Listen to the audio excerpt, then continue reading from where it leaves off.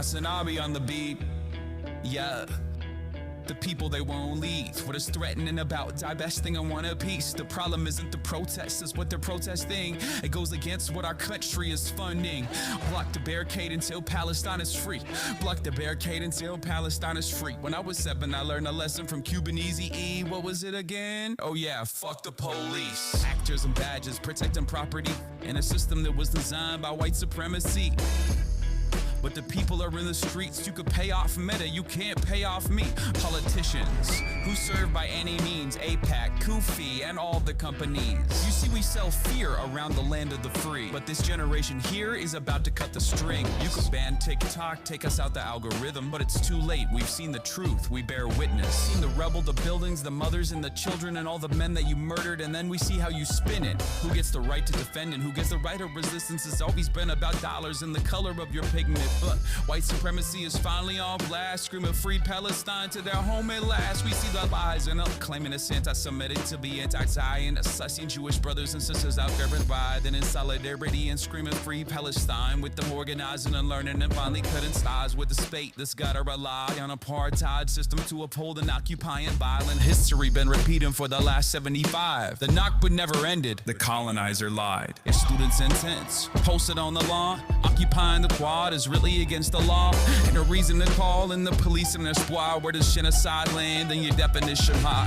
Destroying every college in Gaza and every mosque, pushing everyone into Rafah and dropping bombs. The blood is on your hands, Biden, we can see it all. And fuck no, I'm not voting for you in the fall. Undecided, you can't twist the truth, the people out here united.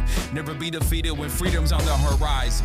Yet the music industry's quiet, complicit in their platform of silence.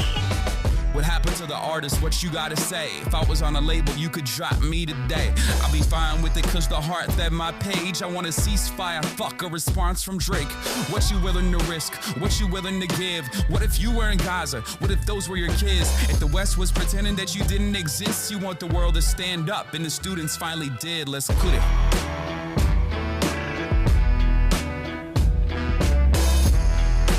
What's going on, everybody? I hope everyone's having a fantastic afternoon, fantastic pre-noon, fantastic evening, no matter where you are in the world. I'm Hasan Piker, and this HasanAbi broadcast coming to you live from sunny California, Los Angeles. Folks, we're live and alive, and I hope all the boys, girls, and MBs are having a fantastic one, because today's a beautiful day. Today's a wonderful day. It is 66 degrees and sunny here in Los Angeles, California. And I'm live and alive, and I hope everyone's having a wonderful one. It is Thursday, January 16th, 2025. And one of the reasons why I always in the mornings give you the weather report, well, unfortunately, ladies and gentlemen, the man, the myth, the legend that I used to always give the weather report daily, David Lynch, has passed away. That's right. You might also recognize him from some other things. But also, part of the reason why I do I give you the weather report in the mornings is what I mean. Anyway.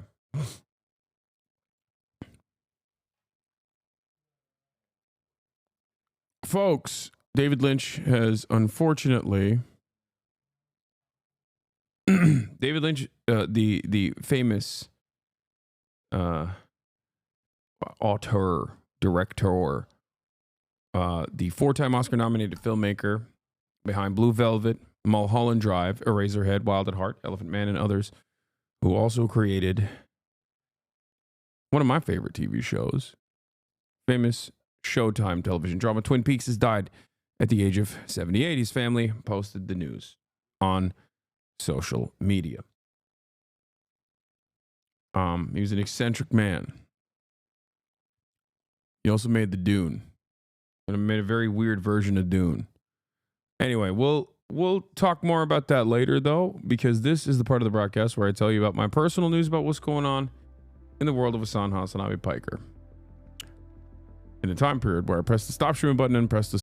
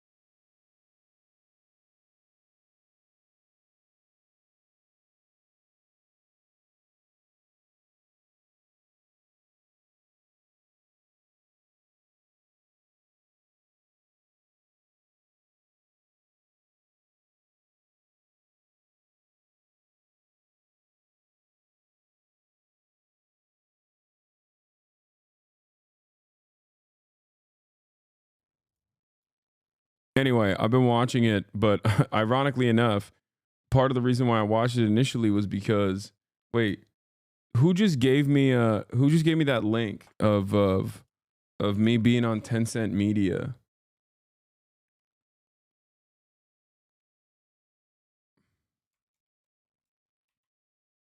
You got to resend that link to me.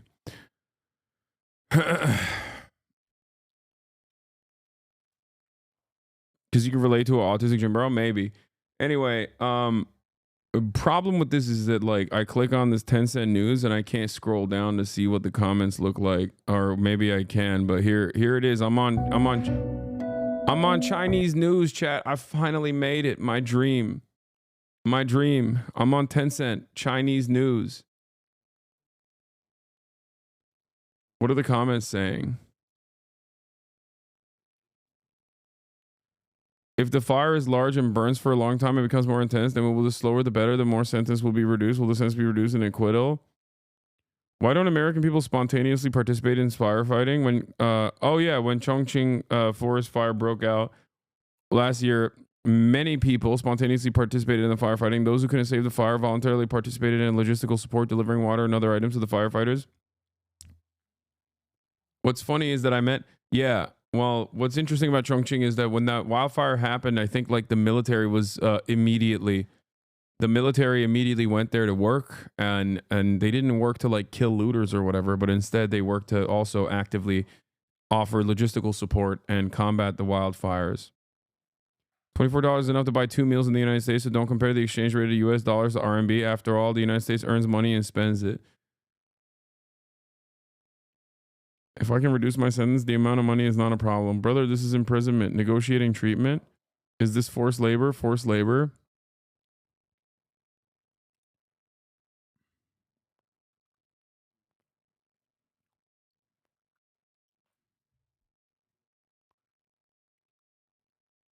They're laughing. The Chinese are laughing at.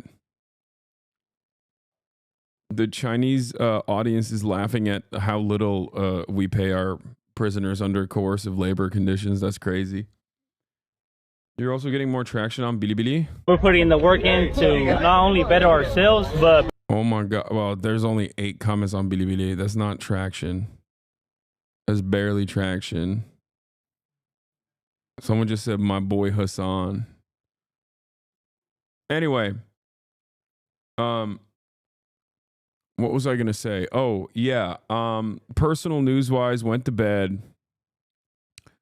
As always, woke up early, did some shoots because we're, there's the media's here still. Kaya got groomed. I don't know if you can tell, but she's very floofy right now. She just got groomed. So, there's that. And aside from that, nothing much. Not much else, you know? That's it. My life is very boring other than all that stuff. Zin is officially FDA authorized, by the way. The Zwin towers will remain strong. But not that it matters, because honestly, even if they didn't remain strong, as an active resistance, I would have absolutely kept the Zin going as a Zinfidel. And yeah, Nintendo delivered Switch 2, which is a major deal, I think, but not really. Here, I'm gonna play the Nintendo Switch 2 announcement while I go pee real quick, but I have a lot of thoughts on it. Okay, here.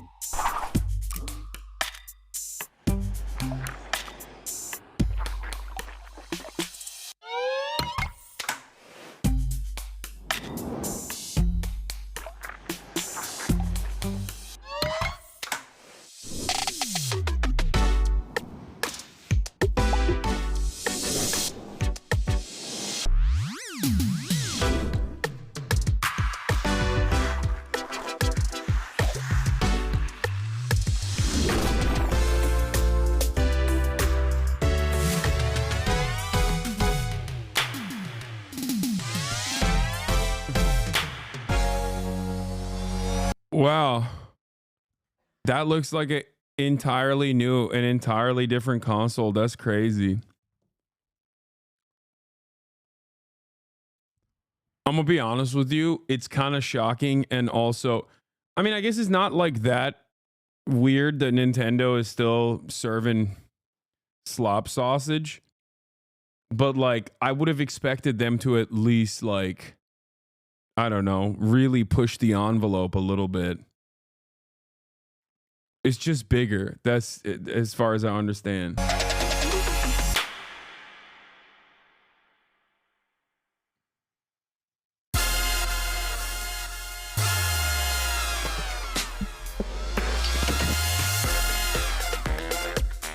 We'll see. I mean, it depends on the tech specs. It depends entirely on the tech specs, okay? But the reality of the matter is, as Steam Deck exists in the mobile gaming arena, you got like Asus ROG or whatever that thing is called. I didn't actually end up using it, but like I'm a massive Steam Deck evangelist, as you guys know. It's very difficult for me to look at this and go, wow, I'm the ROG ally. Yeah. It's very difficult for me to look at this and go, I'm very excited about this new Switch.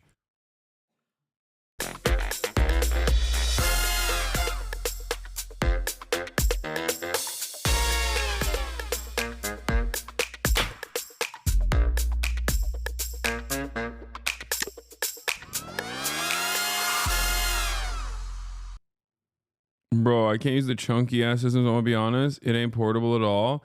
There are new hardware features yet to be revealed reportedly. We'll see.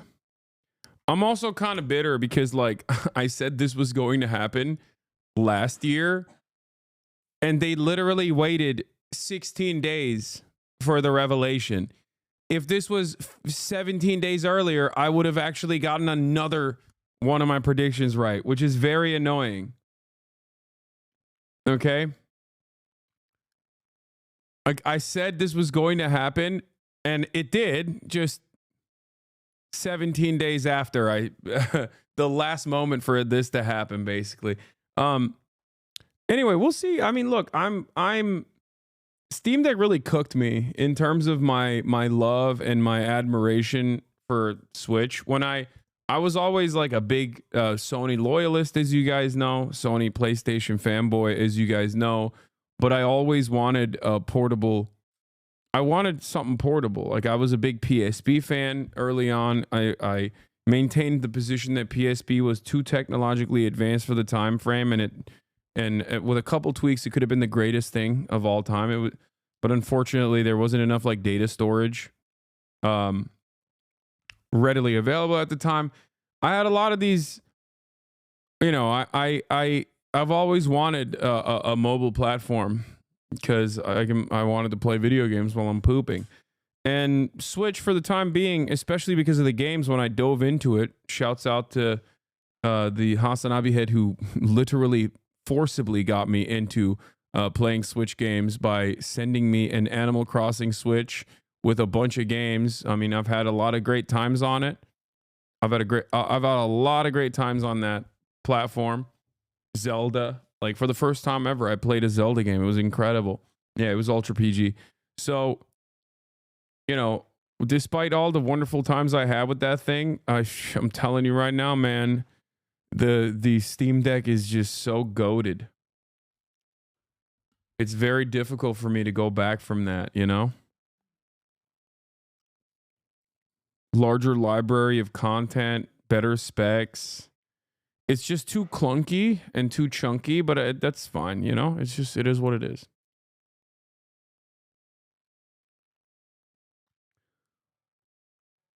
The beauty of David Lynch.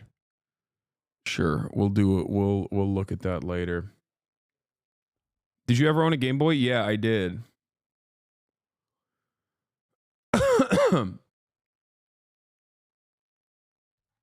You just can't beat Steam's library. Yeah, Nintendo has really good IP that's Nintendo exclusive, unfortunately. No, I know. I am familiar. I know. It's the games that carry the platform. Make no mistake.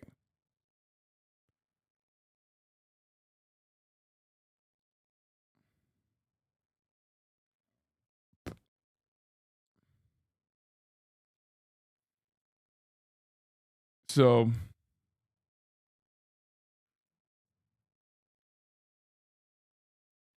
check your Steam replay stats to squash the fake gamer allegations.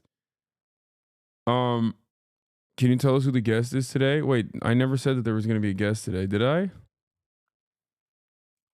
I didn't secure a guest today. I mean, I guess it could be Austin. I mean, Austin is going to probably be my guest today.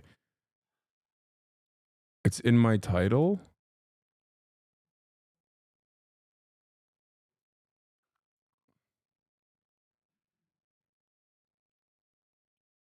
Anyway, titles I guessed at the end. Yeah, that's from yesterday. All right. Peace, man. Of course. Okay. All right, perfect. No problem. Of course. Chatter watching from his Game Boy. Yeah, maybe. All right, so we're of course going to be talking about Asmongold and Elon Musk saga and so much more in a brief moment. I obviously the State Department briefing had Sam Husseini get kicked out of it, physically violently apprehended. Ethel Kane on Fox News, a tribute to David Lynch, CNN using my coverage, CNN using my Bernie Sanders interview on their regular broadcast. There's a lot that has happened. There's a lot that's taken place in the world, and we'll cover it all. But before we do, let me blast off real quick. Ray roasted your gaming skills. Oh, here we go. What is this? What do you mean? This is like watching Hasan game. That is so insulting. The scroll. Nah, hold on. I'm yelling at chat. That is crazy. That is actually crazy. Okay, hold on now. I play video games all the time. He does not. Okay. That's crazy. Why is she getting that mad? You know, I'm a pretty decent gamer. I think. What's happening right now? I mean, I'm a decent gamer. I don't know why she's getting this upset. All right. I am more into. Would she get this upset if someone compared her gaming to Todek, who is like, I would say around the same level as a gamer to myself? You know? Like me and Todek are probably like right there next to one another in terms of like gaming prowess, I would say.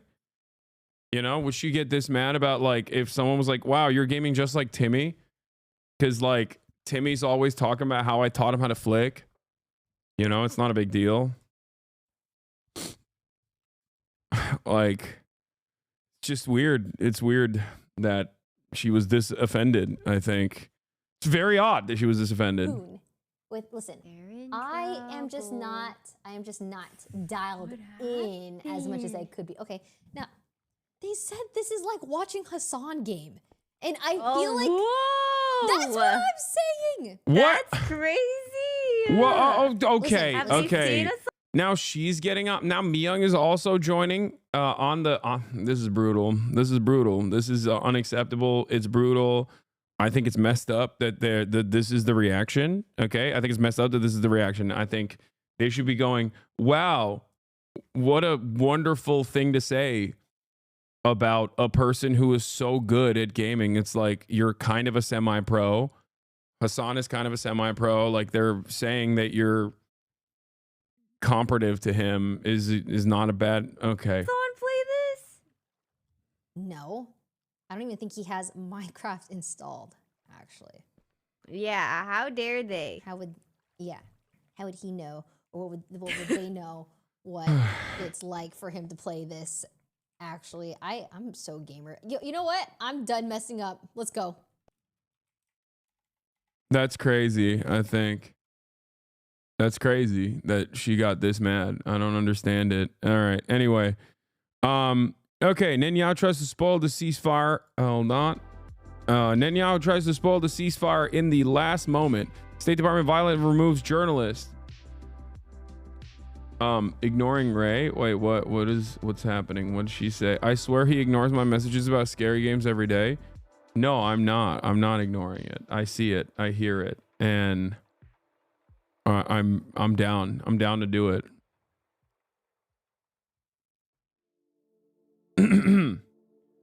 Are you gonna cover Tyler 1 beating Soda Poppin in the best of out of 5 duel to become the true war chief of OnlyFangs? Maybe. Honestly, maybe. Okay. Drama time. Asmon versus Elon over fake gamer allegations.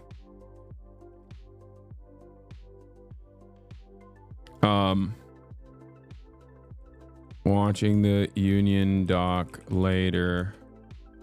Get in now. The pirate, dude, I think the Elon Musk Asmongold drama is infinitely more in line with the things that I normally cover than the pirate software allegations or the pirate software drama. I will admit, like, I haven't really paid attention to it. I talked about this yesterday or like the day prior. I just don't really know what's going on. But I also personally don't think it's like all that relevant. I think it's probably going to go away eventually. Because it's just so entirely invested in World of Warcraft. Like the concept of roaching as a mage, like that, you have the goals of like defending your front line and then like running away from that responsibility is just such a, like, if you try to describe that again to a bus driver, like they would probably go, what are you talking about? But if you try to describe the the concept of like the wealthiest man on the planet hiring someone to play video games for him and then being outed as like playing fake video games, and because he's so petty that he just straight up is he's so petty that he just like straight up is actively going to war with a bunch of like sweaty ass gamers. Like that in and of itself, I think is like more in line with the things that I talk about. So see, you're totally a video game understander. Yeah, I think like as far as I understand, like the pirate software stuff, like if he had just simply stood aside and was like, I fucked up, you know, and took ownership over it, like it never would have exploded to the degree that it did. Because it's at the end of the day, it's a video game. You know what I mean? It's like my father died because a mage left him. It's relatable. You know what I mean? Like, I just don't understand. Like, okay, yeah, he messed up. Like, why are people losing their minds over it? What the hell's going on? Like,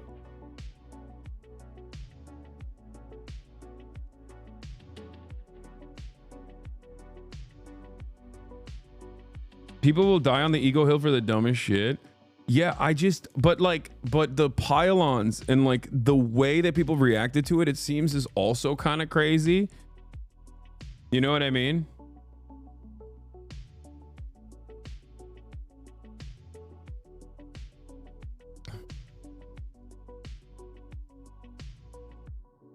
Literally just most pointless drama. He killed 2 other players permanently in a game for his actions. No, I know. You're not considering how funny it is. No, it's really funny though. He got 2 other high levels perma-killed. No, I know. I understand that. I understand it. I think the way that people are reacting to it is still funny though, because it's like, yeah, it's a lot of man hours, right, that you put into this game. But at the end of the day, it's literally a video game. And it's also not a video game that I'm super familiar with. So I can't even give you like my expert analysis on like what a mage is supposed to do. Was he actually truly out of mana? Did he have like a way to, did he actually have a way to, in the fastest way possible, get back mana and then try to save those 2 high level players? Like all of this stuff to me is so, I don't know. Watch Soda's YouTube vid on it. Like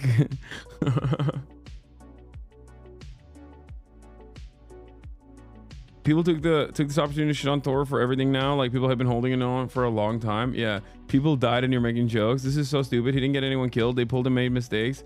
They said to run, so he ran. That is stupid. It's the story. I think it's the best. I think even if you're not immediately responsible for it, from what I understand, in terms of like how these sorts of dynamics play out, okay, even if you're not immediately and directly responsible for the death of 2 other players, it's better to always take ownership over it. It's almost always better to say, I'm really sorry. I'm truly sorry. I should have done better. It is entirely in my hands. Even if it's not entirely in your hands, I think that's probably the best thing to do. It's probably the best possible way to get around it, right? Because if you don't do that, people are just going to, you know, get more mad at you. And then they're going to do the thing that people do to me all the time, which is, you know, comb through every little aspect of your stream in an effort to continue the drama train as hard as possible, where, you know, they'll just like keep piling on over and over again and turn you into a lolcow, especially WoW players, I think, and WoW enjoyers in general are some of the sweatiest guys out there. So they have a proclivity towards that sort of behavior anyway. So I think the best possible thing he should have done, the best possible thing he should have done in this regard was just to be like, I'm so sorry. I really messed up, and I will do everything in my power to you know, offer restitution to the people that died, right? Because I saw Soda. You know, I saw Soda Agay's take on it. Like, I saw a piece of it where he was eating a slice of pizza, and he basically said exactly what I was thinking as well, which is that, like, and I don't know anything. I don't know anything about World of Warcraft, right? Where Soda Agay basically said, I'm worse than Tyler 1. Tyler 1 owns me. I'm Tyler 1's bitch. And then in between saying stuff like that, because it's true, I mean, those are factually accurate statements. In between saying factually accurate statements such as that one, he basically said like, yeah, he roached.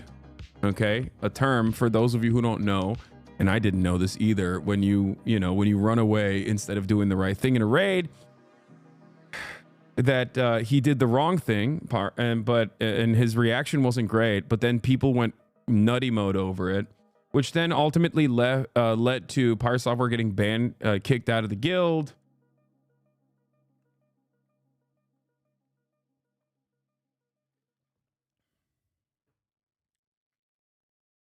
And that's it.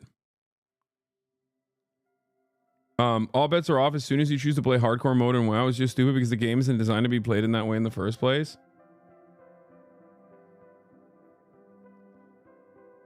I used to respect you until you started discussing WoW. I think this is the maximum amount of WoW discussion I'm going to give you. Especially because it's like pretty funny to look at like how much involvement there is. This video has 453,000 views. This has been like keeping people up at night. Okay, this is keeping people up at night. People are so upset. People are losing their minds. Every large content creator is given a take on it. And for me, it's like looking at this from the outside, especially as so many significant things around the world are happening right now in real time. I just can't help but laugh at what keeps people's attention in this day and age. You know, it's amazing. This is why people laugh at us. Wait, what? Laugh at us? It's so funny to think that these guys who have been staying up at night every single day, day in, day out, because of like hardcore WoW raids, would turn around and be like, you guys care about Israel, you freaking losers.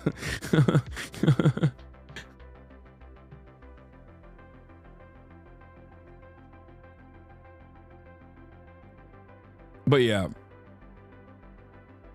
bro, we got nothing else. Everything is falling apart. I kind of get it, because I think of how annoying it is when randos online are like, you need to hold yourself accountable. I get why he was not dealing with this. Yeah, no, I know. But there's a difference. Like, if you've truly done something that people that are in your orbit also believe you've done wrong, right? I think the best possible thing to do in that situation is not to double down and to be like, I'm wrong here. It's the worst thing to do. I know that. You know what I mean? It's the worst. It's the worst thing to do, especially when like people use this as an avenue to attack you for irrelevant things. Like people will develop resentment towards you, especially if you're a popular content creator. If you're like a somewhat well-known content creator, people will just like develop resentment towards you regardless because they just see your face too much. That's just how the internet is. It's very weird, right? And in that process, a lot of people will just pile on. A lot of people will just like pile on and use this as an opportunity to reinforce their resentment, right? Hasan, are you serious? You never do that? Lol, you're always doubling down. Yeah, famously, the one thing that everybody bullies me over is when I predicted falsely that Russia would never invade Ukraine. And famously, I also did not apologize for that and kept doubling down, if you recall. Oh, wait, that's not the case. I literally did do that, and people still yell at me over it regardless. But it doesn't matter. Anyway, my point is like, you should do the right thing. And you know, do it for your own sake, not for the sake of like getting people out of your hair, but do it for the sake of like, you know, it is as if they blame Palestinians for Hamas. It's dumb to take the blame just so Israel doesn't hate you. Please tell me you're not comparing WoW drama to Israel Palestine. I'm going to shut off the stream for the rest of the day. I think 42 minutes into the broadcast,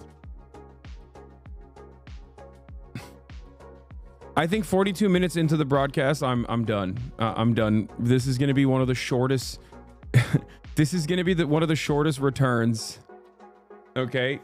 Someone unironically compared like a person playing WoW to a genocide that's going on. That's insane. Anyway, we're going to be talking about Elon Musk crashing out because he's a child as well, obviously, because that's really funny.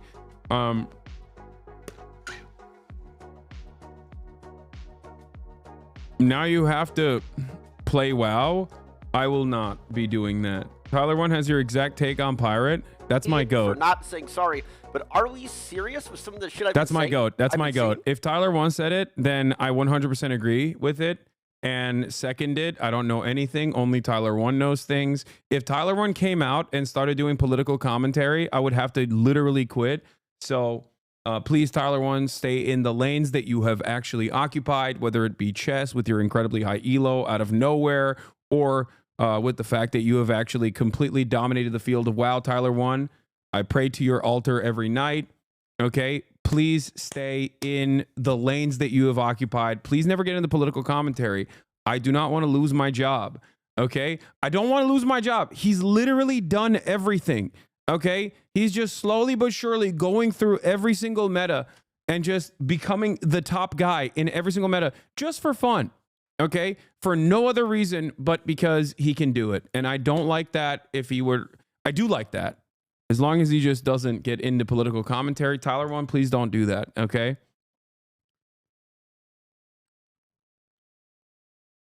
Tyler One is way too cool to care about politics ever. I agree. He's 6'5".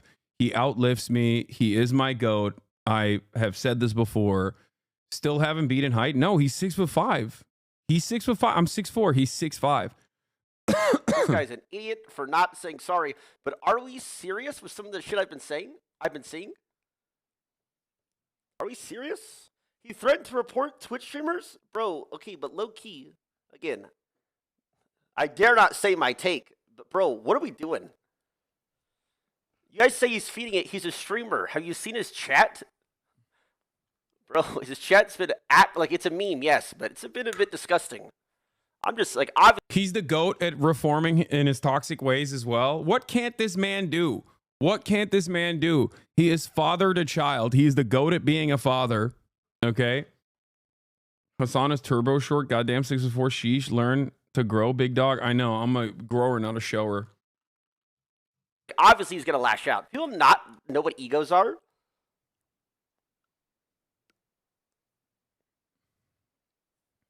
Like, what are we doing? Like, dude, apparently he's getting swatted. He's getting spam death threats in game, out of game. People are bringing up his past. Apparently, he was a Fury. They found his like alt identity. Like, what do we do? Like, what do we, guys? Is this not too much? I mean, he's right. Like, when is enough? He's right. People are so mentally ill online. Also, he said fury instead of furry. He was a fury. I didn't know that, but that kind of makes sense. But listen. Wait, did he mean furry or did he mean like fury? Like an actual, is fury a thing? I don't understand that.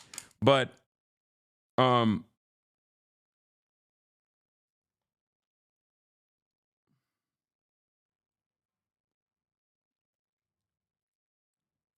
a fury warrior?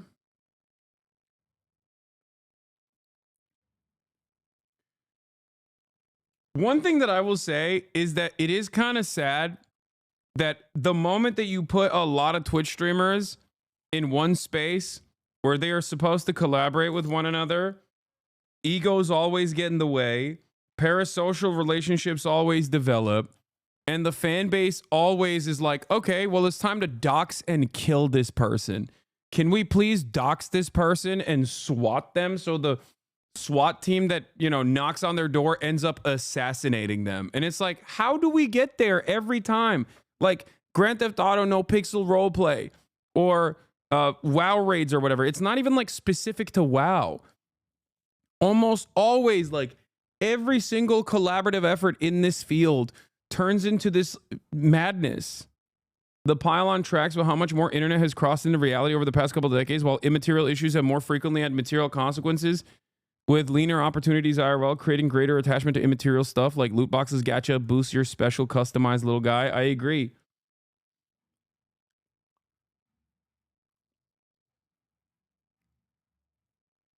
Like, it is, I cannot be here today because I will disagree. What is this? Pirates beyond ego. Okay, but when everyone is right about Pyre, remember this moment. There's more to this. Okay, listen. I love MHUD and I respect him. There's way more to this than some WoW shit. People should pay attention. Pyre's an actual narcissist and cannot admit he's wrong ever. There's a real reason why he has so many people waiting for this to happen. I cannot be here because I will disagree. MHUD is also a WoW freak, so he probably knows a lot more than I do. But my point is, I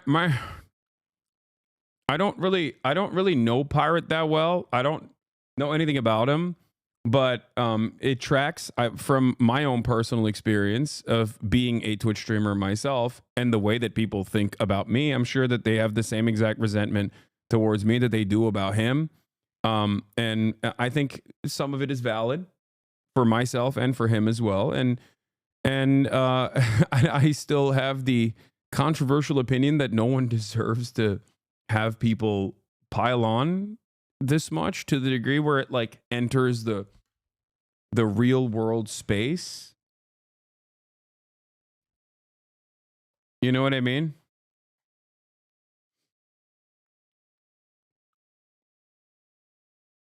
Hasan, respectfully, I don't care about some BS glorified internet college drama. What the hell did Pirate even do? All I'm saying is like keeping it to just being like, yeah, I'm not too fond of this guy because of the way he carries himself is valid, or I'm not too fond of this guy and I think he made the wrong decision in this raid is one thing. But I do think that like a lot of stuff online, and it's not even just because of him. It's not even just against like Pyre Software, but just like virtually every person online that becomes the number one villain of the day. Ultimately, the way to deal with that situation in the eyes of many is basically to take matters into their own hands and to dox that person and try to get them killed, which I think is so crazy. Is almost always to just like get to a degree where it almost always gets to a degree where people are just like, it's time to, you know, harass this person in the real world. But regardless,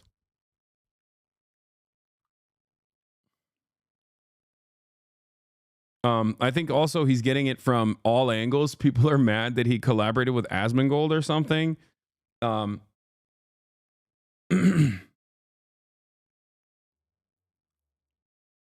So there's like he's getting it from every angle. On the one hand, people are yelling at him in his own community because he has like a relatively progressive community, where I think like they're mad because he collabed with Asmongold or something. I don't know.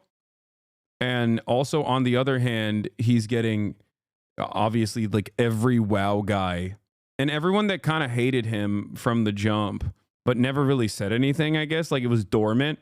The hatred that people have for him was dormant, but they've seen this as an opportunity to be like, this guy sucks. So it's hard for me not to see it to a certain degree, his position, even though I do understand that like his dealing with the matter, the way he dealt with the matter wasn't the best, which is I think why a lot of people just like doubled as he doubled and quadrupled down. A lot of people basically fucking were like, oh, I hate him. Asmon defended him. He didn't collab with Asmon. Asmon was shitting on a game he loves due to misinfo, so he went on Asmon's stream and corrected said misinfo.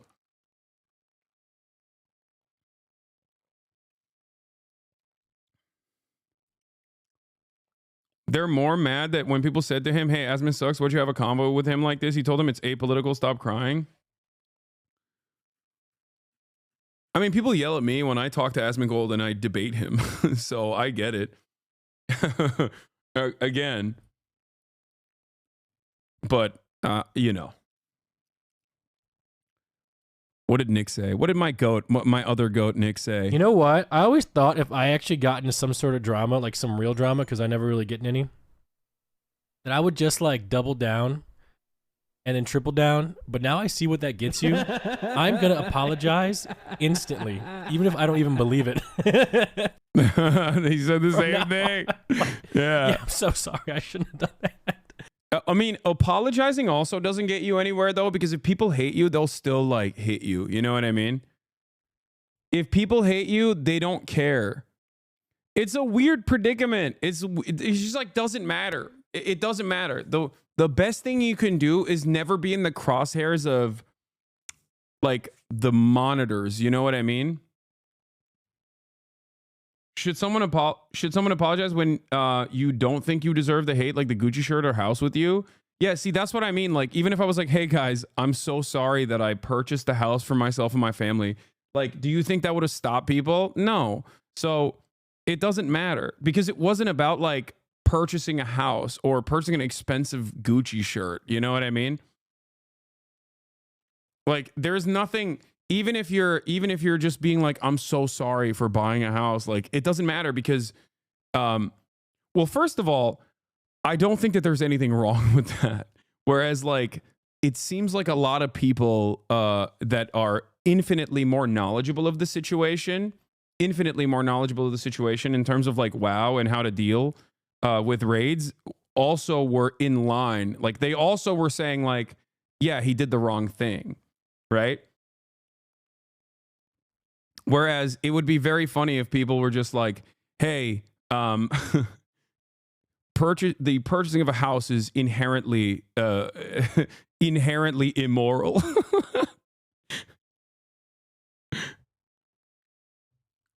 Your house didn't permakill 2 other players, though. I like that this person literally is more invested in this than anything else.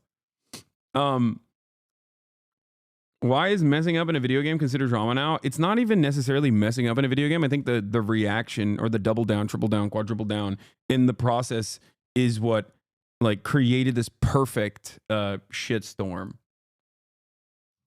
You know what I mean? I'm so sorry. I'm gonna apologize. You know, I'm not even gonna I'm gonna pre-apologize. I'm gonna make a video just like today, guys, I'm sorry for what I did. And like this, just launch it instantaneously, bro. Just get it out there, man. Oh, it's gonna be so fast, man. It's gonna be like oh, Jesus Christ. Yeah. If you draw the ire of some of the sweatiest, like most extremely online people, you're kind of cooked no matter what. Like they'll find something inevitably, especially given the format of Twitch streaming. They'll inevitably find something to yell at you over. You know? They will inevitably find something to yell at you over. It doesn't matter. especially if you have a long sequence of being online and like you've piled up a lot of both goodwill from people and also negative attention from people who just see you a lot and just hate you, you know, because they've seen you a lot.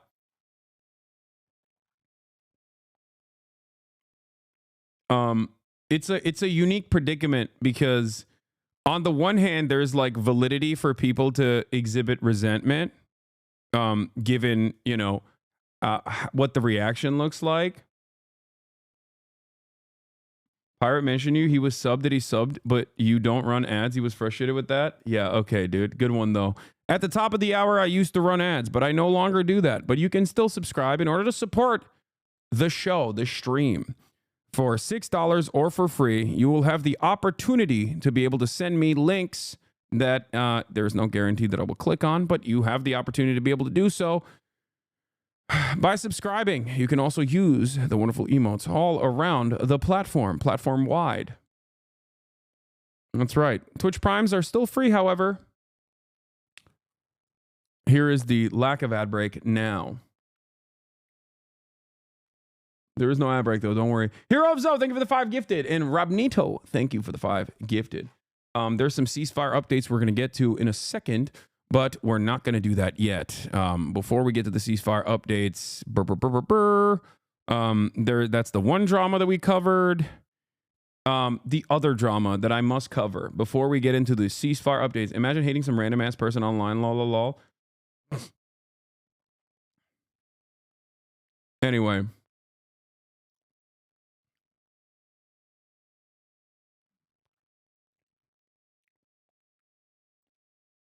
What?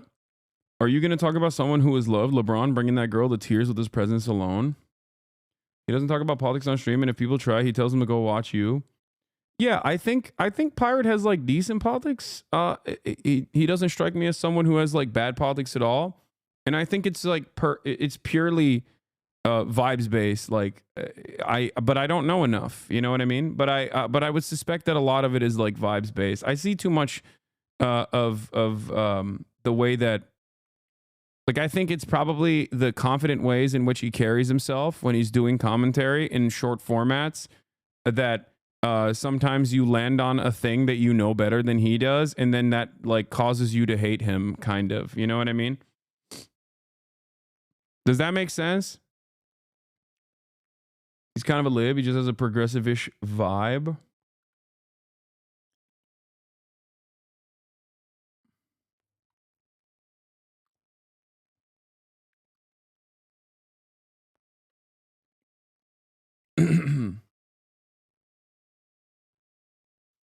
Anyway, where were we? Oh, okay. By the way, shouts out to this chatter who made wonderful Kaya stickers. Birdie, KB25 Birdie. Is that the right one? This is incredible.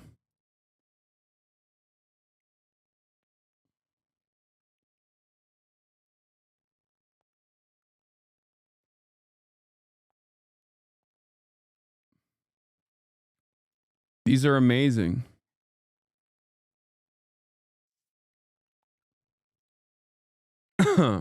Amazing.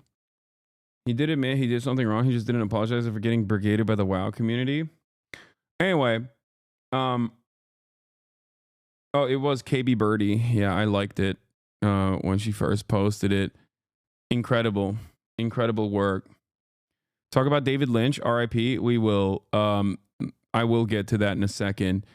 But before I do that, we have to talk about Asmongold. Okay? We have to talk about Asmongold. As you guys know, ladies and gentlemen, boys, girls, and bees. Okay? Yes, we do. We do. This is a good one. I promise. It's a real let them fight style situation. Okay? It's a real let them fight situation. That's the reason why it's a fantastic story. I love it. Okay? I'm going to explain something to you. Okay? Elon Musk is a... Okay. Oh my God! Penguinzo came out with an 11-minute video which has 500,000 views in an hour. Oh, guys, I'm sorry. You will never stop me You will never stop me from covering this story because it's everything. It's everything to me, okay? It's everything to me. It's got the wealthiest person, the most powerful person on the planet right now, behaving like a thin-skinned man baby over the dumbest thing possible, and all of the sweatiest gamers that are normally supposed to be Elon Musk fanboys and loyalists losing their minds, finally waking up to the reality that maybe Elon Musk is a fraudulent charlatan. I'm sorry. This story is everything to me, okay? A real let them fight situation. On the one hand, Asmongold, okay? A person who never leaves his home, until it's to get a Whataburger, okay, is also somewhat of an Elon Musk fanboy, if you will, okay, being pressured by other gamers in the community to finally come out and make a understandable, pointed criticism towards Elon Musk for cheating in Path of Exile 2. Very clearly cheating in Path of Exile 2. You got Quinn and Crip, two content creators who are now officially my goats for what they have done. Okay. I will openly cast aside all of the resentment and previous things that Quinn has said about me. Okay. And I will openly state that Quinn, you're good in my book. You're my goat. Okay. You are good in my book. The investigative reporting that these people did in terms of identifying and exposing Elon Musk for so clearly boosting an account by hiring potentially a pro in somewhere in an Asian server, okay? It was fantastic. The story begins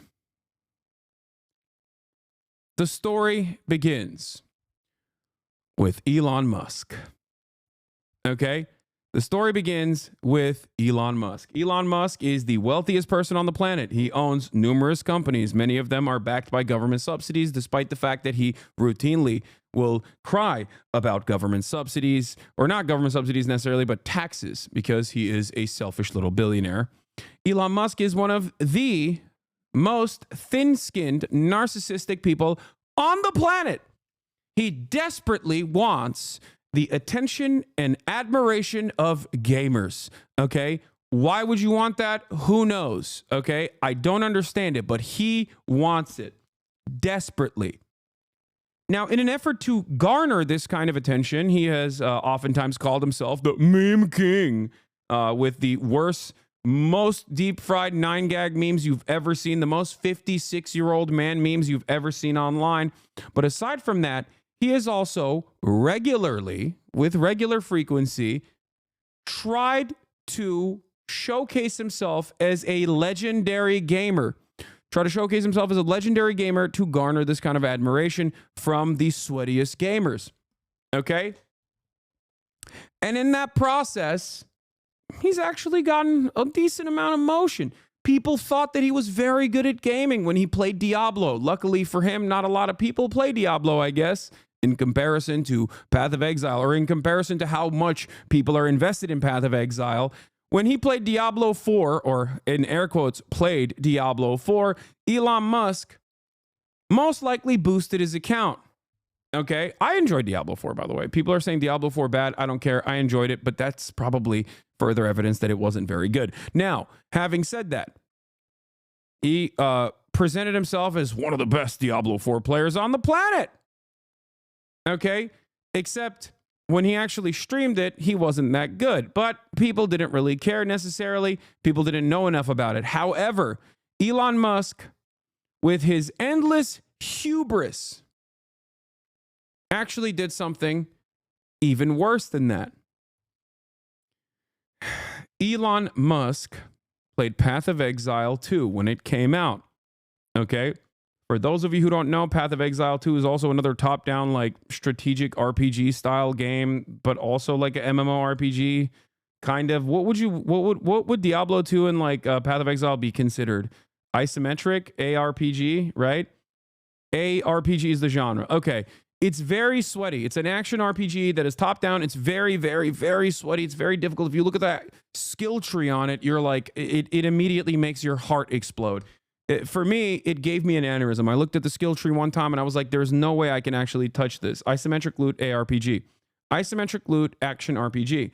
It's actually crazy. It's not a skill tree. It's a skill forest. It's a skill universe, right? It's a skill galaxy. Anyway, having said that, it's a very sweaty game. It's a very sweaty game. And a lot of people play it. And the game has been out for not that long, right? But in the process, Elon Musk, in his endless hubris, decided to boost his account to such a high rank that it was physically impossible for him to genuinely get to that degree of success as the number 7th highest ranking player in the world.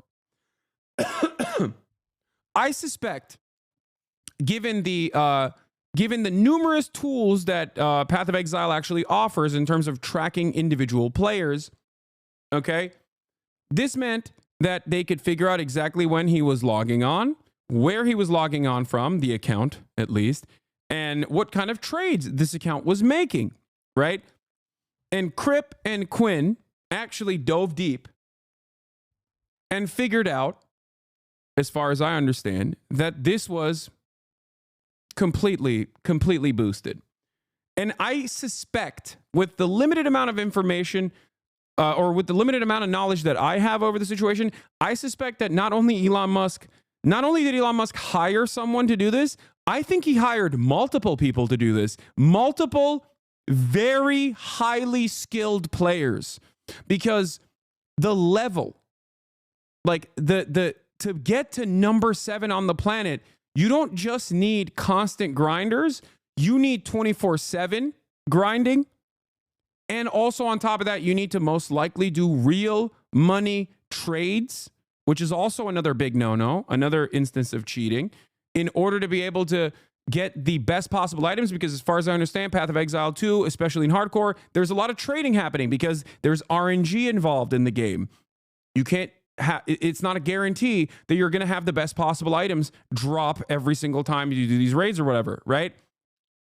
So he most likely did every wrong thing you can possibly do in this game that a lot of people take super seriously. And in that process, people understandably started making fun of him. And many of these people who previously were predisposed with Elon Musk being a gamer or being a meme lord or being awesome, finally had the wool pulled over from their eyes and recognized that perhaps Elon Musk is not the legend he claims to be. Okay? Initially, it started, like I said, with Quinn and Crip's investigative reporting. And shout out to both of them. We watched their analysis on the broadcast. Now, how does Asmongold get into this equation? Well, let me tell you. Asmongold is an Elon defender.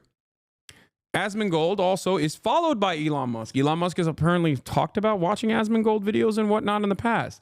So for that reason, a lot of people were kind of confused as to why Asmongold, who spends 8.5 hours anytime there is like a non-fuckable main character in a video game that's not even out yet, people were shocked that no, he wasn't watching Quinn's video. As a matter of fact, Quinn's 11-minute video or his 28-minute video investigating Elon Musk's misdeeds in Path of Exile 2 was perfectly in line with the type of content that Asmongold normally reacts to. So people were wondering why Asmongold was not reacting to Quinn's video. Why, oh why, was he not actually taking out the dagger and stabbing Elon with it, not literally, but figuratively, right? Quinn thinks you hate him. No, I actually don't hate Quinn at all. I have made fun of him quite a bit. And I don't think our worldviews align in any way, shape, or form. But, I always give respect where respect is due. Okay? I think he is a fascinating individual, though.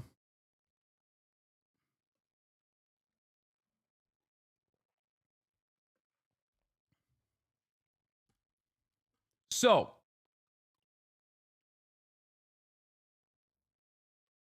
he's a funny, strange Kiwi. Yeah. In any case, I digress. Let's get back to the situation at hand. So, people were shocked that Asmongold was not reacting to Quinn's video. And people started speculating as to why Asmongold wasn't reacting to Quinn's video or talking about the latest and greatest, the largest, most significant news story of all, that Elon Musk was a fraudulent charlatan who was actually lying to boost his gamer credibility. All right? So people started speculating that Asmongold was doing that deliberately, was refusing to shit on Elon Musk because Elon Musk was maybe an Asmongold fan, and Asmongold was an Elon Musk fanboy in return. So then all of that pressure inevitably amounted to Asmongold actually taking a stance. In a famous tweet, he turned around and said, if Elon Musk can prove that he actually played Path of Exile himself, I will start live streaming on X. This caused a lot of chaos and controversy. He also started making, he took out a couple subtle jabs, maybe not so subtle jabs, at Elon Musk. And all hell broke loose. Ladies and gentlemen, all hell broke loose in the aftermath of that. Because Elon Musk, being the petty tyrant, the thin-skinned man-child that he is, decided to soft block Asmongold, which is the process where you try to subtly, well, you can't do anything subtly as if you're Elon Musk on the platform. And under normal circumstances, it's something that you do subtly where you just block and then unblock someone so they don't follow you any longer. Elon Musk also took away, as far as I understand, Asmongold's verified account.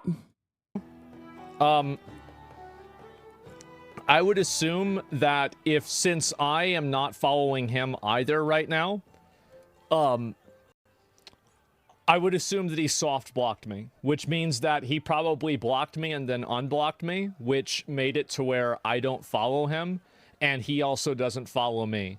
Now, I will have to tell you that the last time that happened to me was with an angry ex-girlfriend. Why do you unfollow? Oh my God. Oh, it's so good.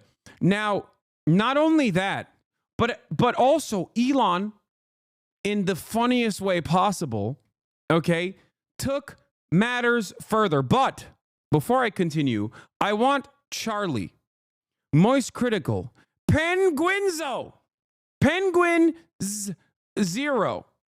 to explain the story, to summarize it for all of you while I go piss. A worm I like to shoot spitballs and throw tomatoes at from time to time, because he is a jaw-droppingly embarrassing specimen of pure cringe that it is impossible to fight the urge to clown on him.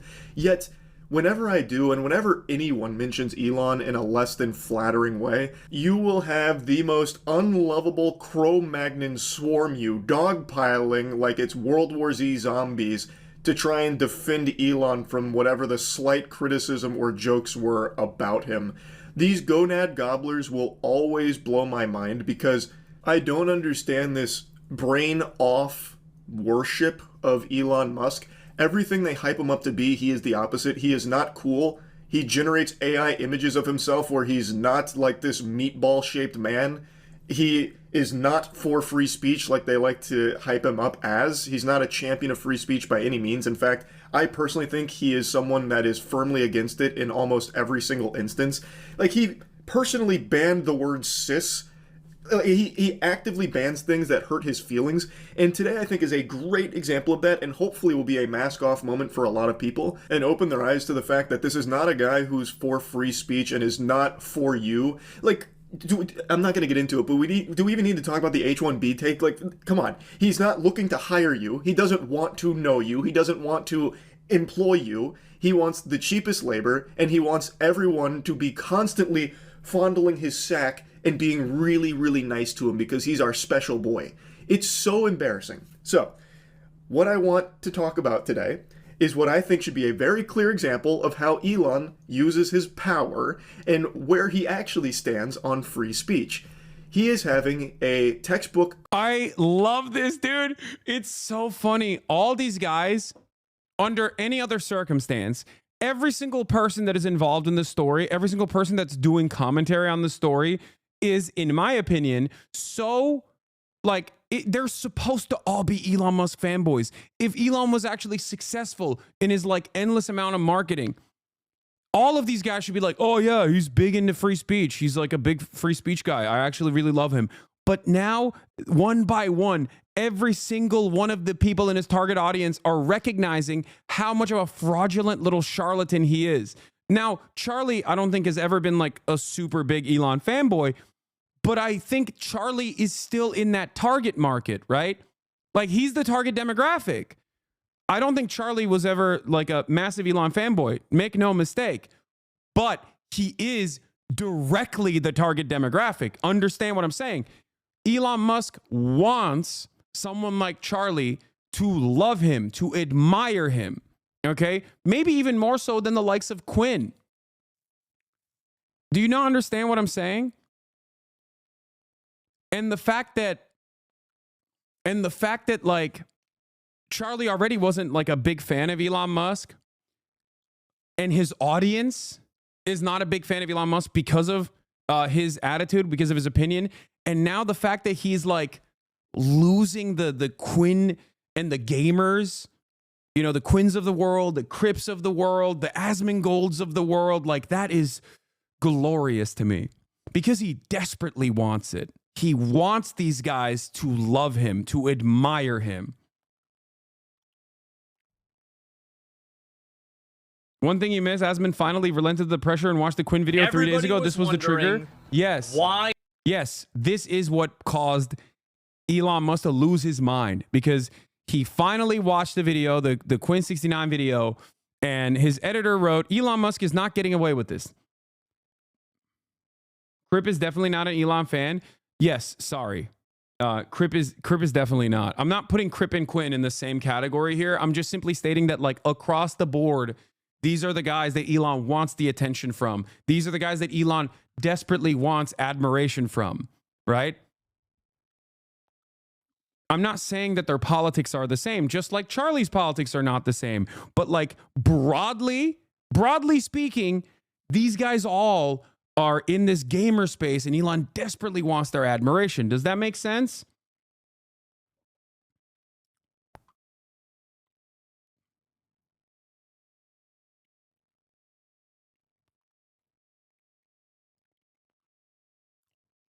But basically, I think the funniest part about this, and when I covered this first, and I think it's on my YouTube if you want to go watch it, but when I covered the story first a couple days ago, I correctly said like, yeah, Crip probably was never an Elon fan. However, like Quinn is exactly the type of dude who's supposed to be an Elon fan, right?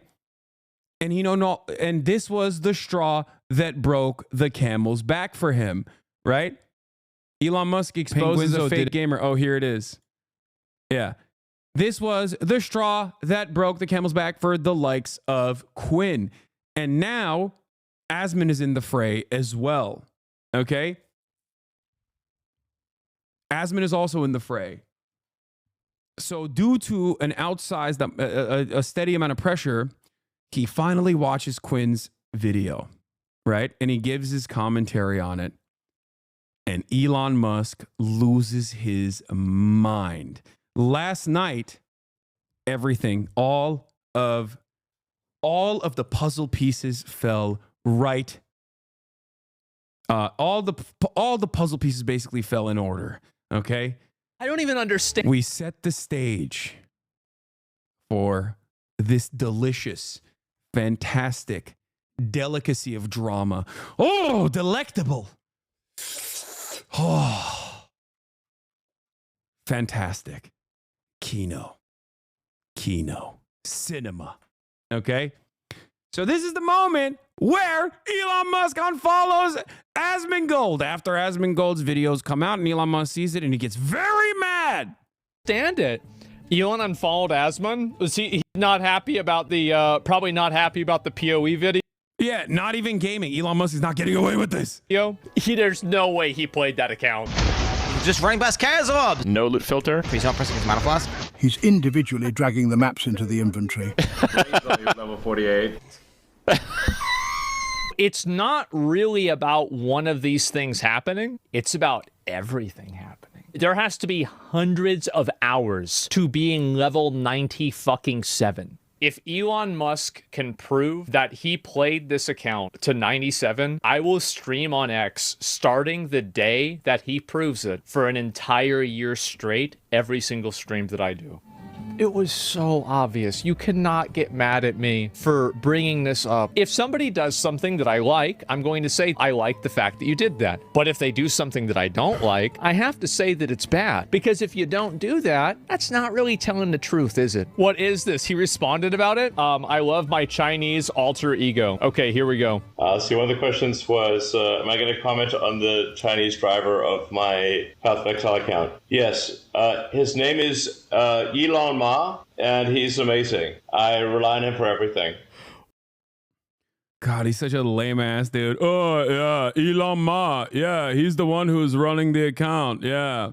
Well, there it is. The mystery has been solved. There we go. The ghost camera. Ian Miles Chong. Damn, you going hard. So many deaths along the way. It's so...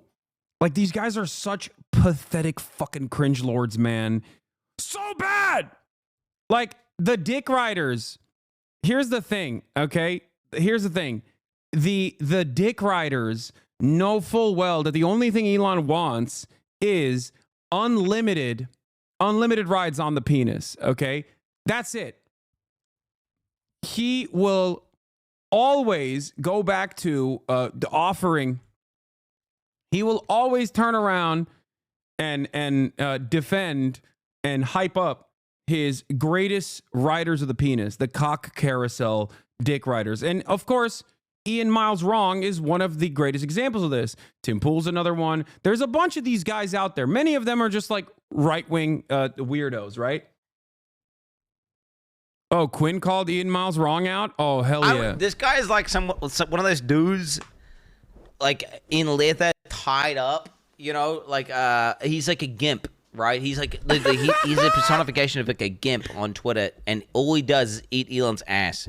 And Elon replies to him and agrees with him all the time. Yes! And it's like, bro, this is not a human being. Okay, I need to tell you guys something very funny.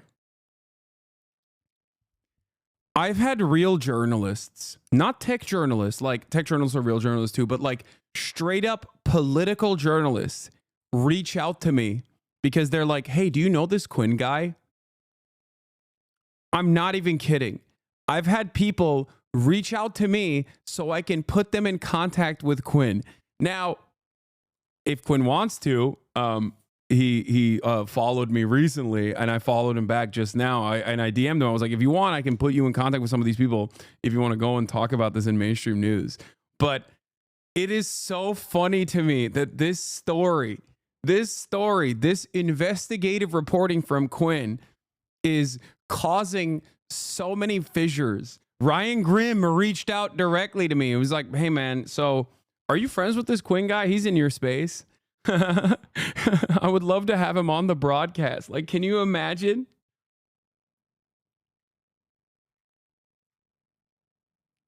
It's incredible, dude. It is incredible. It's so funny. It is so funny. Holy moly. This is not a human being. This is like an ass-eating gimp suit wearing fucking bozo clown. He will literally say anything if whatever he thinks Elon will like is what he will type. That is it. Like, it's not even a person. He is a machine learning algorithm of how to like eat Elon Musk's ass the best. And you agree with this guy and reply, like, really? He's right. And he should say it. I'm so glad that other people are starting to recognize inevitably in a long enough timeline, there was going to be something, okay? Something that causes people to see the truth, okay? Inevitably, there was going to be something that causes people to recognize that Elon Musk is a charlatan, a con man, thin-skinned, narcissistic man-child. And one by one, the remaining possible Elon Musk fanboys are falling.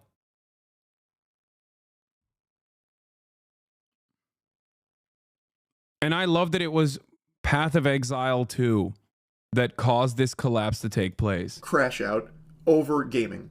Earlier this week, Quinn made a beautiful video that's breaking down the fact that Elon Musk is not the one who piloted his Path of Exile 2 account to the top of the leaderboard. It's not a conspiracy, it's not grasping at straws. When you finish that video, and I highly recommend you watch the whole video, it will be very clear, beyond a shadow of a doubt, Elon Musk was not the one who actually got the account to where it was. He instead gets permission from the boosters to play on it and flex it for his Twitter streams. He didn't know the very basic fundamentals of the game. However, I will say that his catastrophe of a stream while trying to show how great he is at gaming was enough to make me get back into grinding Path of Exile 2, because I've been slow rolling it for a while. I was still on cruel difficulty, but then watch. Yeah. Everyone keeps saying that every time Elon touches a topic they're knowledgeable about was the moment they realize how utterly stupid he is. Yeah. And it causes people to go, wait a minute, if he's lying in this way, because like, look, not everyone is going to be a super genius on every issue. For example, okay, I have my intellectual weaknesses and everybody knows it, right? Like when it comes to foreign policy, I think that's like my bread and butter. When it comes to like domestic issues in terms of labor related domestic issues, in terms of healthcare related domestic issues, in terms of like, rehabilitation, women's rights is probably not my forte, right? I have weaknesses there. It's like I have ball knowledge and I have enough knowledge over certain issues, but it's clear that like it's not my forte. I would say macroecon is another one of those things, right? It's not my forte. It's not like something that I am the most knowledgeable on. I can dish out commentary in real time out of nowhere in a way that where I can pull crazy amounts of detail for many of the things that I talk about. But there are certain areas where like it's not, certain areas where it's like apparent that it's not my strongest area, right? Now, the difference is, okay, when it's an area that I'm like unfamiliar with, I try not to present myself as like the foremost authority on the issue. And I will voluntarily reveal that this is not my strong suit. Having said that, right? That's still within the realm of like what I do, right? That's still in the realm of what I do. Elon Musk, on the other hand, is very obviously trying to enter areas that he has either no knowledge on or very little knowledge on, but also simultaneously presenting himself as like someone who is top 7 on the planet, right? Like Path of Exile. Like you have no business trying to present yourself in this way. If you literally tried to present yourself as like in the top 100 of Path of Exile, people wouldn't even pay that much attention. If you presented yourself as like top 1,000 at Path of Exile 2, people probably wouldn't be this invested. But he demonstrates so much hubris as a multi-billionaire where he has to literally be in the top 10, which immediately makes people go, okay, that's impossible. That's impossible. The amount of man hours that you put in, the amount of investment that you put into this game is impossible for you to do, is impossible for you to get to this point. Like, it's just physically impossible. You know what I mean?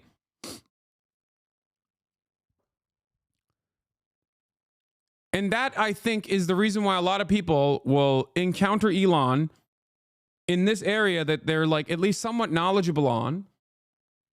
and go, oh my God, he is not only like it's not that he's cheating, okay? It's that he's cheating in such a stupid and visible way. And it also demonstrates his insecurity and the fact that he's like basically doubling down and tripling down and attacking people who are correctly calling him out, that causes people to go, oh my God, what else has he done this on? That's it. That's why it's such a wake-up moment, like a wake-up call for, I guess, the last remaining group of people that are supposed to be Elon Musk fanboys. I think coming after Asmongold like this is unironically one of the worst things he could have done, because that is like a bastion of pro-Elon sentiment. Like, that's one of the last like massive communities that probably has like any sort of positive opinions on Elon Musk. He already lost the white nationalists and the mega racists with the H-1B stuff, because he was like, I want to replace all of you. In their minds, they think Elon wants to replace all the tech workers with Indian tech workers. So they're already like very upset at him, right? He was already getting cooked on that front. They were like, oh man, we really loved you when you let us be like as racist as we want to be. But now it's like, now it's kind of messed up because we realized that you put profits over, we thought you were a real one. We thought you were a real racist. And it seems like you put profits over racism, and that's kind of messed up. And now he's losing the gamers.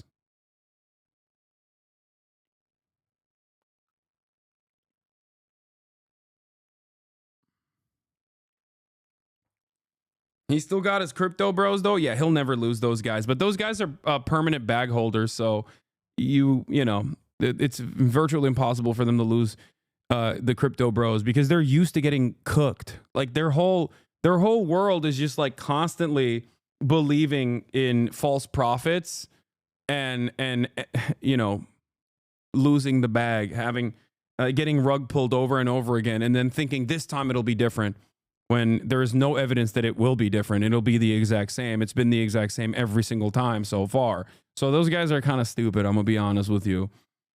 It's like, you know, it's like selling timeshare to a Mormon, you know?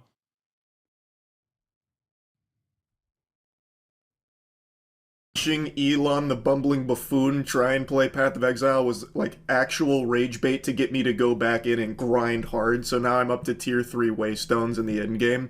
It's so fucking fun.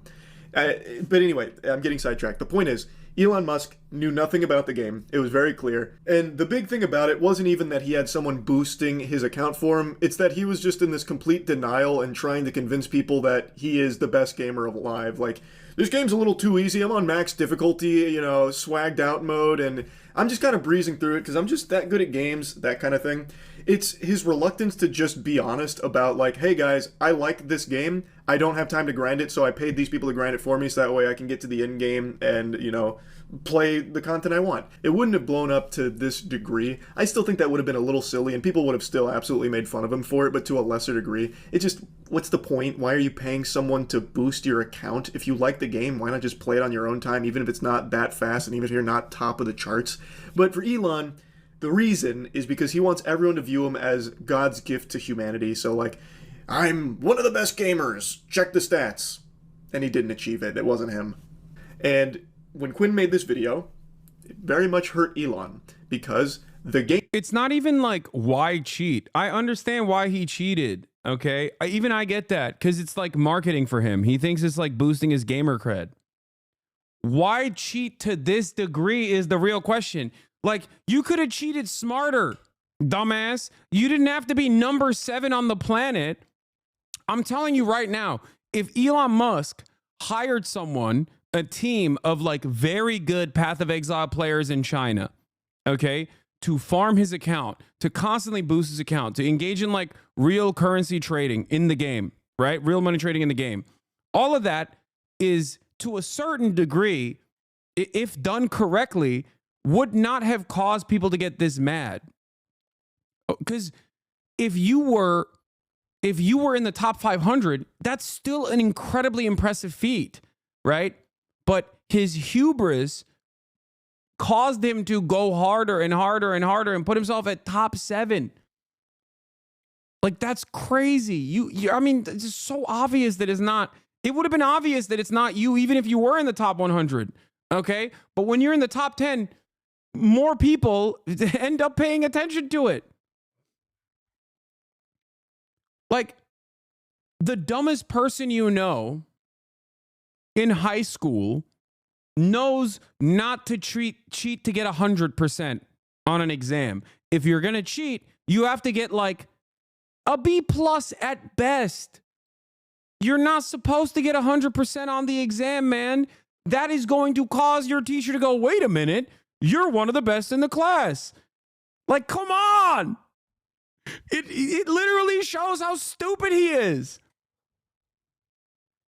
That to me is a perfect demonstration. It's like you're not supposed to cheat and get 100%. You're going to get unnecessary attention. It's something that you learn in like 3rd grade, man. Gamers that he's trying to appeal to were privy to the fact that he's not the gaming god he claims to be. And that damaged him. So I knew he was going to have a comical response, but I didn't expect it would be this absurd. To set the stage for what happens next, Asmon and many others covered Quinn's video, as well as other people's content talking about how it was impossible that Elon was the one that actually played on that account because he is just dog shit and knows nothing about the game. Asmon covered this, he talked about it, reacted to the video, and today, Elon went on Twitter and had this to say. Asmon behaves like a maverick independent, but in reality has to ask his boss for permission before he can do anything. He is not his own man. Dude, and then he leaked private DMs.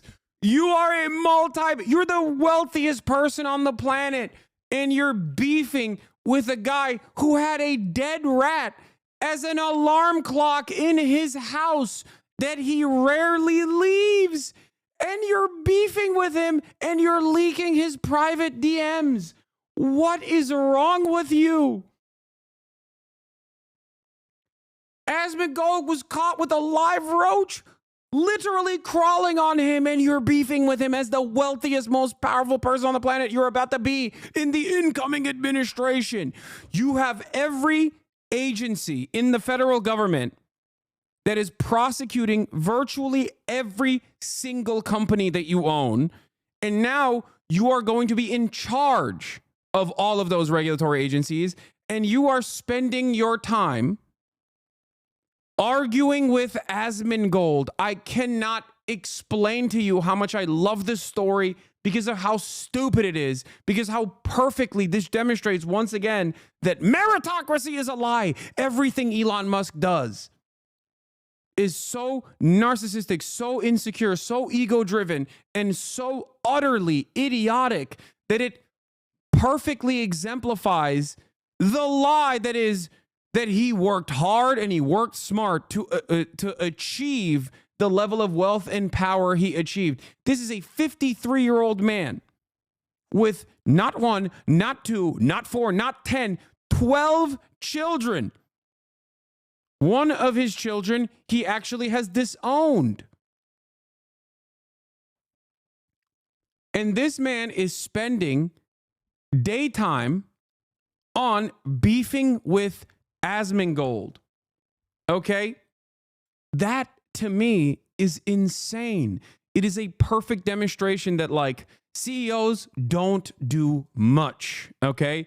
That's the broader takeaway that I want all of you to get from this story, is that if you believe the lie that if someone is super wealthy, they really deserved it, okay?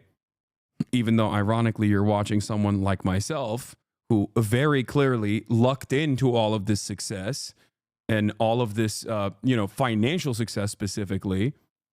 Duh.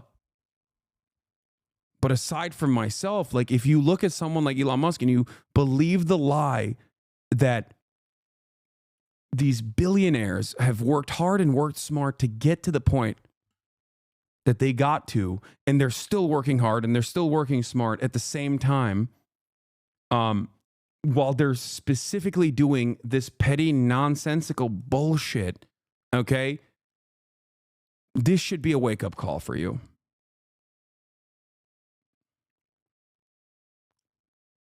That's it. That's it. It's a wake-up call. Please.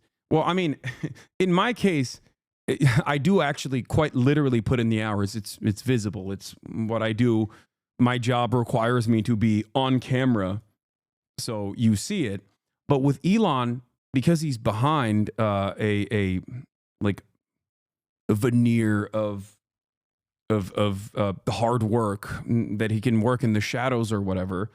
People still speculate that he's working really hard behind the scenes, but like he works extra hard, in my opinion, to basically prove that he's not working hard.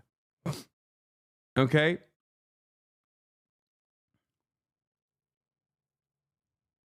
Yeah, the wealthiest CEO on Earth, ironically enough, this is a good point, Gremlo. The wealthiest CEO on Earth would beef with Asmongold because he's got the time, but a top 5 Path of Exile 2 hardcore player wouldn't have the time to beef with Asmongold. That is the reality. If Elon Musk actually was a top 7 Path of Exile 2 player, he literally would not have enough time to send tweets to Asmongold or send any tweets at all because he'd be grinding at least 18 hours a day, at least. It is a feat that is virtually impossible for one singular person, especially considering RNG and how important trade is in order for you to get the best possible items and in order for you to be at the tippy top. Okay? Like it's, no matter how hard you work in Path of Exile, there's still the element of RNG that you cannot overcome. So clearly, he's not working hard on anything. He's just working hard on this type of shit. He then leaked his DMs with Asmon where he said, this is Asmon, I'm going to see if my editors might want to make a second account for it. And then Elon replies, sure. Who are these mysterious editors? That's crazy to me. He's like tracking Asmongold's editors because he's mad. He's mad at the way his editors, like, most likely, from context, who's like, I think he was upset at the way, or like Asmongold kind of probably said like, oh, my editors title my videos like I didn't do it myself or something, right?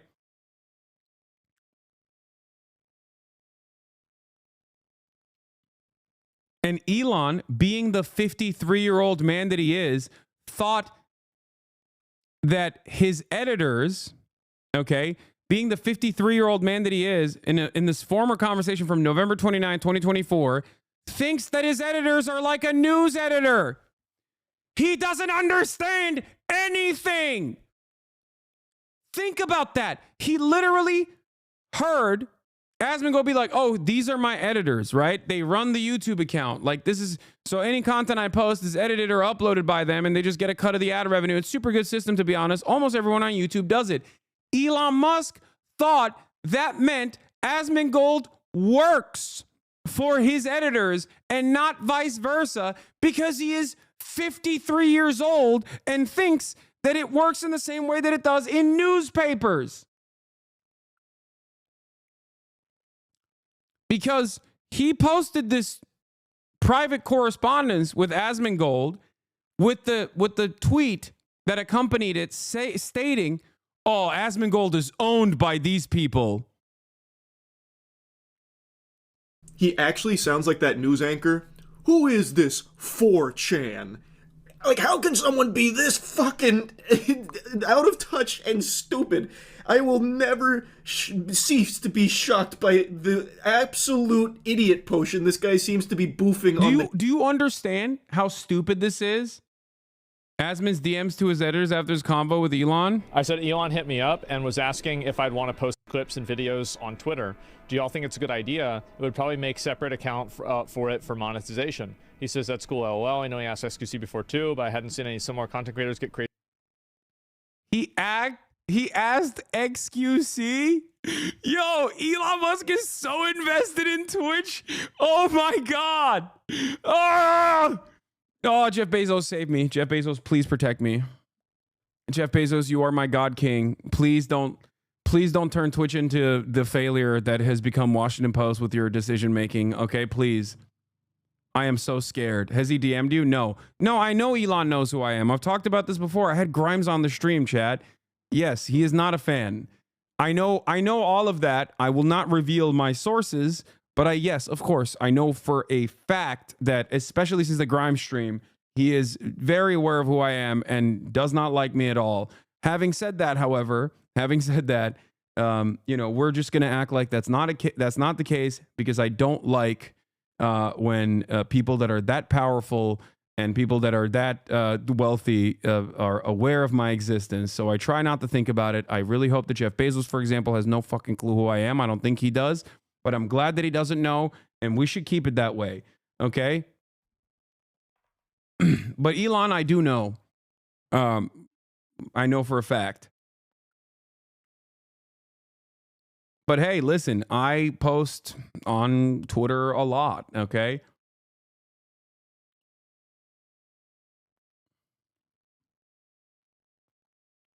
So please.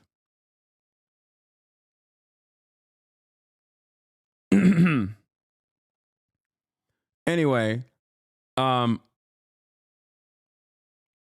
plus I'm right wing now. Exactly. I'm right wing. I love Trump. Please don't come after me. Anyway. Some more content creators get crazy numbers doing that. People are free to repost as much as they want. I feel the opportunity is there. We would have already started spamming clips and videos on TikTok. There are already some repost clips that get a lot of views. Maybe you can tell people to do it in the next stream, and then we can see how it goes. Exactly. So this is the conversation we had. Yeah, this is there it is. Seems like you need their approval, no? Well, I would need their approval in a way. That's so funny that people are trying to debate Asmongold and being like, seems like you are owned by your editors. Like, even in his own community, there's still people who are so invested in like defending Elon Musk that they're like, no, dude, that's not how this works. Like, it is because he needs their approval. He needs their approval because like he has a more ethical way of running his business than you would suspect from someone like Asmongold. That's it. Okay. You literally do the same thing like Asmon. The editors clip part of your VOD and put the title and thumbnail and yeah, exactly. Exactly. Of course. Most people in our field have a much more ethical way of doing business. Yeah, this is the only time that Elon Musk is like, what? Step Brothers the perfect meme for Jeff Bezos and me? Wait, no, this is not it. There was another instance where Elon actually did like reply to someone making fun of me or something, but that's it. What is this? They use Hasan as an example in new community notes guidelines. I'm a fact checker for Meta. They have a fact checking community notes now in the official guidelines. They used Hasan as an example. Note, the claim that the Trump rally shooter has been identified as Hank Baker is false. According to fact-checking website Check Your Fact, which found the image circulating online misidentifies the actual suspect. Explanation from Meta. This note is helpful because it cites high-quality sources, provides helpful additional context, and uses neutral and easy-to-understand language. That's hilarious.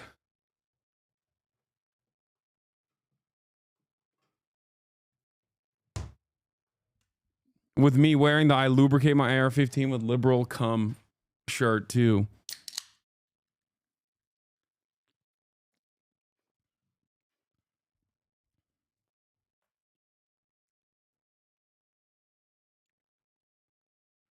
Oh, yeah, this was the one time that he made fun of me. Landed in Mexico and immediately got detained for customs for having too many pieces of electronic equipment for which they made up a number and forced me to pay taxes on. Yeah. But anyway, getting back to it, we're gonna talk about this back and forth. I just wanted to cover like the broader strokes of the story. The daily, like, how? What do you mean? Who are these mysterious editors? Do you not know what editors are? Holy shit! No, Charlie. He's 53 years old, so he thinks editors have editorial control over content creators because he doesn't understand that they are video editors. He thinks that they are editors in the same vein as editors at the New York Times, because in traditional press, in mainstream media, Editors have editorial control over what journalists are writing. They're kind of like a boss, a manager. That's what he thinks is going on here. That is the hilarious part of this story. So then Asmon explains, two guys, links them, and then they basically run the entire YouTube account, lol. So basically any content I post is edited or uploaded by them, and they can just get a cut of the ad rev. It's a super good system, to be honest. Almost everyone on YouTube does it. And then there's a community note there, which says what should be obvious to anyone with a functioning frontal lobe. Elon Musk seems to think Asmongold is an employee with editors overseeing him. That's incorrect. Asmongold's editors are actually his employees. They edit, upload his content for a revenue share. They don't control what he does. And then Elon Musk proceeds to take away Asmongold's checkmark on Twitter. You remember that thing Elon was like really adamant about, you know, how checkmarks were kind of like weaponized? Hey, Elon, you're doing that. So the free speech guy, you're taking away his checkmark because he hurt your feelings, fundamentally shadow banning him, because without a checkmark, his replies and his engagement go way down and you won't really see it anymore. You're shadow banning someone who hurt your feelings.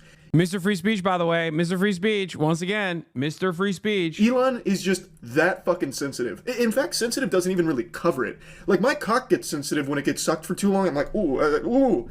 But, like, that's sensitive. Elon has reached a new level of sensitivity I did not think was even achievable by a human being. It is just fucking flabbergasted by how soft he is. He has all the money in the world, but is beyond insecure to the point that I can't believe he's a real person. This has to be some kind of, like, Android protocol that's been sent from space, from, like, space Redditors, in order to see, like, the limits of cringe that can be pushed. Come on! He's talking about editors and then saying Asmon needs his editor's permission to post things.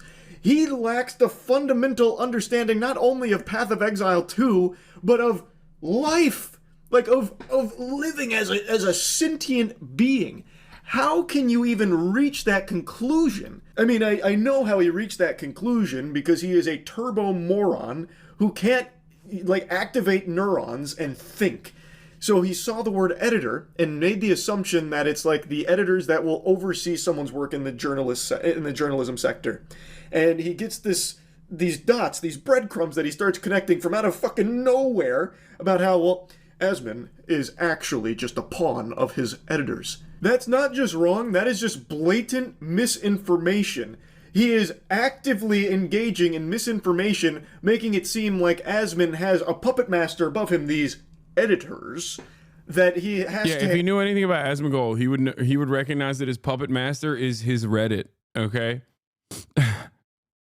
People that post on his subreddit. Like, that's the real puppeteers of Asmongold to a certain degree.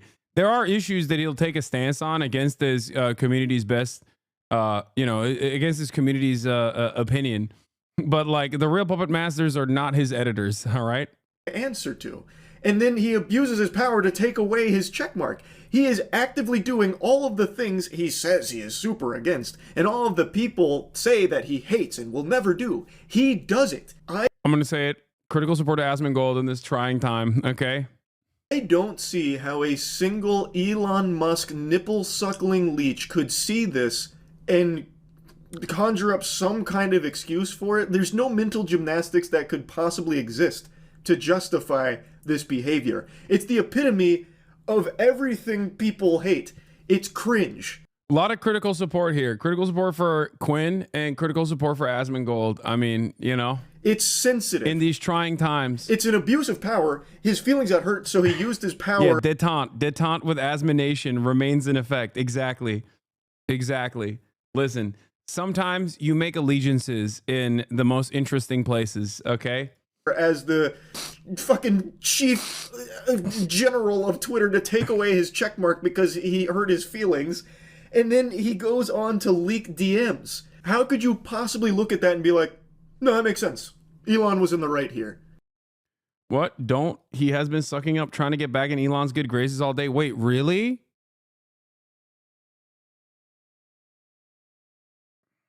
That's disappointing.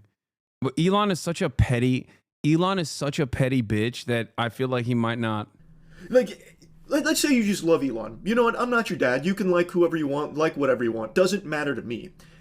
But why do you have to like something and then love everything they ever do? Why can't you be more receptive to like, you know, I really like Elon, but this was a bad look. I didn't. Earlier, Asmon was saying Elon was probably right and he probably deserved it, and Elon did an oopsie, but it's fine. No.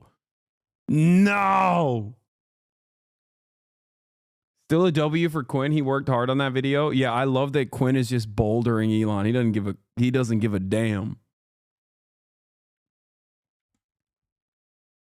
By Elon's logic, your boss used to be the top of the hour ad break. It's true. My boss used to be the top of the hour ad break, but it no longer is, because at the top of the hour, I no longer run ad breaks because I no longer have a contract.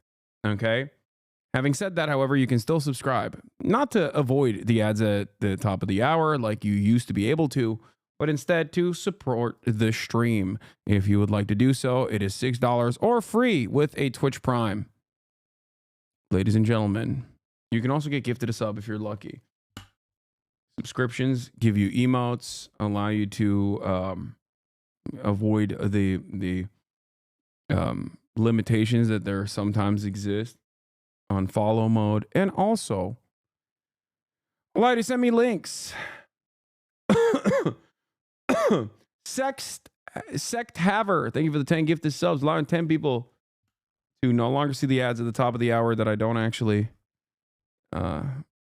serve. Anyway, let's continue. Didn't like what he did here. I think this was pretty embarrassing. That's called being normal. For some reason, people just can't be normal anymore. If you like something, you have to be obsessed with it. You have to fucking love it. You have to be like snorting that drug constantly and shut out and hate everyone who pokes holes in it. It's so weird. I don't know why people want to live their life this way. They just want like the black and white. Elon good. Anyone who said Elon not good, they're bad. Elon good. I don't. Asmongold said it wasn't a big deal. Elon leaked his DMs. That's insane. That is insane. You're talking about the guy who runs this platform, man. He's basically like, he's basically pointing unnecessary attention towards your editors, dude. What the hell? That is how do you ride that dick after the dick has been spoiled, you know? I don't know why people want that. No one likes to think anymore, and with the way the internet's gone, you don't have to think anymore. You can just wait for tweets to tell you what to think, or even chat GPT to tell you what to think.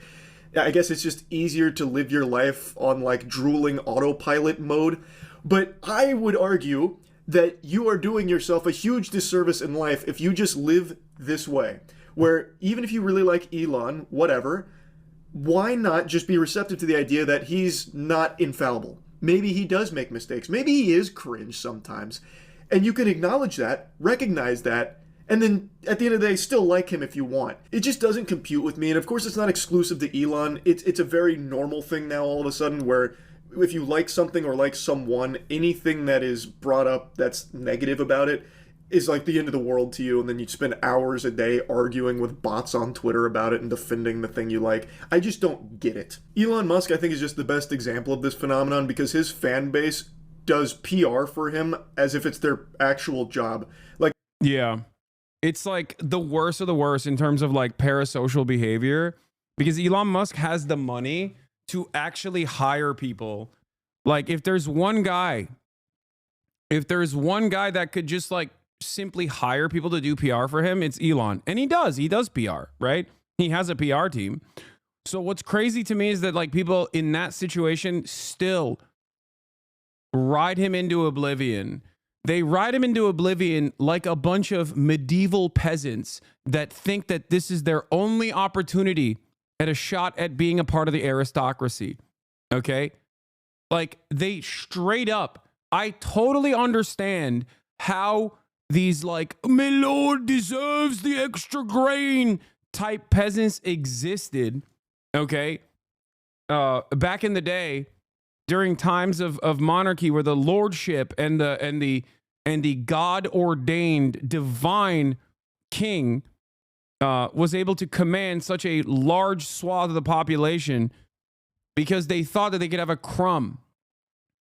They thought that they could have a crumb of the gold that the king has in his dungeons. Okay, that's straight up what it is. Please take my wife on prima nocta, my lord. I would be honored if you took my teenage wife's virginity, my lord. That's what they're doing. That's how they're operating. Like for a shot, for a crumb of like Elon Musk's attention, they just literally do free PR for him. It makes no sense. At least back then, the leaders appealed to divinity. Today, there is no logic other than money equals power equals intelligence. Yes, the thing that held that kind of structure under theocratic monarchies was obviously the fact that, you know, God made the king, right? And that's why he deserved it. Now it is a failed notion of meritocracy under capitalism. It's not God that put Elon in that position. It's actually this lie that society constantly reinforces, that Elon actually worked harder and worked smarter than everybody else to get to that position. That's it.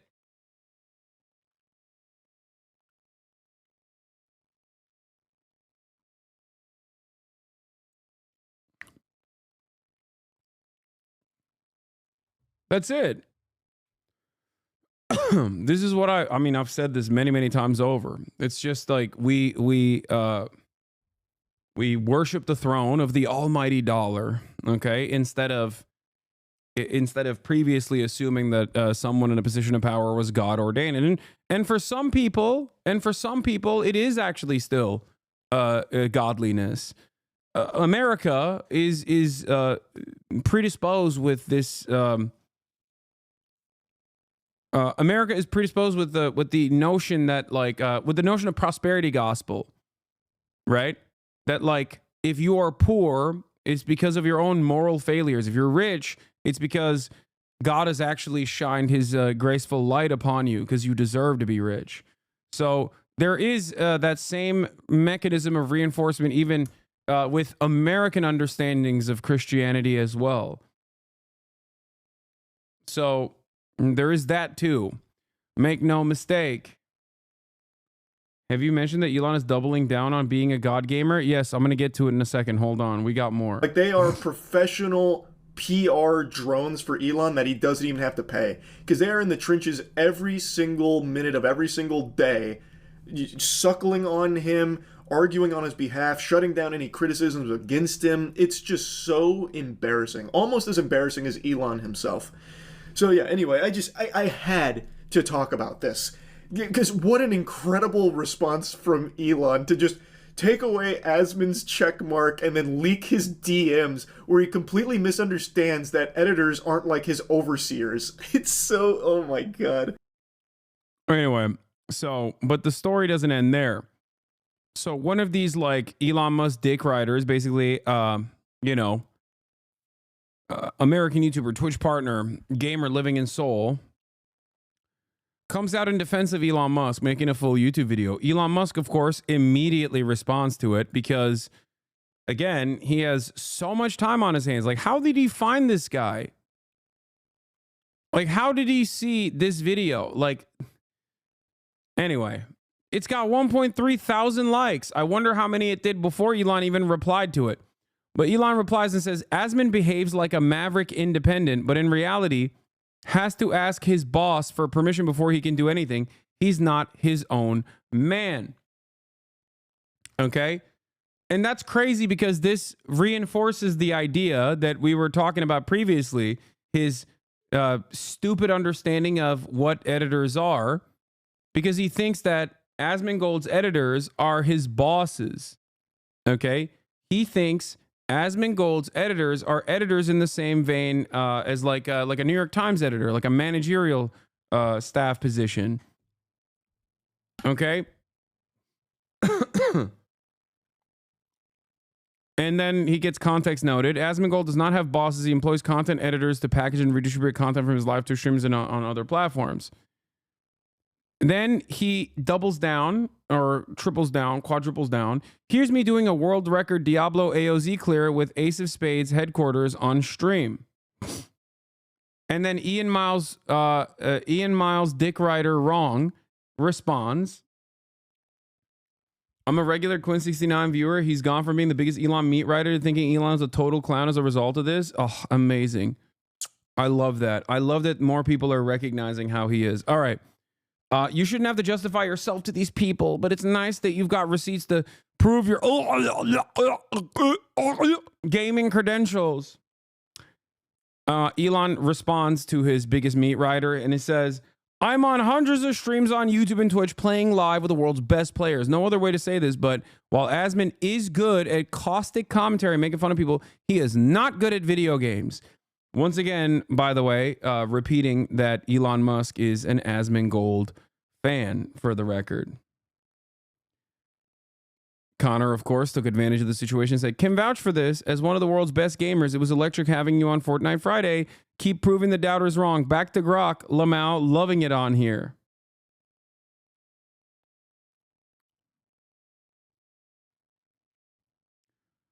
To which Asmongold also replied to not the Maverick tweet, but the other one. Oh, this is where it all began, obviously. Like, he posted this as proof.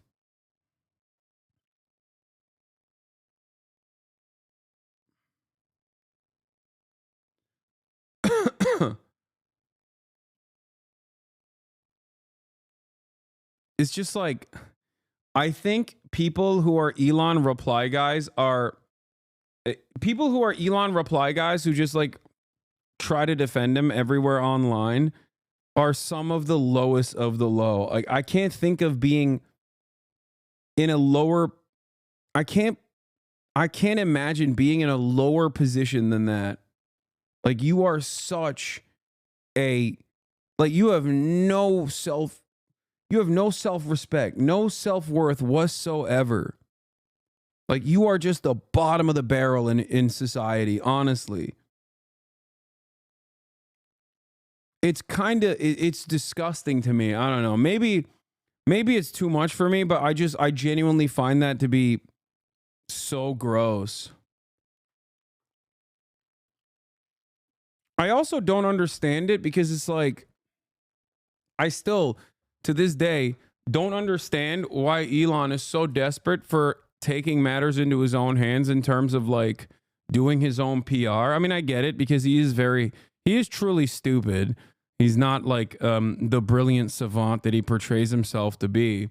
But it's just so stupid that he just won't delegate this one thing, right? Like, just hire a PR team and never be online. It's so dumb. The more you appear online, the more accessible you are, the more people are going to recognize that you're a pathetic little ego-driven, narcissistic man-child. I don't get it. If I had his level of wealth, okay, I would have dropped the socialism shit a long ass time ago. Let's be real, right? I can't even get to that level of wealth and prosperity without obviously exploiting millions of people. But I would just never be online. Like, I would never actually entertain access. There are a ton of other billionaires who don't do that on purpose. They don't do that because they understand that if you interact with the average person, they're inevitably going to realize that, like, there's no difference between you and them. And as a matter of fact, you might be dumber than the average person as a matter of fact. So, like, they're going to start entertaining the notion. They're going to start destroying the notion, dissolving the notion of meritocracy in real time. But because he's so narcissistic and demonstrates so much hubris that he thinks he can still overcome this. Okay?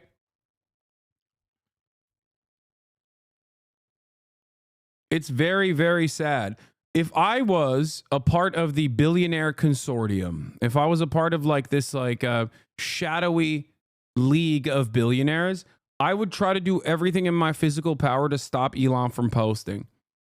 He is messing up the bag for the rest of the billionaires. Okay? Straight up. Like, if I'm Richard Branson, I'm like, what are you doing, dude? You're ruining the situation for us. We've had it so good. We currently have wealth inequality to the same level as the Gilded Age. Like, We're talking Great Depression era wealth inequality. Shut up and build a new wing for a museum. What's wrong with you? What is this constant, like, desperate, self-effacing, and sometimes self-aggrandizing way of trying to routinely get the sweatiest people to be on board with everything that you're doing, to have them admire you and think of you as this, like, brilliant guy? If you want that, get a news hit. You can pay for it.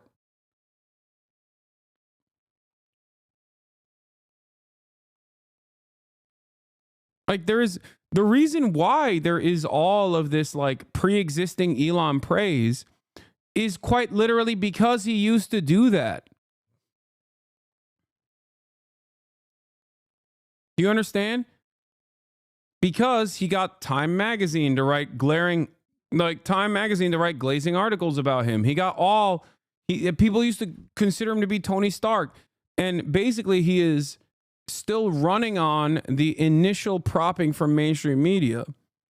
He also lucked into a tremendous amount of wealth and was able to lie his way to the top over and over and over again. And once you get enough institutional investors on board who have a vested interest in you maintaining your credibility, then because you're the key man for all of these companies that have other people that are invested in it, then they're going to try to defend you to the best of their ability. And Elon regularly tries to ruin that.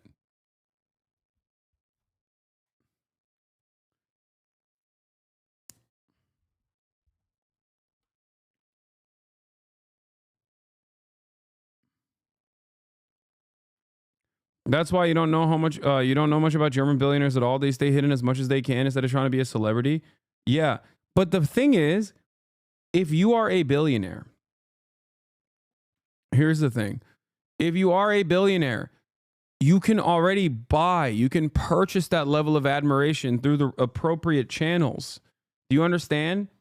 You can buy that kind of fealty.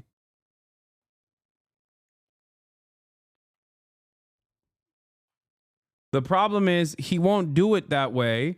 He won't do it through the appropriate ways of buying that kind of fealty when there is a multi-billion-dollar marketing and PR sector cultivated specifically to be able to do that, right?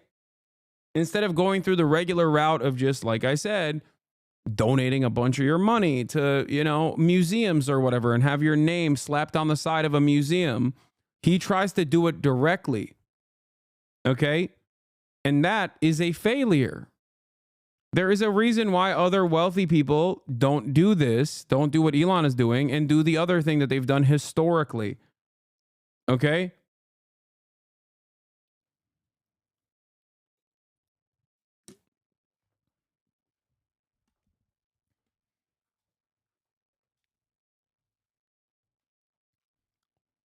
And he's been doing this since he called that British diver in Thailand a pedophile,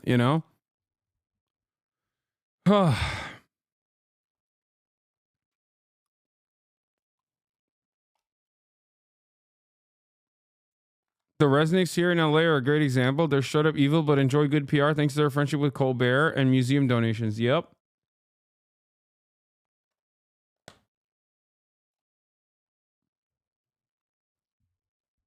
It's amazing how embarrassing it is, how much power, how much awesome power this man has over the lives of the Americans and maybe even the rest of the planet. And he's over here duking it out with Asmongold, man. And over what? Over what? Because Asmongold dared entertain the notion that he was phony in video games. Asmongold, every other day of the week, has slopped up Elon Musk. Every other day of the week. It's shocking that despite his endless admiration about Elon, the one time where he's like, yeah, man, it seems like you're fake about Path of Exile, something that virtually everyone else has recognized, you know, he just goes, no, that's a bridge too far.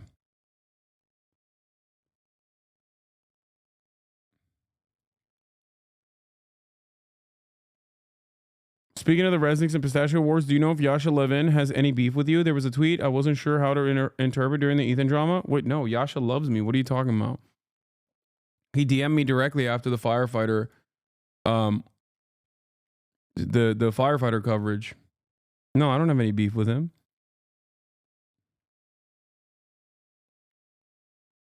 Yeah, I saw. I like that the community notes are also talking about like, oh, they deleted it. No way. The community notes are talking about like Asmongold's accomplishments as a gamer.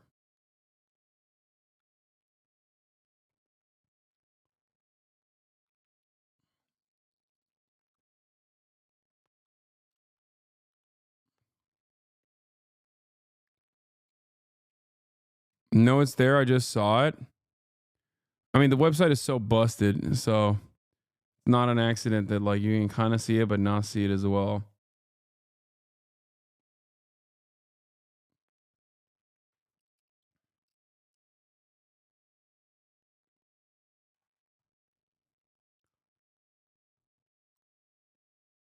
Warcraft logs is such a misinterpretation of WoW player skill, just so you know. Yeah, I mean, I don't really care. What I do know is that Elon is a fake gamer and Asmongold is a more real gamer, even on the aesthetic side, okay? Let's be real. Asmongold is, even just on looks alone, okay? Judging, if you put a photo of Asmongold side by side with Elon and you were like, which one of these is a real gamer? 99.9% would say Asmongold, okay? Also, Asmongold doesn't claim to be the best gamer anyway. I don't think he has ever done that, as a matter of fact. He just, I mean, he is a degenerate gamer, and that much is true. I don't know, bro. If you ask me, it's hard, both are nerdy. Come on, dog. Asmongold literally looks like the archetype of a person who has spent too much time in front of the computer.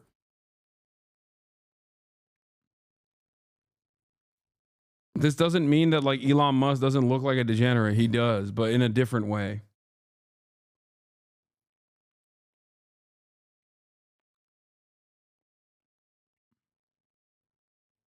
I do want to maintain the position that before we get to some less serious news, like the hostage deal that Benjamin Netanyahu is trying to cook once again in the same way that he tried to do,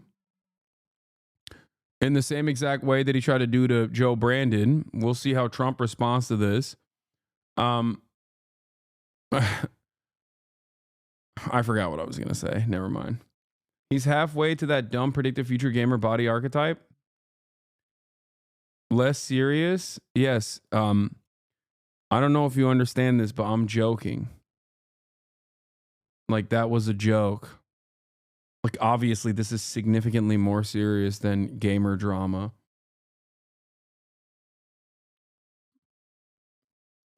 That's like not even, that's sarcasm 101, dude. That's crazy.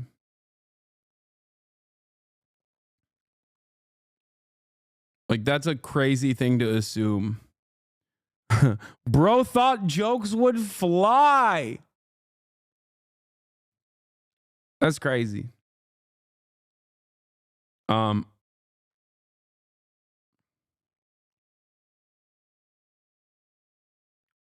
Yeah, they're going to be reporting on, they're going to be voting on it tomorrow morning, I know. And yes, I'm familiar with the Zin FDA approval. Finally, we won. The Zinfidels won something.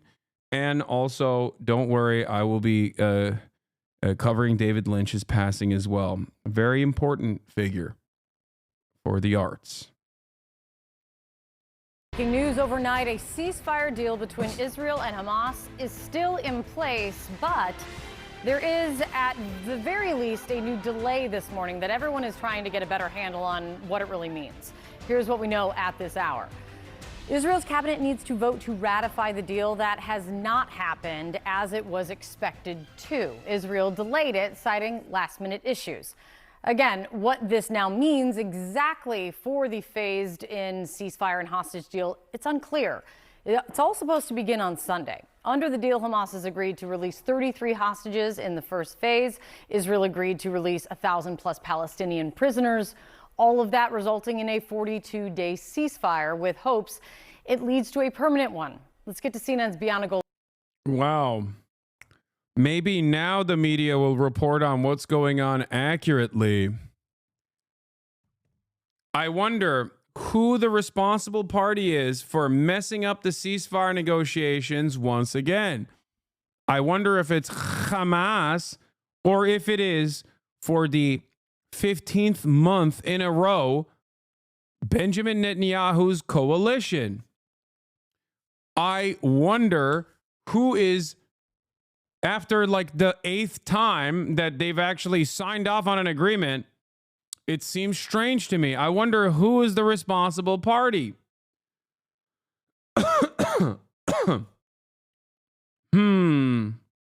Rodriguez, she's live in Tel Aviv with much more on this. Bianna, help us understand, what is the status here? What is the latest? Kate, good morning to you. So all of these things remain rather fluid, but the latest, it does appear to be just a delay in the process of getting a security cabinet and ultimately a party cabinet vote in the government here. As you noted, Prime Minister Netanyahu blaming Hamas for what he says is reneging on parts of the deal. Hamas, for their part, are denying those allegations. Everyone I'm speaking with here still believes, though, that a ceasefire deal will go into place as had been agreed upon beginning Sunday night, where we would see the first hostages in phase 1 of those 33 released here to Israel. Hospitals have been on standby and ready to receive those hostages. In terms of the politics of it all, Prime Minister Netanyahu is facing a lot of headwinds, as we've been reporting now for months, from the far-right elements specifically of his government, of his coalition, who do not want to agree to a deal under these terms. What the latest we have is that Finance Minister Bezalel Smotrich has said that his party would agree to stay with the coalition through phase 1 of the deal. That is the release of those 33 hostages and the pause in fighting, only if the fighting would be allowed to proceed again after phase 1. So there you just get a sense of how fluid and fragile this deal is right now. But Kate, when it comes to the hostages coming home in phase 1, as you noted, it would be the women, it would be children, it would be men over the age of 50 and those who are critically wounded. And among those women are 5 IDF spotters, our soldiers. Reminder that everyone in Israel is required. Yeah, Israeli military members are still considered hostages, but Palestinian civilians, 10,000 of them, are considered prisoners, which is, again, doublespeak for the record. Like, just so you understand, it's a part of manufacturing that same exact consent that that the media routinely engages in, right? Like, we're talking women and children that have been falsely detained by the Israeli government. They're being considered as prisoners. The numbers are like 10,000 at this point. Required to serve in the military. These 5 IDF spotters, all young, the ages of 19 to 21. I spoke. Yeah, these children, who also are generals, by the way. Yeah, look, you don't understand. These guys are all young. They're just spotters. They're just spotters. Like, no, they're a part of the military. They're a part of the military that's currently engaging in an ethnic cleansing campaign. Like, that's crazy. They're not hostages in that regard. They would be prisoners of war. Spoke with the cousin of one of them, that Agam Berger's cousin. She is 20 years old. I spoke with her cousin about what this moment may feel like for them when they are finally reunited, and why there's a bittersweet sense in the country right now. She's a beautiful young girl who's been 15. Like stories exactly like this one. For the record, I'm not discounting that these people have their own personal stories and their personal upbringing and their, you know, and the role they play in the lives of those who love them. Okay. But I also want you to understand that like each individual Palestinian has the exact same story as well. So remember what the media in the Western world especially pays attention to and how they treat Israeli occupying force soldiers that are held captive versus the thousands of women and children that have been falsely imprisoned in perpetuity by the Israeli government in the maintenance of an apartheid and how they get presented. This framing is very important because it reinforces the humanity of each individual Israeli, and it actually reinforces the dehumanization of each individual Palestinian. Your hatred of Israel blinds you. What point do you feel like I am blinded? Like, what do you think? What do you mean by that?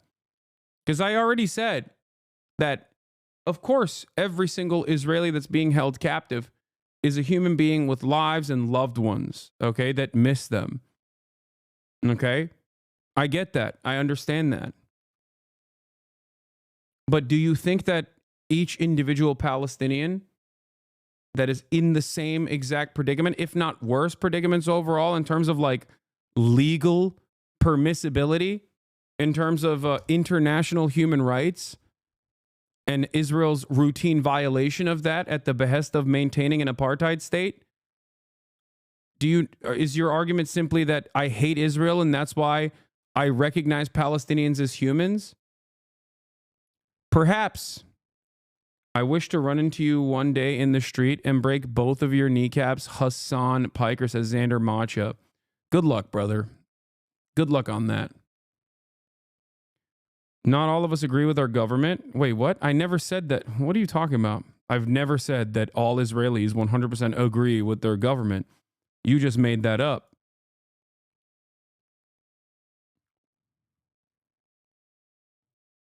Also, the person who said this, you will not be doing that. You won't be doing that at all, as a matter of fact.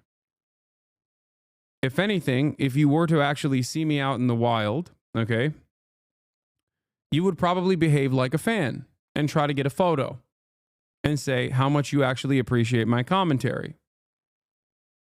You wouldn't dare to try to behave in the way that you claim that you would. At most, you would be in a Discord server talking about how you were going to, quote unquote, troll me and how much you were pissing your pants in that moment.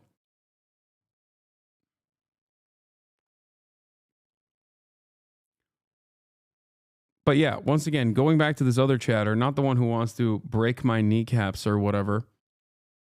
I don't maintain this position. I don't know why you think I've said this. Does it make you feel like it's a better argument that you can present? Is that what it is?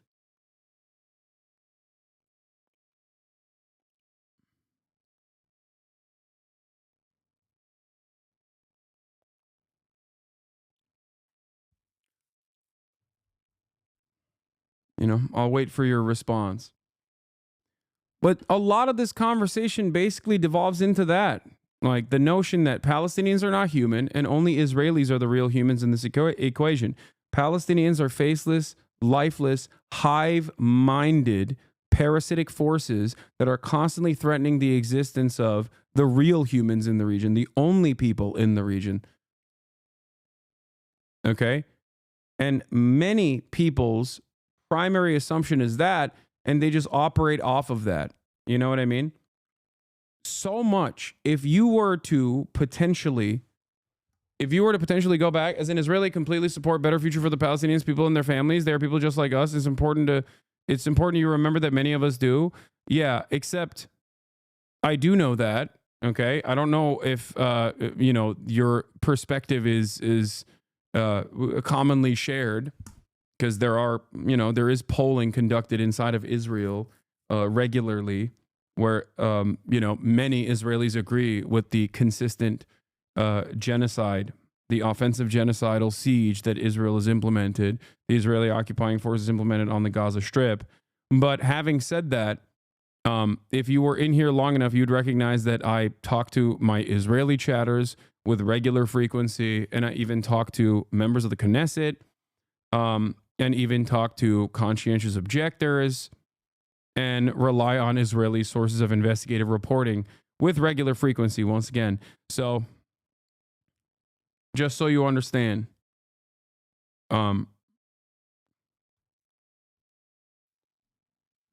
are plenty of Israeli chatters in here right now in this community. I'm probably one of the only places where they have access to even watching the likes of Al Jazeera, for example, since your government banned it. Anyway. But yeah, having said that, this is not a, you're arguing against a thing that I don't believe.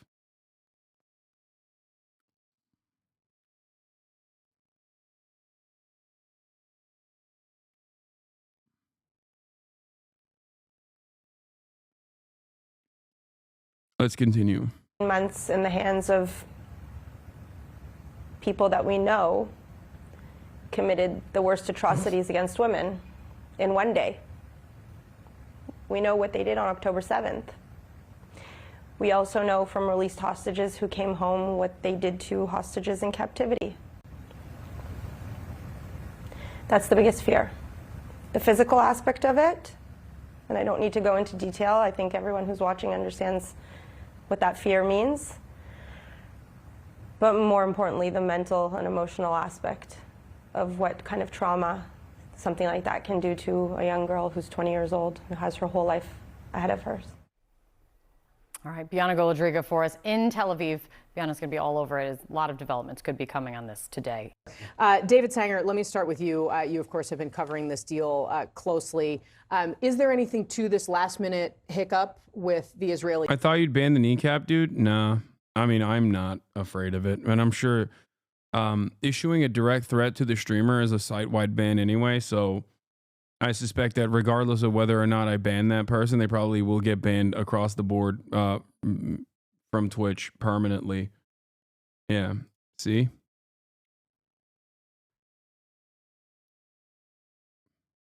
Very stupid thing to do, honestly. We're going to talk about the reporter that was dragged away from the State Department briefing in a second. Cabinet, how serious is that here? It could be. We don't know yet. I do know that up to the last few hours before they announced the agreement yesterday, Casey, Hamas was coming up with sort of last-minute things they were putting on the table. It's a very usual technique on their part, and the question is, can that be put down? This is just an alternative reality. They are existing in a totally different plane of existence. Okay? It's completely, simply put, this is just a lie. Okay? That's it. It's just a lie. You're in opposite world. It feels as though you are just lying and going along with what the State Department has said over and over again, in spite of what people can see with their own two eyes, right? It's such a weird thing to do over and over again when, it's the easiest thing to disprove. The notion that it's actually Hamas that's ruining these ceasefire negotiations and not Israel is ridiculous. It is completely made up. It is the exact opposite. I cannot stress this enough. And we have shown numerous examples, time and time again. The narrative being pushed today by Israel is that Hamas is reneging on the terms of the Gaza agreement, but as it has been from the start, it is actually Netanyahu. The Prime Minister's office announced on Thursday morning that the IDF would not withdraw from the Philadelphia corridor during the first phase of the hostage deal on Thursday morning. Contrary to misleading reports, Israel is not withdrawing from the Philadelphia corridor. Israel will remain in Phase A in the corridor for an entire 42-day period, the statement said. The scope of forces will remain at its current size, but will be deployed differently, encompassing outposts, patrols, observations, and control along the entire corridor. So they won't let the Rafah border open. Okay? They won't let Gaza and Egypt take control over their own borders, which is a non-starter for understandable reasons. If you still control the humanitarian aid that's going into the Gaza Strip through the Rafah corridor, through the Philadelphia corridor, through the Rafah border, you're not withdrawing. You're not retreating at all. The scope of forces will remain at its current size, but will be deployed differently, encompassing outposts, patrols, observations, and control along the entire corridor. During Phase A, starting on the 16th day, negotiations will begin on ending the war. If Hamas does not agree to Israel's demands for ending the war, achieving war's objectives, Israel will remain in the Philadelphia corridor on the 42nd day and consequently beyond the 50th day. In practical terms, Israel will remain in the Philadelphia corridor until further notice, the statement concluded. Now, this right here is unacceptable for understandable reasons. This is not a cessation of hostilities. This is not a ceasefire. And I'll give you evidence to understand if you are still confused by this process.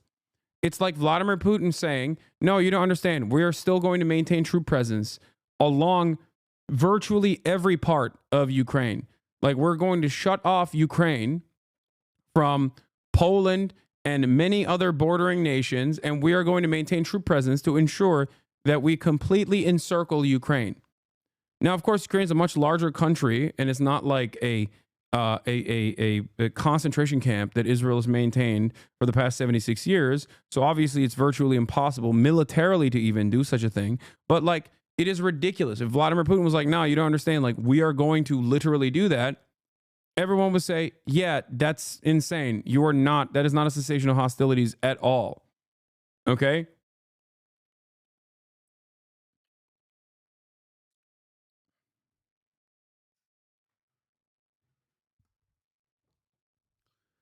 What's Trump's play? Just pretend Israel's acting in good faith and take the W? I mean, I don't think he can. I don't think he can get away with it, just like Biden couldn't get away with it. So who knows? We'll see. We'll see how Trump differs from Biden on this. At least he understands who he's supposed to be pressuring in this regard. You know what I mean? So far, with the way that the negotiations have actually moved, and I don't know if there's a carrot and a stick, where the carrot is basically you can go back to bombing Gaza or annexing the West Bank later down the line, but you know, and the stick being if you don't actually pull this ceasefire before my inauguration, I'm going to literally stop giving you weapons.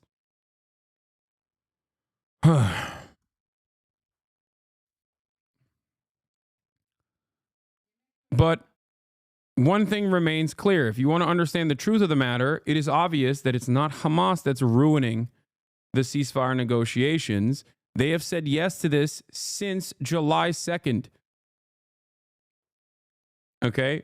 It is the same. It is a version of Trump warns Israeli officials against restarting hostilities in Lebanon, reports the Jerusalem Post. Crisis between Israel and the U.S. Trump warns against collapse of Lebanon ceasefire exclusive. Sources close to the U.S. President-elect Donald Trump have reportedly conveyed a stern warning to Israeli officials.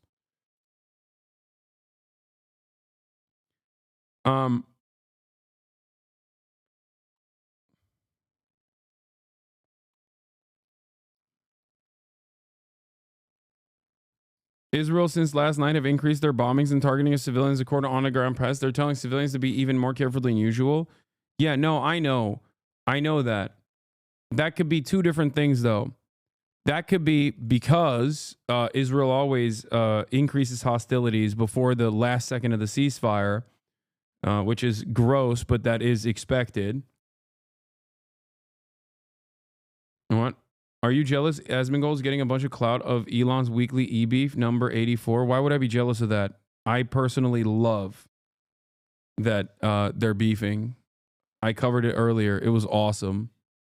I don't care about the quote unquote clout that Asmongold gets out of it. I already covered it. It was great. I'm a fan.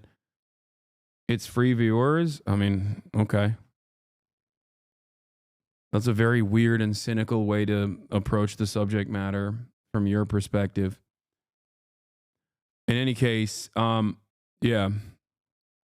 More people recognize that Elon Musk is a fraudulent, narcissistic, thin-skinned man-child is good in my book. It's A-okay.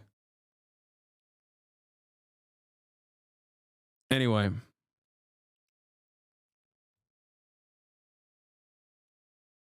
You cannot convert them, brother. Read the Shahada. So much swab. What? I have no idea what you're talking about. But the bigger question is, who's right in this dispute between the two? And the answer is really both. So the deal is essentially what President Biden laid out in May. It also, you may notice, this is January. So, that deal did not happen. And I think the fact that they did link up so well, and that Steve Witkoff, who is President Trump's incoming Mideast advisor, was out there in lockstep with Brett McGurk, who was President Biden's equivalent for that and has worked for Republican presidents as well. I think that made the difference because they were able to go to Netanyahu, send Witkoff, and say, this is the deal that Trump wants. And I think that sort of helped put it over the marker. David, Tom Malinowski, who's a former Democratic congressman, he put out a very interesting thread on Twitter, the first of which says that this was Biden's deal, but as much as I hate to say it, he couldn't have done it without Trump. Not so much Trump's performative threats to Hamas. Yeah, I mean, yeah, Hamas is already under maximum pressure, okay? It's called, being genocided. There is no more pressure that you can put on Hamas than genocide, okay? You're genociding the Palestinian population in its entirety. There's no more pressure in that regard. That's the maximum thing that you can do. The difference here is Trump actually went to the responsible party and applied pressure to the responsible party. Also, why would you want to pressure, how would you pressure Hamas on a deal that they have presented since May, a deal that they signed off on since July? It makes no sense.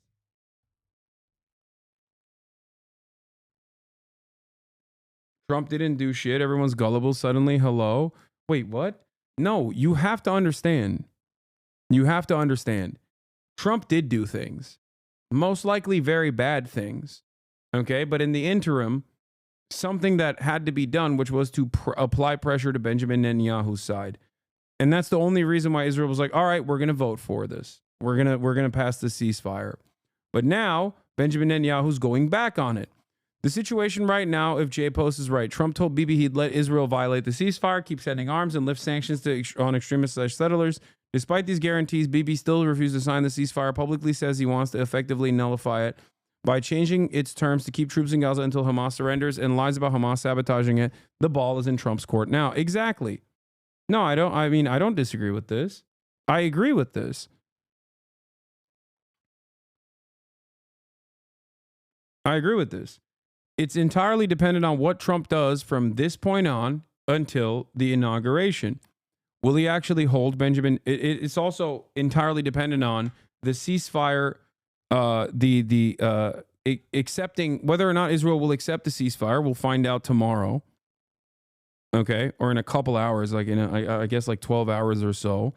But what you have to understand here is that Trump's pressure that led to Benjamin Netanyahu saying he was going to sign off on this, that led to Joe Biden coming out and saying the deal is done, Israel actually signed off on it, is yet another instance where like some additional factor applied extra pressure for this conversation to move.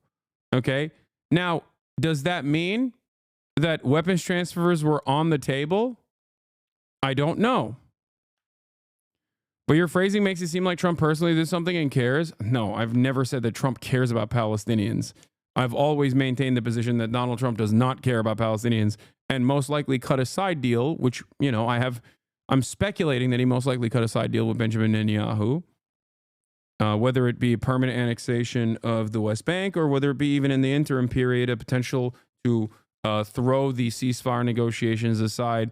But the problem here is that outside of that side deal, there was definitely additional pressure applied. Now, we'll see if that pressure worked. Okay? If that pressure worked, we will see come tomorrow. But the only thing in this equation that was new was basically Donald Trump and Witkoff. Witkoff appearing as like the spokesperson for Donald Trump. But his willingness to tell BIBI bluntly that the war had to end by January 20th. And he essentially goes on to say that while Biden did a great job working with European leaders, he did not bring the sort of thuggery to the table that is required in the Middle East. Do you think Malinowski's right about this? I think he's absolutely right. And the reason that I would say that is, first of all, the relationship between President Biden and Prime Minister Netanyahu is poisonous, would be a polite phrase for the term, okay? And no, this isn't Trump's deal. This isn't Biden's deal. This isn't Israel's deal. This is Hamas's deal that Hamas presented in the early stages of February and then openly presented in May. The deal that Biden put forth in July 2nd that seemingly everyone was in line with, that Biden presented as Israel's very own deal, is the exact same deal, okay? Benjamin Netanyahu, throughout this process, has added additional poison provisions into it in an effort to continue bombing Gaza, in an effort to refuse to negotiate. If you want to cut this deal, it requires one singular phone call. Not a phone call to Hamas envoys, a phone call to Benjamin Netanyahu. I've been saying this for months.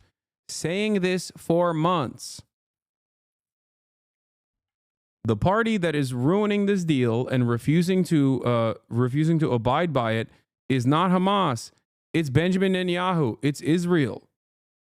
And the reality of the matter is, it's not even an exact comparison to Ronald Reagan, because Reagan was dealing with foreign adversaries, not with Israel. Okay? You don't understand. That's what makes the situation so much worse for Joe Biden in terms of how he chose not to deal with the problem and only escalate it. Because Israel would not exist without our unlimited support, without our unlimited political cover, and without our unlimited weapons transfers. Israel would run out of bombs a week in, okay? Maybe a month maximum. I have repeated this true fact over and over again for the past 15 months, okay? But unfortunately, the way that the media covers this is so built on top of this falsehood that they are repeating from the State Department that there's numerous reporting to suggest is completely incorrect, okay? That people just simply cannot comprehend that it is Israel that is the spoiling party. So therefore, it is Israel that you have to apply pressure to. And in this case, you have endless amounts of power to apply pressure to Israel. Endless amounts of power. Because Israel is our colonial vestige. Israel is our weapon to wield in the region. That's it. That's what makes it so much worse for Biden. Especially because Biden tries to maintain, or Democrats try to maintain, this like aesthetic that they are peace lovers, but simply are held up. And they can't get both sides to agree to this ceasefire negotiation, when in reality, it's not both sides that aren't agreeing. It's Benjamin Netanyahu that's not agreeing. Second, the fact that they were able to send Witkoff, not Brett McGurk, but Witkoff, on Saturday to see Netanyahu and say, President Trump wants this resolved before Inauguration Day, in part so that it's not on him to go, be the one who is squeezing the Israelis. I don't think the Israelis would have made the deal. I think they would have just said, well, let's just see what we get out of Trump. Interesting. Mike Dubke? Well, first, on a serious matter, what's amazing to me is America matters. I mean, that's at the end of the day, what other country we can have this argument about Trump or Biden, but what other country can step into an international conflict and really have the level of influence that we did in this? So to David's point, I mean, America matters. On the more of a lighthearted side, I'm sick and tired of these two arguing about golf scores.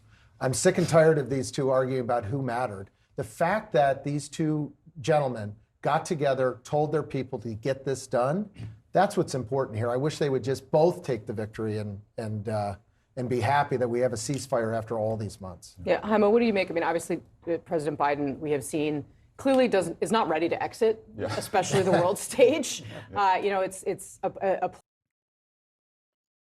I don't know. I mean, I can't see this as anything but just like people lying in the most Reddit. You know, the Reddit phenomena that I talk about all the time, which is like sometimes you'll see someone like basically comment something that is completely incorrect.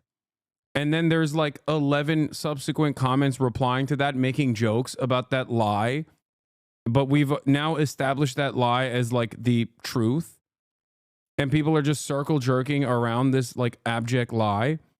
That's precisely what's happening on CNN this morning with Casey Hunt.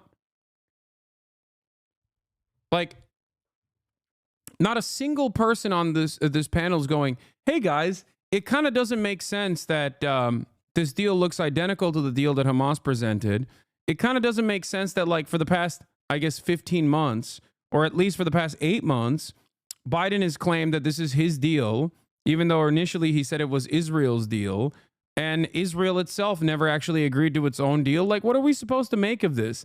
It's like not that complex. It's not that complex at all. Many people can see the truth in this regard. So I don't know what purpose this serves in terms of just like still in this final hour, these guys are still operating on this false notion that it's actually the pressure that must be applied to Hamas because they're just not willing to agree to the terms of these, willing to agree to the ceasefire negotiation. It doesn't make any sense. All you're doing is trying to, I guess, use the crumb of credibility that you have still with like 90-year-olds into believing a false notion, into believing something that is patently untrue that you can openly see. It's so strange. It's definitely strange, especially happening at a time when obviously like mainstream media has lost so much credibility. Place that he has always really, he's valued his role as, even when he was in the Senate and he was on the Foreign Relations Committee, he clearly doesn't want to give all the credit to Donald Trump. But I will say the people that work for him have been willing to do it. Yeah. Look, I agree with Mike. I think people across the country are sick of the back and forth. I think people want to see some bipartisanship. And so for the start of this new administration, I think this is a good sign that there could be some glimmers of hope for bipartisanship. But secondly, look, I think President Biden and Vice President Harris have been clear about their stance on this, and they've worked very hard to get here. And so, yes, I do think Donald Trump helped push this over, but I don't want to take the credit away from the president and the vice president. They were very clear about this deal. They were very dogged about it. They wish this would have happened in May, but it did not. But I think you're right. President Biden's having a hard time this week. He has a couple of days left in office. He's enjoyed being president. It was not his choice to not be president. Let's just be honest about that. But it's going to be tough for him as he watches Donald Trump take office again. You remember when he took office a couple years ago, he wanted to save this country's soul. He doesn't really feel like he's done that. So I do think there's some things that he's grappling with over the next couple of days that are going to be tough for him. David, one thing that has hung over this deal is, of course, if assuming that this stays on track and we see these hostage releases on Sunday, is going to be the imagery and the parallels for an outgoing President Biden with an outgoing President Carter. Jimmy Carter reflected a little bit on this dynamic back in an interview he did in 2015. I want to watch that and then we'll talk about it. I hadn't been to bed for 3 days and 3 nights. I had just been negotiating with the Iranians and with 12 other countries to get the release of our hostages who had been in prison for more than a year. And at 9 o'clock that morning, they were already in the airplane ready to take off from Tehran. But the Ayatollah Khomeini kept them there until after I was no longer president. And your colleague Peter Baker in his analysis mentioned that this has been hanging over this is something the White House is very aware of. The president's aides have been very aware of. How does this kind of echo today? Well, first of all, this could well spill into Monday. It could spill beyond. Hamas at various moments made the argument they weren't certain where all of the hostages were. The second reason that this may hang over is the great thing about the Jimmy Carter tape that you showed there is all the hostages walked off the plane. Right. And here we know that of the numbers that we're hearing, not everyone is alive. And some of those hostages are going to, come back as remains. And so this is going to be both joyous and soul-crushing at the same moment. And it's also going to make you wonder, had the deal been able to come together earlier, how many of those lives could have been saved? The most necessary thing.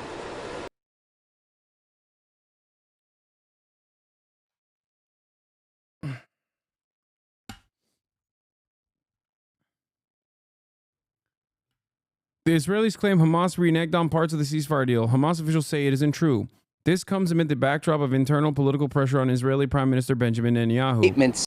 Here's Trey Yingst, who is the chief foreign correspondent for Fox News, reporting on the matter. I'm sorry, but the fact that Trey Yingst at Fox News is saying this from Tel Aviv and he is outflanking CNN is so unacceptable.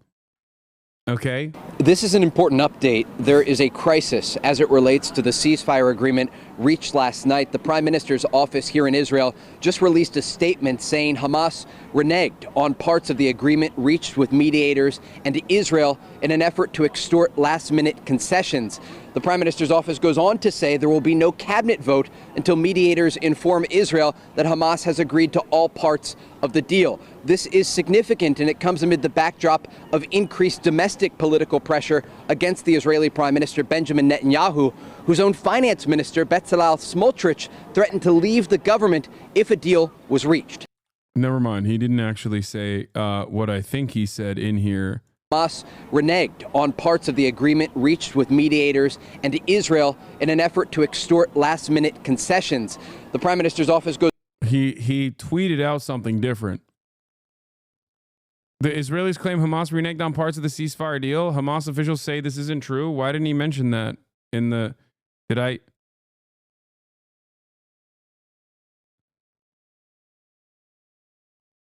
Yeah, he didn't mention that at all. He tweeted it. This part does not exist in the video. Interesting.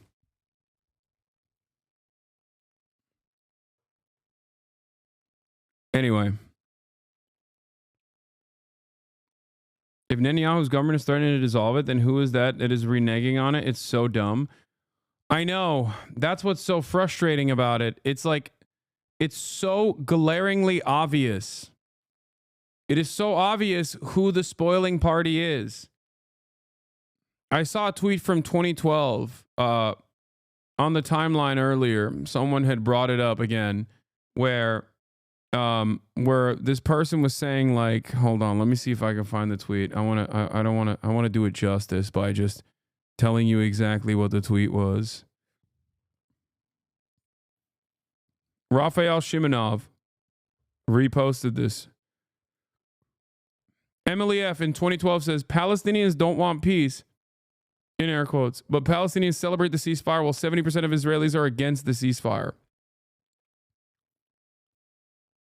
All the way back in 2012. Tell me who wants peace. Like, even on the population side.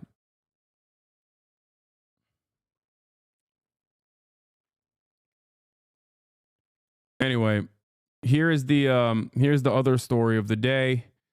Shock moment. Blinken verbally accosted by anti-Israel heckler who gets removed from the press briefing. Reporters in Gaza were on the receiving end of your bombs. Why did you keep the bombs flowing when we had a deal in May? happy to address we questions. all knew we had a deal. Everyone in this room knows we had a deal, Tony, and you kept the bombs flowing. I'm happy to address Why did you questions when we get a sacrifice chance. the Thank you. rules-based order on the mantle of your commitment to Zionism? Why did you allow my friends The heckler is not a heckler. That's Max Blumenthal. to be massacred? Why did you allow my friends' homes in Gaza to be destroyed when we had a deal in May? You helped destroy our religion, Judaism, by associating it with fascism. You waved the white flag before. He's a journalist. Knows we had a deal, Tony, and you kept the bombs flowing. I'm happy to. Which, once again, I will just say, on the issue of Israel, Max is great. That's all I'm saying, okay? Don't bring me all of his other reporting. Don't come in here and start talking about Vladdy Poo or Syria or whatever. I don't... Listen, that's not what we're talking about right now. We're simply talking about Israel, okay? He's locked in. Why did you sacrifice the rules-based order on the mantle of your commitment to Zionism? Yeah, people are happy to be like, oh, well, what about his reporting on COVID? Like, yeah, I know. Why did you allow my friends to be massacred? Why did you allow my friends' homes in Gaza to be destroyed? It's also additionally frustrating because one of his journalists was falsely apprehended and arrested by the Israeli state, an American citizen. Just, something to remember as well. All right? It's not just like, so for him, understandably, he's okay. The point of doubt on the annexation exchange speculation is that I'm not sure how BIBI plans to navigate this politically and come out on the other side. Smotrich said he'd leave if the war ends after phase 1. And Ben-Gvir says he'd leave if the deal is signed at all. Netanyahu's personal media channels divorced of any real ideology, but they've been committed to the absolute victory slogan for so long. He'd definitely have to get a security blanket from some political enemies.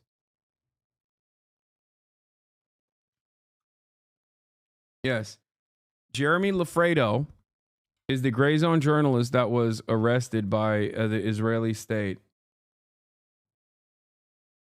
When we had a deal in May, you helped destroy our religion, Judaism, by associating it with fascism. You waved the white flag before Netanyahu. You waved the white flag before Israeli fascism. I look forward to taking questions when I get a chance. Your father-in-law was an Israel lobbyist. Your grandfather was an Israel lobbyist. Are you compromised by Israel? Why did you allow the Holocaust of our time to happen? How does it feel to have your legacy be genocide? How does it feel to have your legacy be genocide? You too, Matt. You smirk through the whole thing every day. You smirk through a genocide. CNN called this cringy. Repeatedly interrupted by some cringeworthy heckling by activists. By activists, not your contemporaries, not your peers. But cringeworthy activist, chat. Nice reporting on that.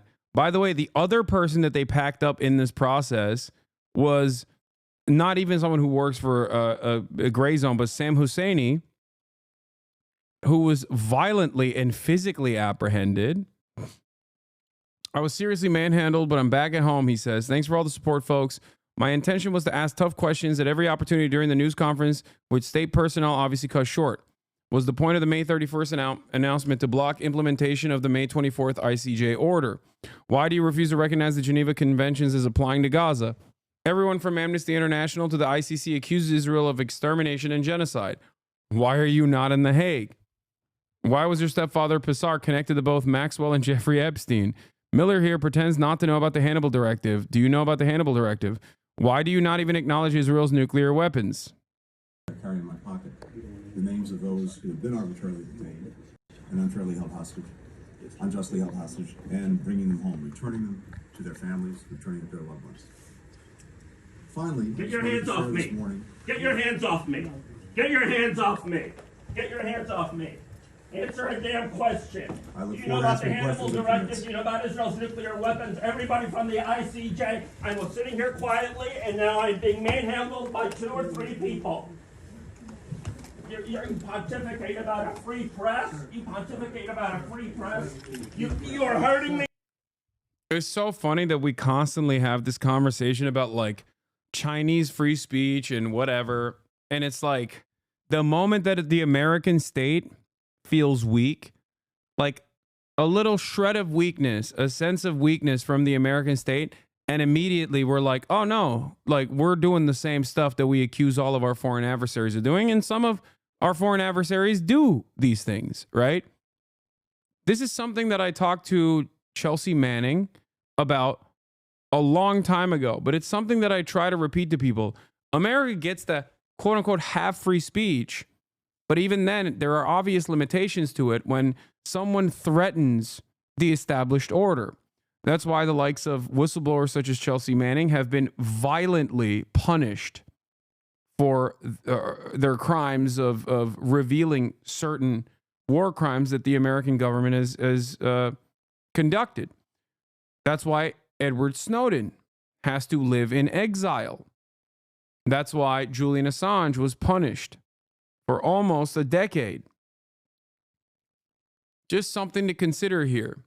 But even outside of that, the more America's power diminishes on the global stage, the more you will see how hard they crack down on free press and free speech in general. And we still have an awesome amount of power on the global stage, and yet we're already doing this stuff.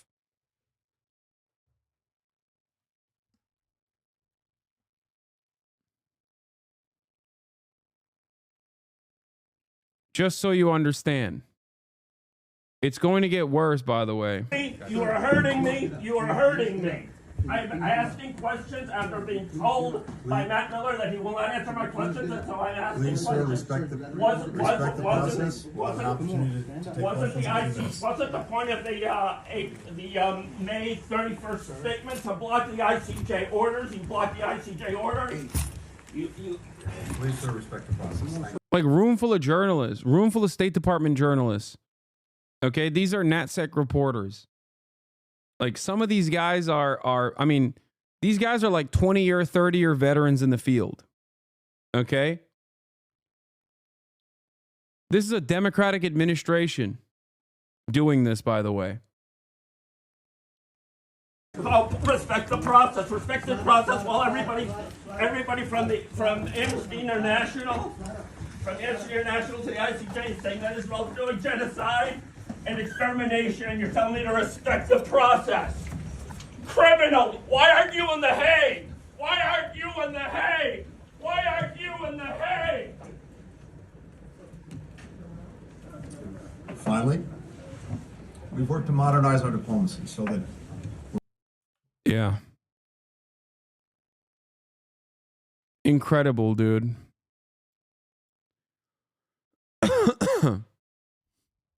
Yeah, imagine if Anthony Blinken was Chinese, dude. How much media coverage? What do you think CNN would say if this was happening in communist China? And not to say that there is free press or free speech in communist China or whatever. I'm not even claiming that. Okay? But just think, how would CNN cover this instance? How would CNN cover it? Do you think this is what they would say? As you heard, he was repeatedly interrupted by some cringeworthy heckling by activists. I mean, we were both sitting here pretty stunned, frankly. This is supposed to be a press conference with a room of journalists. Those were activists who were interrupting the Secretary of State when he initially was thanking the press and talking about the Israeli-Hamas deal. Yeah, I think it's really surprising. A lot of our viewers will have seen protests on Capitol Hill, for example, during confirmation hearings, but it's very rare for something like that to happen at the State Department. I'm over there all the time. Yeah, because Sam Husseini was apprehended violently, not because he was doing a cringeworthy protest, but for simply asking questions that they were both journalists. Yes. Both Max Blumenthal of Gray Zone and Sam Husseini are both credentialed journalists that are allowed to be in that room. They're NatSec reporters. You might not like all of their output. Okay. You might not like all of their coverage. You might not agree with them ideologically. Just imagine if Biden is doing a press conference and they do this to Douchey. Okay, the Fox News reporter. They just come in with, cops and pick him up. What do you think Fox News would do in that situation?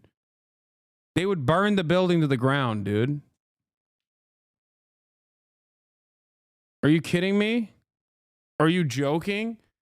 And it wouldn't just be Fox News either. CNN would also be very upset. They would absolutely rip into the Biden administration. So CNN didn't even know they were journalists? No, they're just lying. That's the point. They know that they're journalists. But of course, it looks weird if they actively call them journalists, NatSec reporters.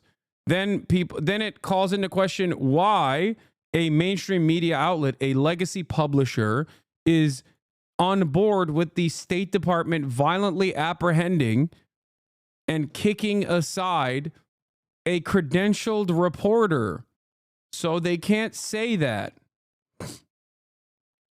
They have to simply say, "Oh, it's just a, yeah, it's not a, it's a cringe activist." Look at this. Look, Sam Husseini is routinely credentialed as a reporter to participate in State Department press briefings, and CNN Chiron says interrupted by man asking questions like it was some heckler who snuck into the room.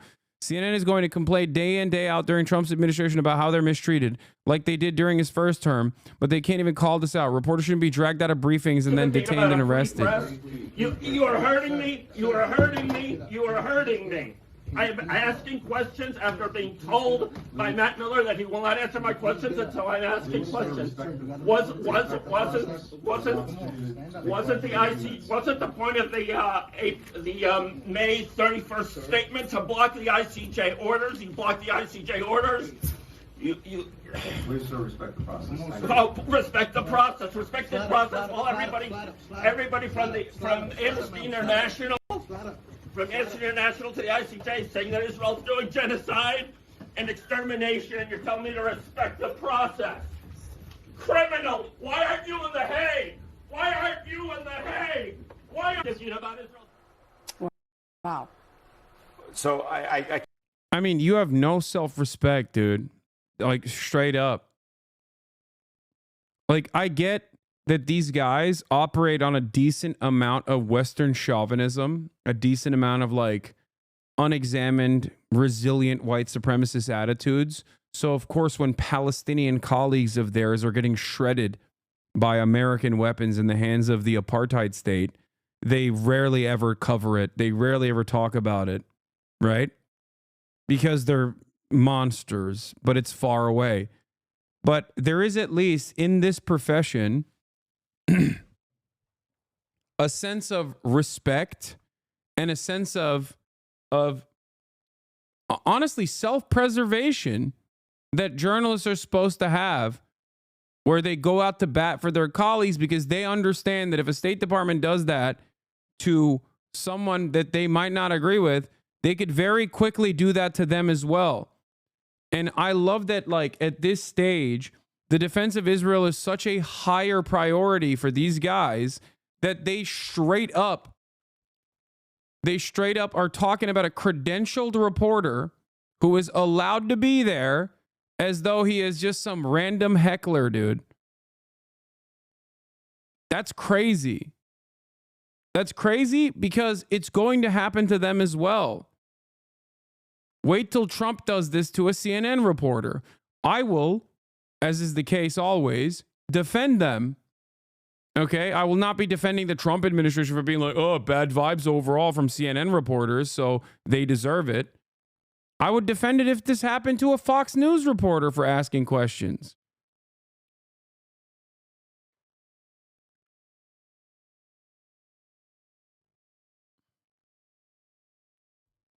Trump did it to a CNN reporter back then, and Fox News was the first to call it out. Exactly. There's like solidarity amongst reporters, especially in like America, okay? If this were to happen to any other reporter, all hell would break loose in media. This is exactly the type of like self-interested media fancy that reporters love covering over and over again, because they love considering themselves to be like brave warriors that have that are facing serious repercussions for reporting on or engaging in what they consider as like adversarial journalism. But when actually adversarial journalism is happening at the State Department press briefing by a credentialed reporter, they cast him aside as though he is just some random heckler. time in that briefing room, and you need to have a reason to be at the State Department. You need to have an appointment. You need to have press accreditation to come and go. So it's unclear who those people were. So I think there's a real security question there. Allow me to be cheesy for a moment. This is a testament to American democracy and the way that American administrations approach their press rooms. They give accreditation to a wide number. Yeah, and also credit, really? This is a moment that is credit worthy. Let's praise them for giving credentials to reporters that don't deserve it. And sometimes they're just going to get their ass beat. That's crazy, man. You're a disgusting little monster. Shame on you. Shame on you. That's crazy. The American government arrests a credentialed reporter for asking questions in a State Department briefing from Anthony Blinken, and you choose to celebrate the fact that they even gave him a credential to begin with. What a ridiculous, like, I mean, does he have to say it in Korean for you to have some different opinions on it? Does he have to say it in Mandarin? Is that the only time where you'll go, wow, what a glaringly obvious display of having no intellectual honesty and no interest in preserving the sanctity of the fourth estate. Only our foreign adversaries engage in stuff like this. When we do it, it's not only just, but it's also a yet another indication of our virtue that we gave them credentials to begin with.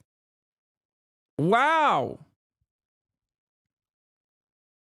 Number of journalists, and increasingly what I would call less mainstream journalists, more opinion journalists, who have the opportunity to go to the State Department, to go to the White House, and to ask questions of the representatives of that administration.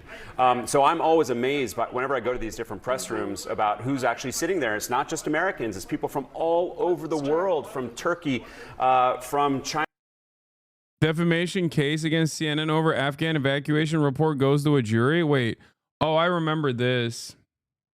Yeah, I think this was like this might have been a hog thing though. Yeah, a Florida jury will decide. Oh God, my freaking thing doesn't work at all anymore. God damn it. A Florida jury will decide. What is happening? Bro, this doesn't work anymore. I swear to God. Oh God, ad block just simply does not work. It's so annoying.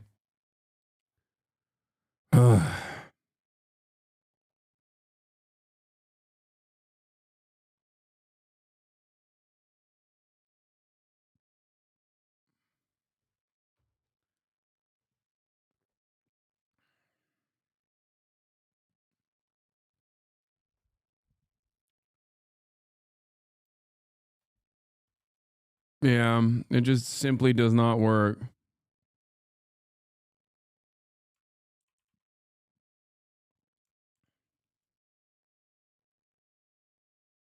All right, yeah, we'll just use archive. A Florida jury will decide whether CNN defamed a U.S. Navy veteran in a 2021 report on how Afghans are being charged thousands of dollars to be evacuated after the U.S. military withdrawal from their country.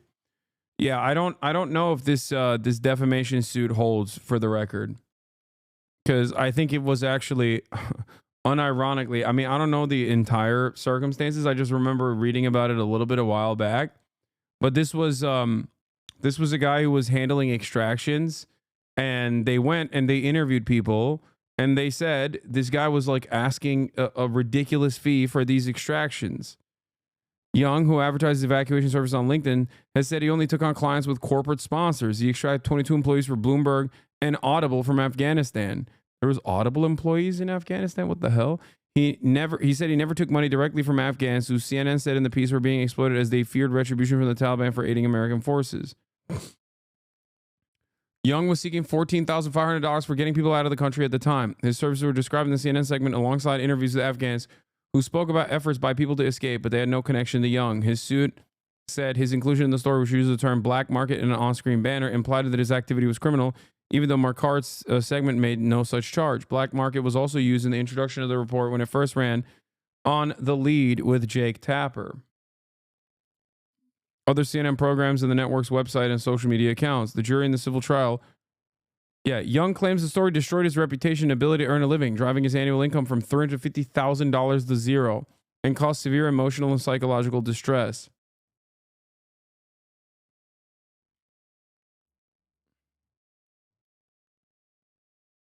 China from South Korea who get to ask questions of people like Matt Miller at the State Department or Karine Jean-Pierre at the White House. And so there's a relatively open policy for now in these different press rooms.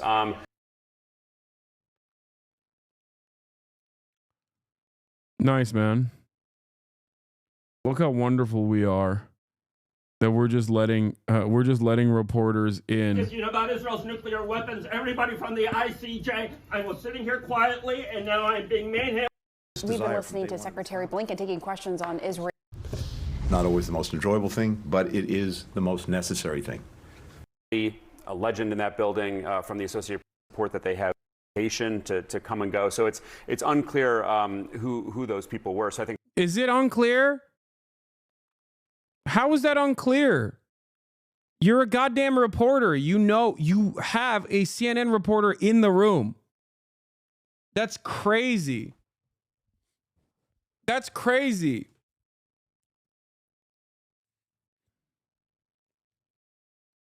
How is that unclear? That's a crazy way to. Oh my God.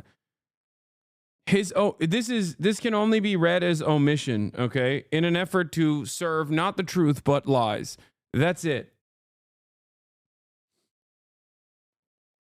That's it. You got a CNN reporter in there. You think you can't call up the CNN NatSec reporter to be like, hey, who were the people that were arrested?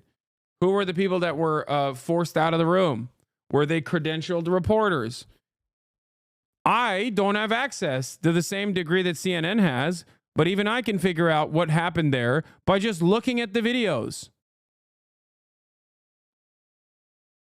You know? It's on Twitter. It's a room full of journalists. What a silly thing. This is a room filled to the brim with journalists. So the notion that you just couldn't simply check to see who got kicked out or whether they were credentialed or not is so stupid. And the reason why they're not doing that is not because they simply don't have the bandwidth to, okay? It's not because they don't have the bandwidth to. It's because they don't want to. They don't want to cover it. They know what the truth is. They just want to lie. I think there's a real security question there, and in terms of like who gets to come into the building. I think it also speaks to the incredible anger at the Biden administration, both domestically and internationally, for the support that they have given to Israel. You heard someone there talking about allowing them to kill my friends. I think he's referring to journalists in Gaza. But I think the bigger picture was a good question there from Matt Lee, a legend in that building, from the Associated Press, talking about what's different between now and 16 years ago when Condoleezza Rice was leaving the State Department. They were also talking about Israel and Gaza, and you know, what's going to change? How can anything change? And as we ducked out there, Secretary Blinken was talking about the Abraham Accords, and I think this is going to be something we're going to be talking about a lot in the coming months. This is essentially going to be the guiding principle when it comes to the Middle East for the Trump administration. Trump, his biggest foreign policy victory, he would tell you, in the first term was the Abraham Accords, the normalization between several Arab countries and Israel. He wants to expand that to Saudi Arabia. And I think that is probably the best chance for things to change at this point, because Saudi Arabia is essentially saying that if we're going to normalize with Israel, then there needs to be a Palestinian. Yeah. He's, listen. He knows the other guy who's a legendary reporter, not the two guys that got kicked out, though. Those guys are activist hecklers. State, and that is one thing that could end this war. So there are a lot of moving parts before we get there, but the one thing that really could change the paradigm of what we've been seeing in the... It's little tweaks like this by man asking questions about U.S. policy in Gaza. Blinken news conference repeatedly interrupted by man asking questions about U.S. policy in Gaza. Not Blinken news conference repeatedly interrupted after, Capitol Police apprehend and detain journalists for asking questions about U.S. policy in Gaza. It's not for brevity, by the way. They could have just simply changed by man to by journalists asking questions, but they don't want to do that. Middle East is the enlargement of those Abraham Accords. And we have, I think, video of another angle of what happened there in the press room at the State Department. Let's watch. About Israel's nuclear weapons, everybody from the ICJ, I was sitting here quietly, and now I'm being manhandled by 2 or 3 people. You pontificate about a free press. You pontificate about a free press. You are hurting me. You are hurting me. You are hurting me. I am asking questions after being told by Matt Miller that he will not answer my questions until I'm asking questions.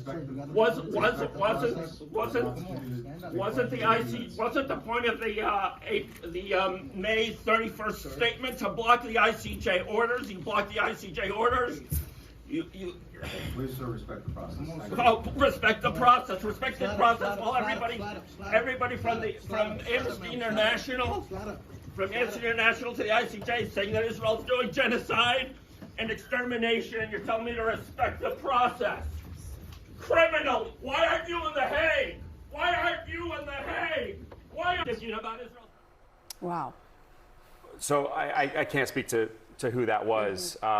What I will say is that, over the past few years, whether it's the Pentagon, the State Department, the White House, we have seen, and allow me to be cheesy for a moment, this is a testament to American democracy and the way that American administrations approach their press rooms. They give accreditation to a wide number of journalists and increasingly what I would call less mainstream journalists, more opinion journalists, who have the opportunity to go to the State Department, to go to the White House, and to ask questions of the representatives of that administration. So I'm always amazed whenever I go to these different press rooms about who's actually sitting there. It's not just Americans, it's people from all over the world, from Turkey, from China, from South Korea, who get to ask questions of people like Matt Miller at the State Department or Karine Jean-Pierre at the White House. And so there's a relatively open policy for now in these different press rooms. But what we're looking at is what was supposed to be the final press briefing by Secretary Blinken to a lot of the press who have been covering him for years. You can see a couple of them there in the front rows of the State Department. And he was interrupted in a very dramatic fashion, not just on this one occasion, but several times during this ongoing press conference. Yeah, and I believe we need to check this, but there may have been more than one. It may have been beyond the person we see right here. And usually, as you pointed out, Alex, you see something like this on Capitol Hill. We saw it during the cabinet hearings this week with Pete Hegseth. It's unusual to see that in the press room at the State Department. But we also shouldn't lose sight of why everyone is gathered there today, to be able to ask questions of the Secretary of State, Blinken, which is happening right now. But the right questions only. Hamas deal. We heard Blinken say that it is imperative. But the right questions only. There's been some last-minute hiccups along the way. Not questions we don't like. You know what I mean? Because if you ask questions we don't like, then yeah, it's totally fine and valid that you get kicked out. We love when you get kicked out. And we'll sit here and act like you're not a journalist, but simply an activist heckler.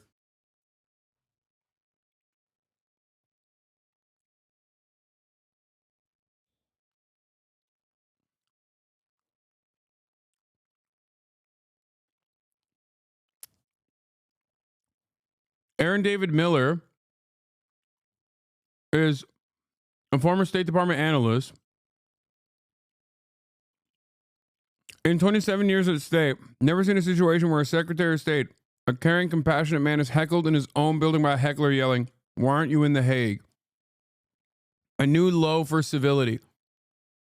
It's not, Ryan responds, it's not his building, it is the people's building, and he deserves a fair trial, but quite obviously he should be charged just as Netanyahu was. Insane to me.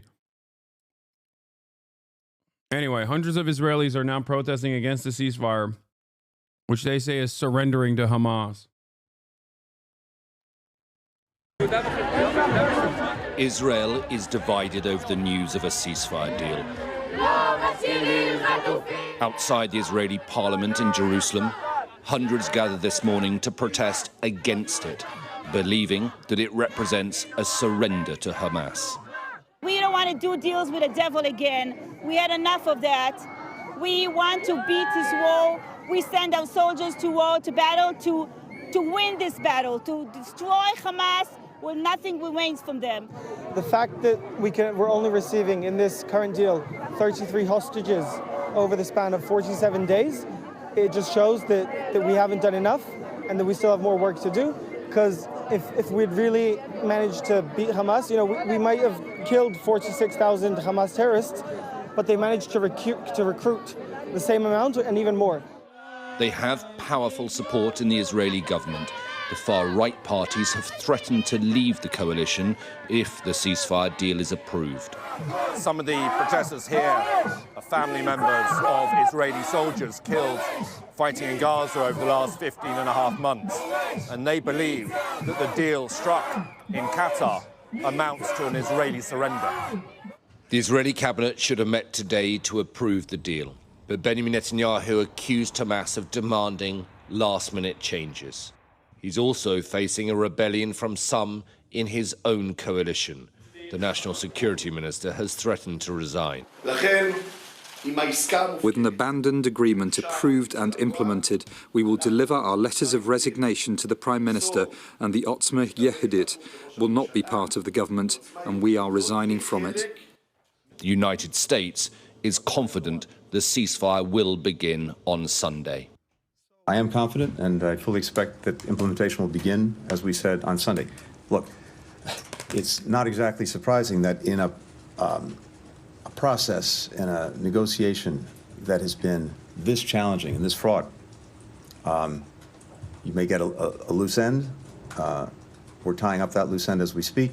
I've been on the phone in one way or another all morning with Brett McGurk, with our Qatari friends, and I'm very confident that this is moving forward. In Tel Aviv tonight, hostage families and their supporters were again on the streets, as they have been every week for 15.5 months. Yifat Calderon's cousin Ofer is one of the hostages. He is 52 years old and so expected to be released in the first phase. I just get hope, but I don't have any faith in each side of not in our side and not in the others and Hamas. We got to finish this war. We got to bring them all back, because if we're going to wait more and more, we'll not have anybody, any hostages to bring home. These are nervous days in Israel and Gaza. The ceasefire agreement has already proved itself to be fragile. Despite the mediator's optimism, few here think it will hold for long. Alistair Bunkle, Sky News in Israel. Hey everyone, this is Bisan. I am still alive and talking to you from Gaza Strip, where more than 70% of the residential buildings were destroyed in a 1 year of ongoing genocide. But the question now is, where can the people who used to live in these neighborhoods and survived the destruction? Yeah, I wonder why Sky News didn't translate what Itamar Ben-Gvir's party is in English and just said, what is it, Ozma Yehudit?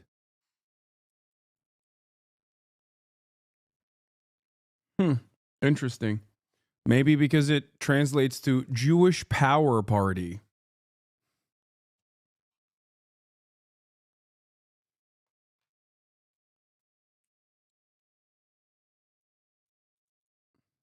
You know, like white power.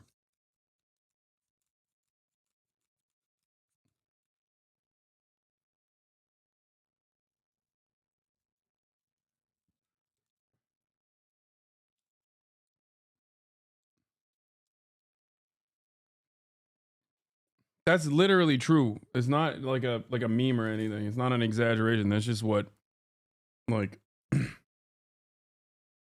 Itamar Ben-Gvir's party is literally the Jewish Power Party.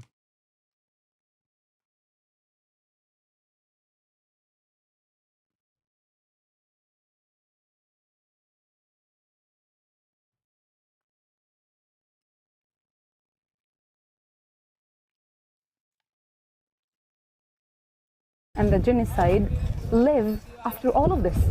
وين ساكن هالقد انت؟ كيف وضع البيت؟ انا عملت مدخل زي ما انت شايفه اللي 4 ايام بشتغل فيه. تفضل اطلع فوق.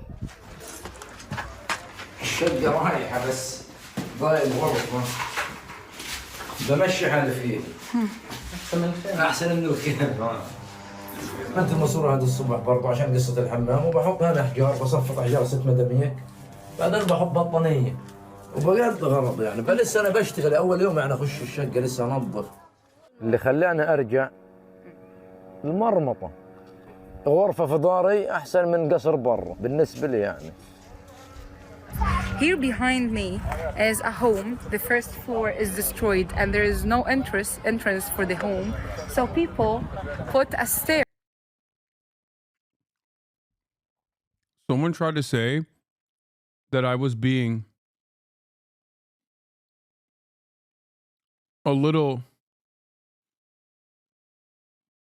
Someone tried to say that I was being a little unfair for saying Ozma Yehudit translates to Jewish Power Party and that it actually means Jewish strength as well. Dog, it is a Kahanas party. What are you talking about? They are like openly, not a secret, openly Jewish supremacists. It's akin to saying, well, you know, these white nationalists are simply Christian nationalists, or these white nationalists are not white supremacists, when they actively say that they are. Nuance perverts, man, is so funny. No, you don't understand. White power simply means white strength. Like, they just want white people to be strong, dude.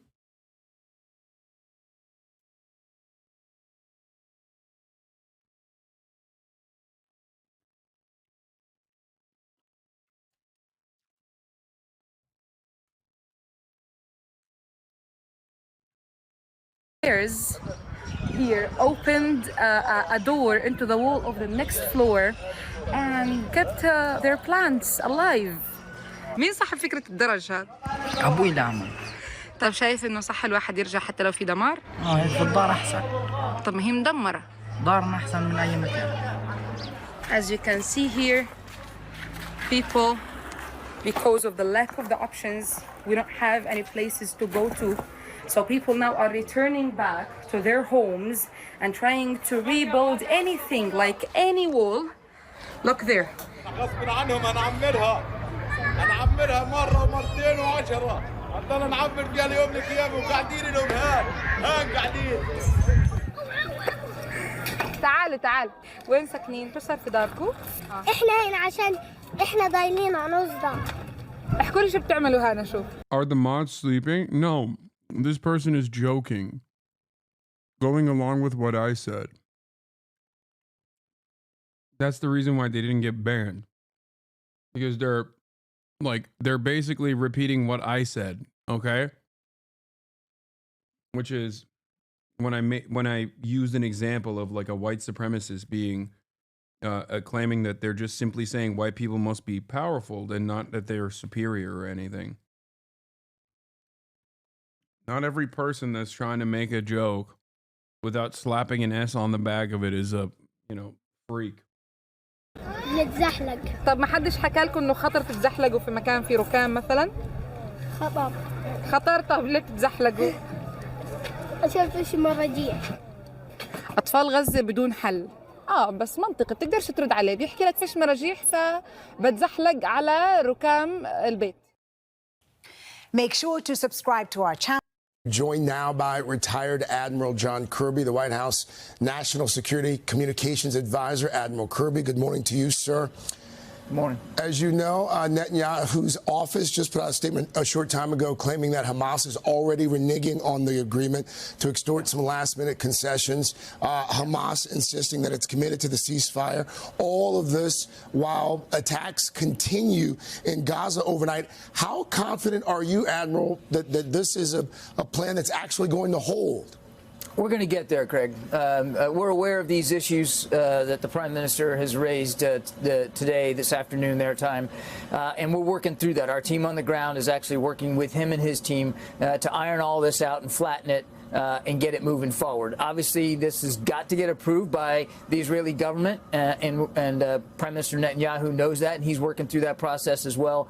But we're confident that we'll be able to solve these last-minute issues and get it moving, and that this ceasefire can take place starting on Sunday. Meanwhile, the parents of deceased Israeli-American hostage Hirsch Goldberg, Poland, they put out a statement as well. I just want to read part of it to you. They welcome the deal. They also took issue with the timing of this deal, saying in part, our beloved son Hirsch and so many other innocent civilians should have been saved long ago by a deal like this one, especially since the framework for today's deal has been in place since May of 2024. What do you say to them and others who argue that this is a deal that could have been done months ago, and not doing so cost lives? We agree 100% with the Goldberg family and every other hostage family that feels the same way, because we feel exactly the same way. This is the deal that the president put on the table back in May, was endorsed by the international. Wait for it.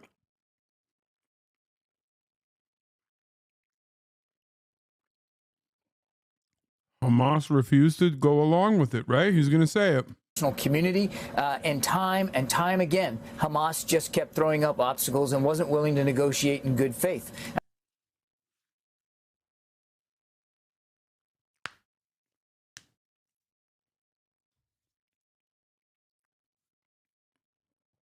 If you ask that family, they've been pretty open about who they think is responsible for this deal being cast aside. They've openly recognized Benjamin Netanyahu as the responsible party, just so you know. So even the people that they actually recognize the humanity of, Israeli victims, okay, families of hostage members, they still openly will just cast aside. They'll be like, yeah, whatever.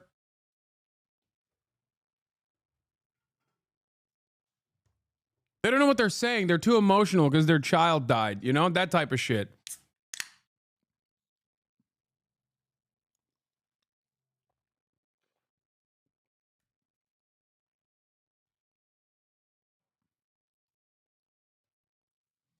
Interesting.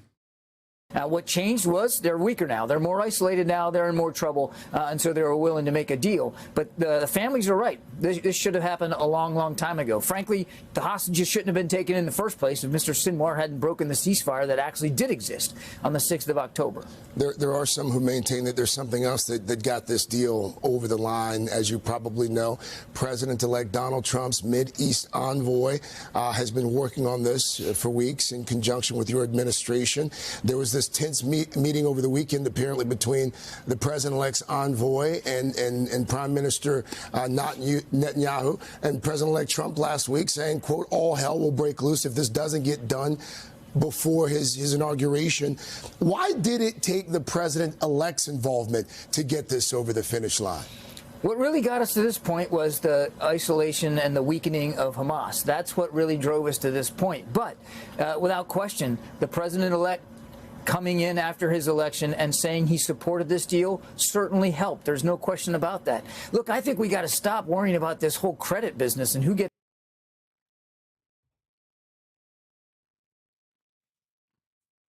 Dude, I don't know if I'm crazy or not, but like, I can't recall another time when the media lied and every single State Department official lied this relentlessly against like information that was readily available. Even with like the WMD lie, right?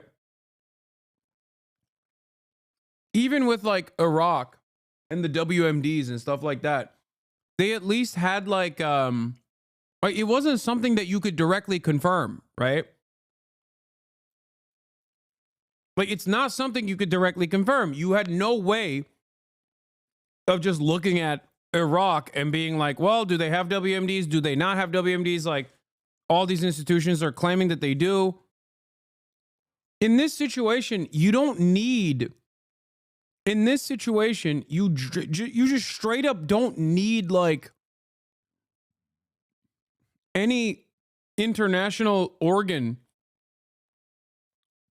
to basically tell you or confirm or do additional investigations into whether or not they're lying. You could just look at the situation and be like, well, this doesn't make sense. Like, it's so glaringly obvious. Does that make sense? Do you understand what I'm saying? Like, this is one of the only instances where I can like look at a situation directly in front of me and go, what they are saying is so obviously wrong.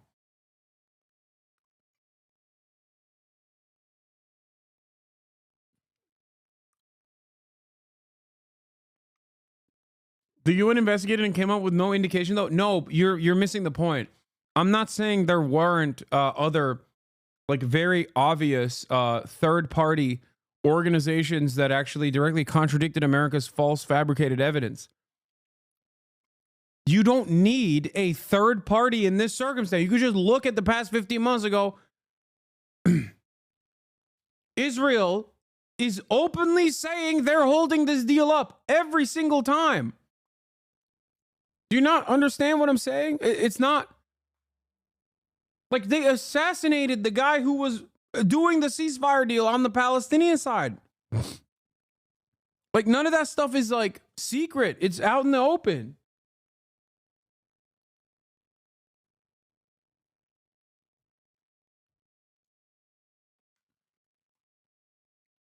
Gets credit for what? There's plenty of credit to go around. The hostages don't care about who's claiming credit. The people in Gaza don't care. They just want the war to end, and the hostages just want to come home, and that's what this deal will do. Now, the next team is going to have to implement it, Craig. We got it over the finish line with, of course, in coordination with them as one team, as the Americans expect us to do, American people expect us to do. But now the new team's going to have to implement it over coming weeks and months, and that's why it was so critical for them to be a part of this negotiation process. By your administration's account, there are 3 American hostages that are still being held alive. When can we expect they will be returned home? We do know that some of those Americans will be in this first tranche, Craig. The first tranche of hostages that will be released in this initial 6 weeks will be those that are elderly, sick, wounded,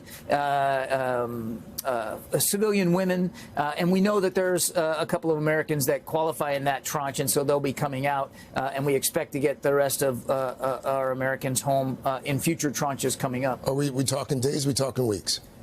Well, we hope that if this implementation starts on Sunday as scheduled, that hostages will start coming out immediately. I couldn't give you a date certain for when the Americans will come out, but certainly there will be some Americans in this first tranche. Hey, thanks for watching. Don't miss the Today Show every weekday at 11 a.m. Eastern, 8 Pacific on our streaming channel, Today All Day. To watch, head to today.com. The soap opera power going behind the scenes. KJP and Admiral Kirby seem to be sparring. She has a huge problem with him. Obviously, she's very insecure. And anytime the war happened, Ukraine got invaded, you see things go crazy in the Middle East, you need somebody with international experience. And that's why he looked as an asset. But evidently, he couldn't call on his own reporters. She would always be there to introduce him. And then yesterday, when this happens, Kirby's there in person, and she's not. But according to Jackie Heinrich, KJP's decision to block Kirby from the briefing made reporters wait for a virtual background call to get news about the ceasefire. It did not go over well among the staff, who described it as ending on a note of ego. The administration source told Fox it's one thing to block Kirby from going to the briefing room, but it's another not to even do the homework to be able to answer the question on the most pressing issue news that had in months. Kirby had the answers, but she had to be there, even though she says.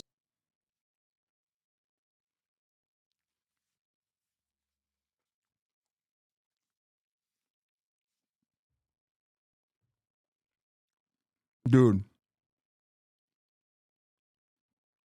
It is so crazy that somehow we arrived at an administration that's filled to the brim with more self-serving sociopaths than the previous one. Like, I genuinely am, I'm actually shocked, because after the Trump administration's ridiculous failures over and over again. Like having dudes like Anthony Scaramucci or what's the other press secretary? Sean Spicer and numerous other freaks and losers. I really did not think that the Democratic Party, which often tries to portray a basic level of competency, would be able to reach this new low.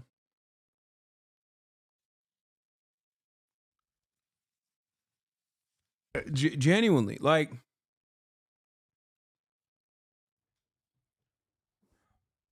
I'm gonna tell you right now, like, at least in the past, the sociopathic, bloodthirsty freaks within like the Bush administration that were war criminals and should be punished in hell permanently, at least they were at least they demonstrated some level of basic competency. Like, it's actually shocking. Not to say that that's better overall. I'm just genuinely confused how we arrived at Karine Jean-Pierre and the losers that we arrived at. Zero news made in KJP's final briefing. She had no details on the ceasefire hostage deal that will end 400 days of fighting. A defining element of Biden's presidency is that directing reporters to an NSC background call. Sources familiar with the situation tell me KJP blocked John Kirby from briefing the press on the ceasefire, wanted to keep the spotlight on herself.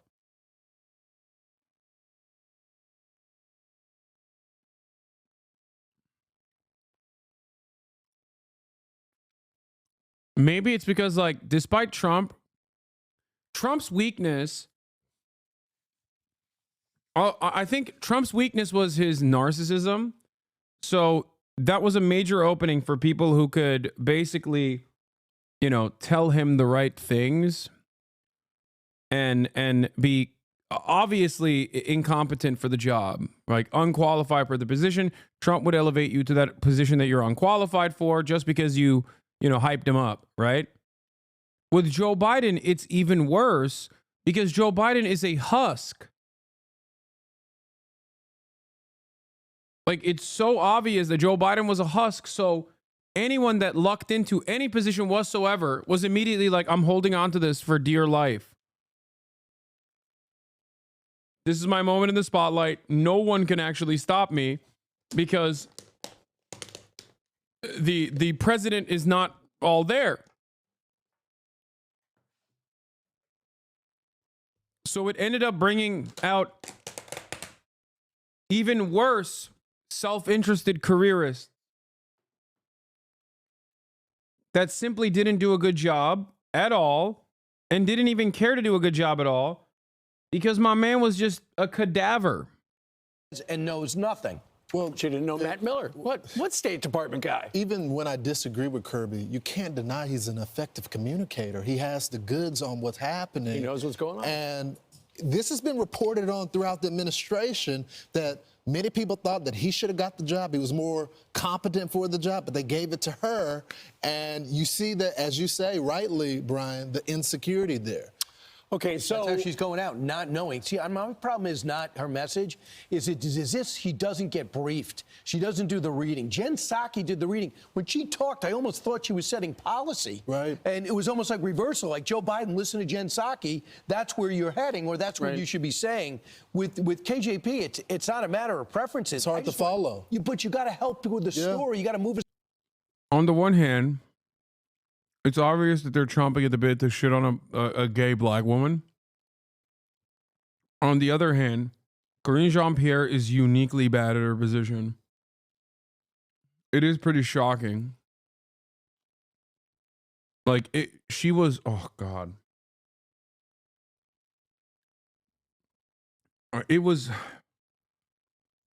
She was so bad. She was like Sean Spicer.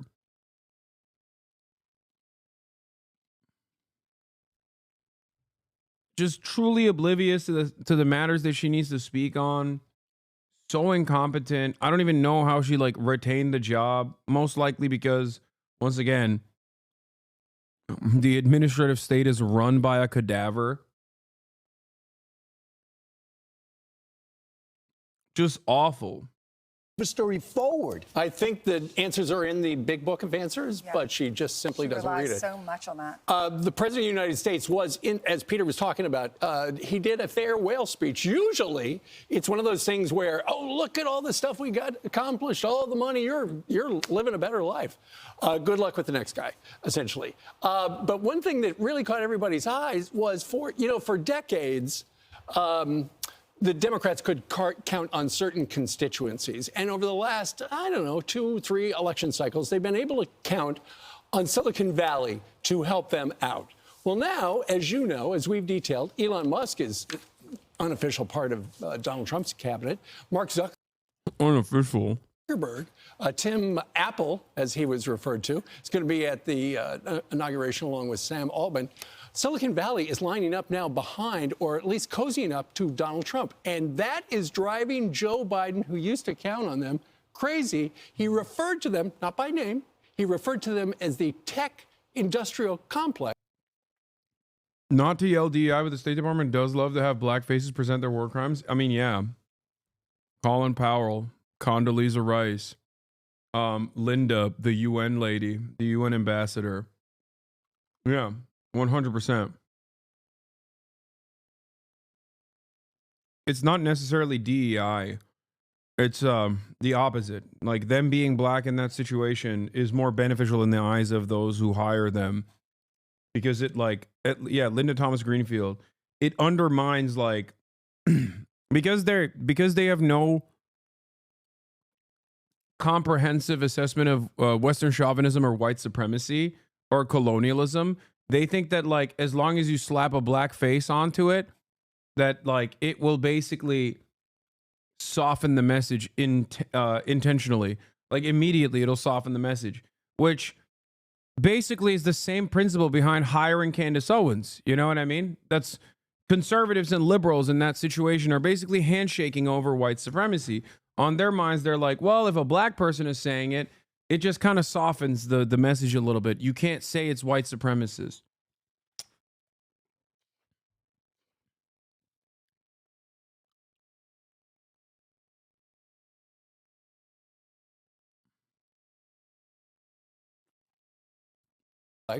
From the Resolute desk last night. Watch. In his farewell address, President Eisenhower spoke of the dangers of the military-industrial complex.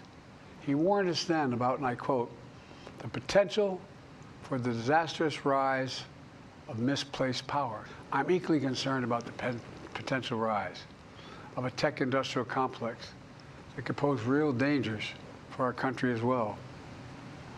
Americans are being buried under an avalanche of misinformation and disinformation. Social media is giving up on fact-checking. The truth is smothered by lies told for power and for profit. Yeah.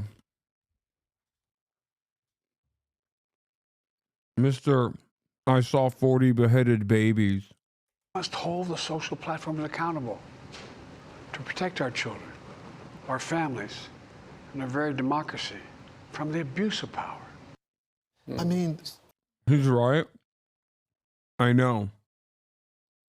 That's the saddest part.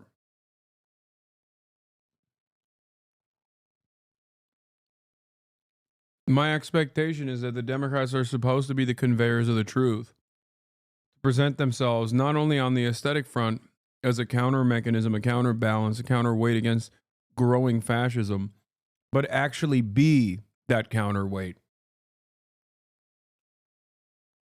Every step of the way, they have failed to do so and have shown that they have no interest in playing that role anyway. They would much rather fundraise off of their ineptitude when the Republicans inevitably win power and make Americans' lives worse.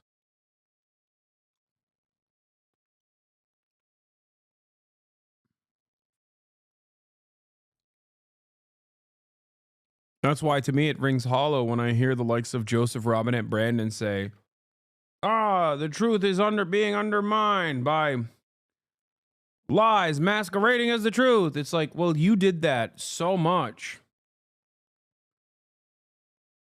Your red line, your genocide denial, You're undermining of the health ministry, the Palestinian health ministry's casualty numbers that dramatically changed media coverage around the world, okay? Lies like how you were working tirelessly around the clock for a ceasefire, or how much Netanyahu frustrated you. But it was actually Hamas that was undermining the ceasefire negotiations.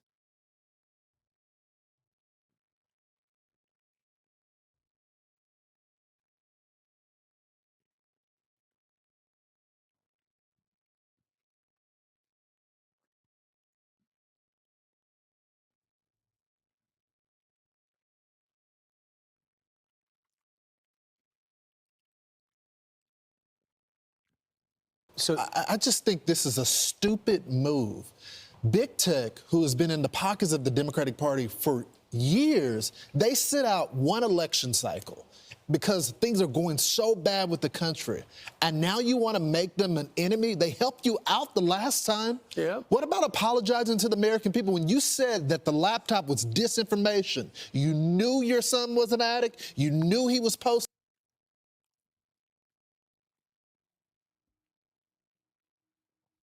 Yeah, that's what he should have done on his last speech.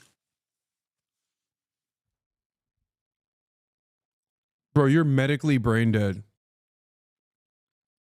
Like, actually. You literally are functionally a vegetable if this is your commentary. Oh man, why didn't Joe Biden talk about how Hunter Biden was smoking crack and also stealing money and then giving it to me, Joe Biden, from China? And that's why I love China. And I apologize to the American population for loving China too much. Why didn't he say that?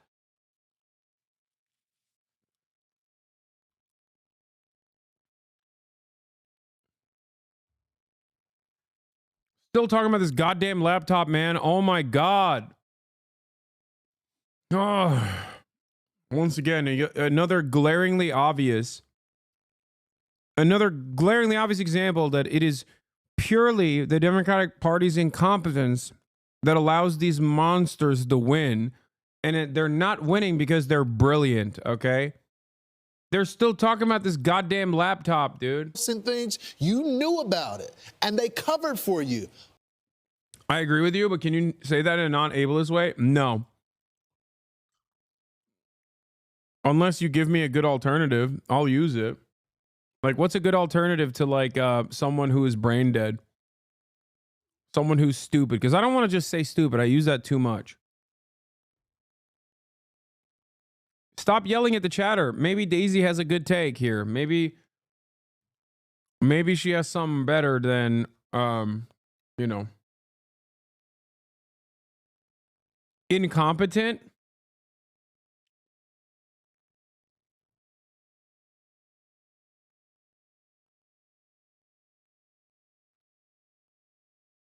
You think incompetent was a creative way to say stupid? This is what happens when you're so hyper obsessed with like being woke that I assume that you also think stupid is ableist too. I thought you were going to give me a good ass, you know, I thought you were going to give me a good like alternative.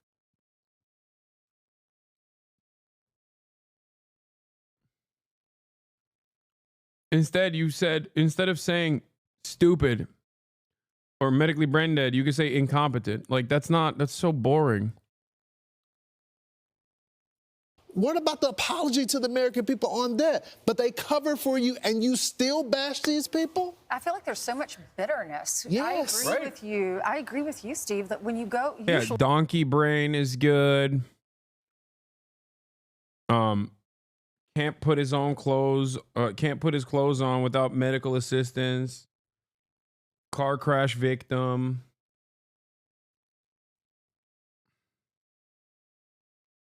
Lobotomy patient.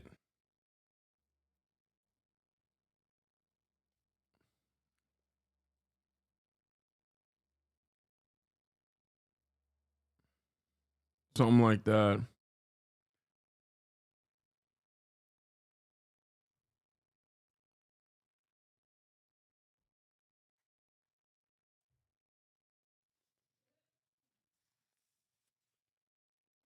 Usually a president would talk about his accomplishments, not a warning of their fears. Watch your back. Exactly. He talked about warning of extreme wealth and power and influence. He's angry at those tech individuals for not supporting him anymore because they were doing what he told them to do. Exactly. Yelling at them, according to Zuckerberg. And telling them to take posts down, censor certain things, and they did what he told them to do. And then it came out later when Mark Zuckerberg spoke to Congress and said he was telling us to do this. And we were following along. You have George Soros putting DAs in to allow crime to run rampant in the city streets, as opposed to these tech executives working for nothing who want to come in and make sure we stay ahead of China in the purest form in AI and cryptocurrency. They wanted no part of cryptocurrency, but they brought David Sachs came in and said, look, I'll be the czar. He had a bunch of people to interview on crypto and on AI. I know what's going on, and I also saw the extreme repression and how hands-on and how the Biden people were picking winners and losers when it came to this business. And they said to themselves, I got the handcuffs on, this can't happen. And there is a fear. If Donald Trump did everything Elon Musk wanted him to, that's a worry, sure. But he's already showing you he's not. They're not going to be electric car subsidy for Tesla. I don't know if you know this, but Sam Altman and Elon Musk are in a, they're suing each other. Yeah. Guess who's sitting together at the inaugural? And guess who went to Mar-a-Lago? Zuckerberg was going to get in the octagon with Elon Musk. He was invited to Mar-a-Lago and has since outly spoken. He's hosting a cocktail party at the inaugural. So he's not giving in. He's ignoring. Wow. Who would have thought that all of these billionaires that seemingly hate one another can be united on class boundaries at the end of the day? Wow. A shocking display of class solidarity. I am so confused. How could this have happened? Who could have foreseen this? What's next? You're going to tell me that Elon Musk drops the white nationalist state building interest that he has when it comes down to his bottom line? Oh my God. It almost feels like you are telling me that these guys only care about one thing, and that is maintaining the same profit rates or improving the margins of profit year in and year out. Wow, what a shocking revelation. It almost feels like billionaires demonstrate class solidarity with regular frequency. They also, unlike the average working class individual that is constantly worried about what their neighbor is doing and hate others who have the exact same class interest, billionaires, on the other hand, are very class conscious and totally aware of where they're at in society. I am shocked to find out. Wow. How stupid of this guy to not realize he's proving Biden's point right now. But yeah, Biden is the worst person to make that point, though, considering all of the things that he did and considering, you know, Biden was never supposed to be the president to begin with. Supposed to be Bernie.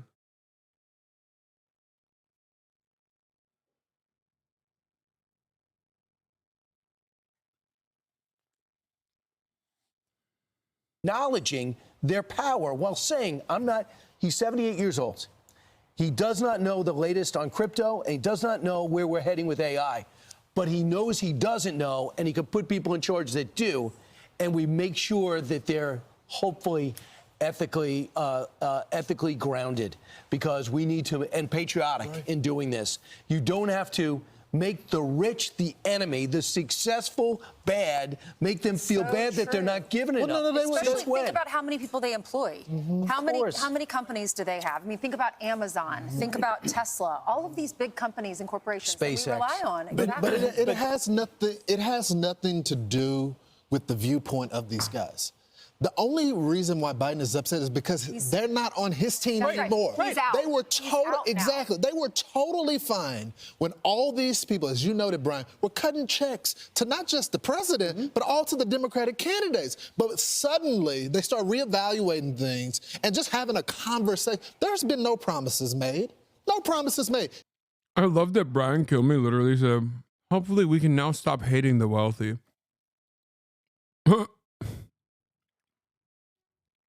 Yeah, man, definitely. That's what I say all the time. That's one of my hopes too. I'm always thinking to myself, man, when will we stop hating the wealthy? They're jobs providers. They're the most productive members in society. It's really messed up how people just hate the wealthy, dude. Yeah, they gave to an inaugural committee, but all the companies and all the people do that. That's just respect of the presidency. They do one donation and they have conversations with the president-elect, and suddenly now we need to reevaluate these people. Well, Donald Trump is smart because he realizes those people in big tech represent the future. Yeah. And Donald Trump is all in on making the future for the country better. Get those guys on his side. They don't all have to get along, but he can hear what they say, and then he's the decider. It's very exciting. Yep. Turn now to the confirmation hearings for President-elect Trump's Attorney General nominee Pam Bondi clashes on path being confirmed. She's going to get confirmed. It doesn't matter. cabinet picks. Attorney General nominee Pam Bondi was grilled by Democrats, but appears to be on her way to confirmation. Senior Elon Musk lost a spaceship over a SpaceX spaceship over Turks and Caicos. Personal.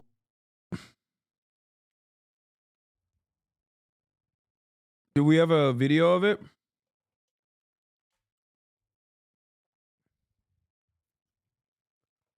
Does anyone have a video? I want to see it.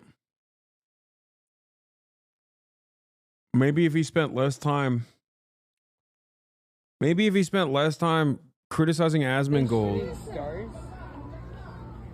he could have made sure that there was necessary protections. Who am I kidding? Of course, Elon has no say in what happens on any of this stuff. Actually, he does have a say, but only in a negative way. What are those? Look up, everybody! Look up! Look up! Are those shooting stars? What is it? What are those? Look up, everybody! Look up! Look up!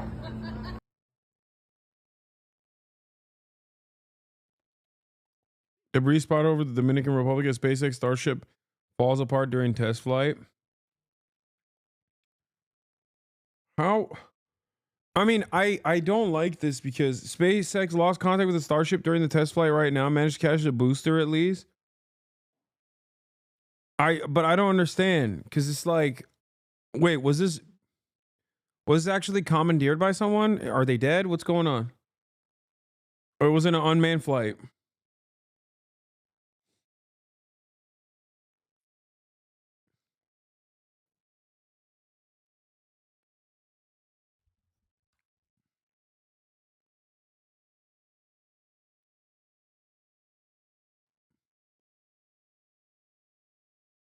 The robot is dead.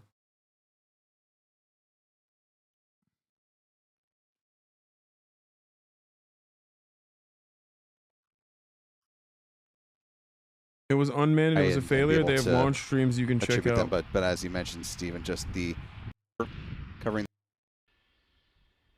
the form on the going on. The payload deployment that we're seeing now here on SpaceX's stream of the PEZ dispenser, as they've nicknamed it, popping out those satellites one after the other. I'm curious to see how quickly are they really going to fly out of the payload bay that quickly when they deploy, or are they going to be spaced out at a slower? Wait, are these Starlink satellites that they're posting up there, or no? It was unmanned. That it was a failure. They have launch streams. What is the payload, chat? Space junk. Yeah, no, that's yeah, it's just popping out junk. Speed.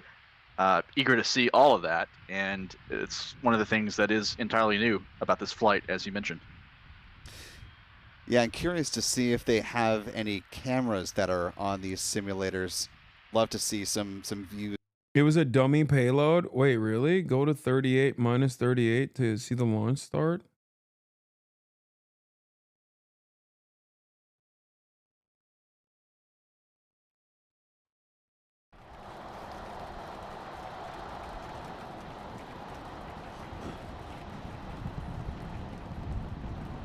All right, we're more than 30 seconds into flight. Telemetry showing 33 out of 33 engines as it's pitching downrange.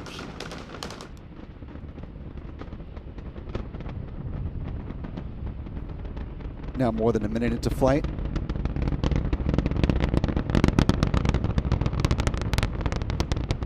Vehicle passing through max Q, the point of greatest aerodynamic pressure.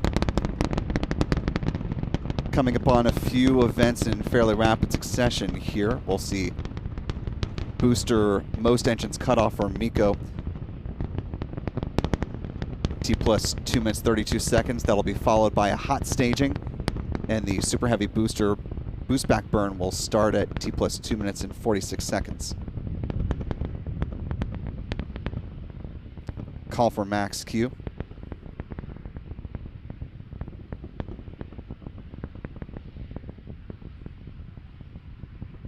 I'm not on to explain. I mean, I know what he would say, which is that getting mad at Elon Musk for something like this is very stupid. That SpaceX does a ton more testing and launches and has been able to greatly improve scientific capabilities of doing these kinds of space travel, like making it easily accessible and more sustainable. And it's not even Glaze. He's not wrong. It's also not Elon Musk doing it. With the exception of like Elon Musk, I don't know, refusing to change certain things that allow for a lot of debris to like fly over and actually end up harming the actual launch. Elon rarely has like serious input in what this kind of stuff and what happens. It's just NASA, but private.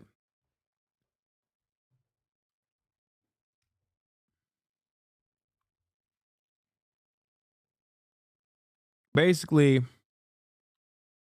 as far as I understand, I mean, the fact that you can have these boosters, like reusable boosters that you catch with these chopsticks or whatever, is massive. It's true. Elon has nothing to do with it. He's just the guy who gets to take credit in the aftermath.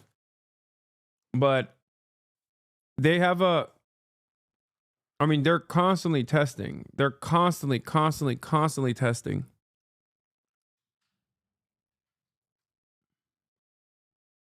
So, how does it help advance society? Genuine question. It just looks like show off. Space travel?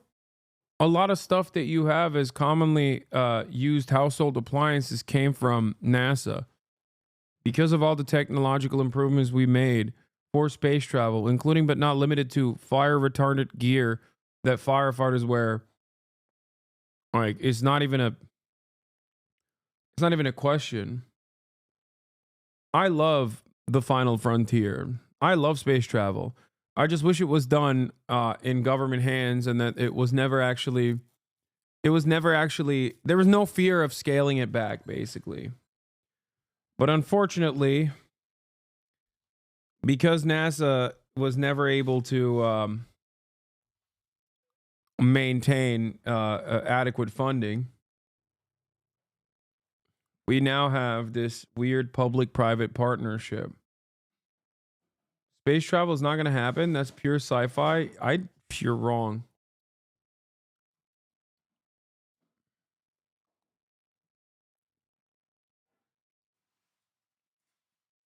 You're so wrong. First of all, it's already happening.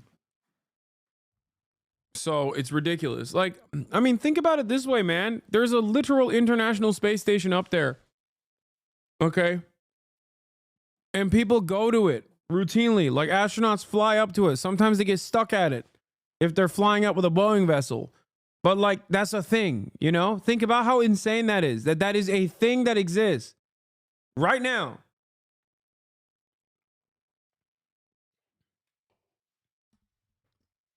Yeah.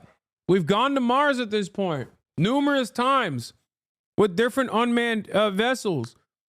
We've landed on the moon. What are you talking about? Space travel will be never a real thing.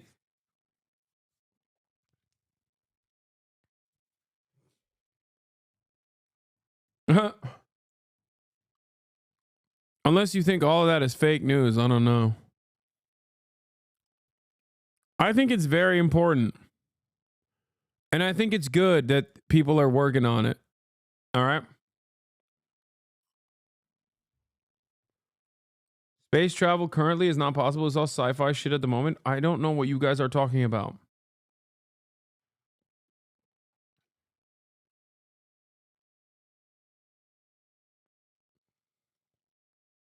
If you're talking about traveling to like anything outside of this galaxy or even traveling to Mars, yes, you're right. I don't think that we are anytime soon going to be able to travel to Mars. Not going to happen anytime soon. But in terms of like space travel in general, it already has happened and it will continue to happen. And I think it will even become commercialized as well for extremely wealthy people like what is it, Blue Origin or whatever Jeff Bezos loves doing. Even though technically my brother told me that it's a technicality and it doesn't actually go to space, but it's like the furthest point in the atmosphere. So they're kind of cheating it.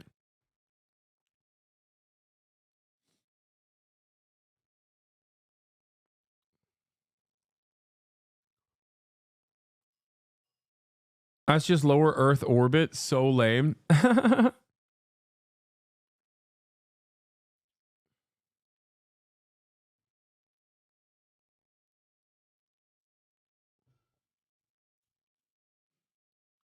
Interstellar space is an absurdity. Traveling around our system is possible. I agree with scientists when they say any terraforming you can do to Mars should happen on Earth first. Yeah, no, I also agree with that. I do find that really stupid when people are like, oh, we're going to go to Mars and we're going to terraform it. It's like, how about you terraform your backyard, dumbass?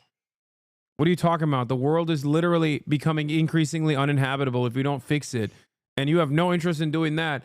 Instead, you want to go to freaking Mars. What the hell's wrong with you? Like, that part I do agree with. But also simultaneously, I think that who knows what kind of like raw materials we can find, like minerals and stuff we can find that could greatly accelerate technological improvement. Maybe more efficient sources of fuel or something. You know what I mean?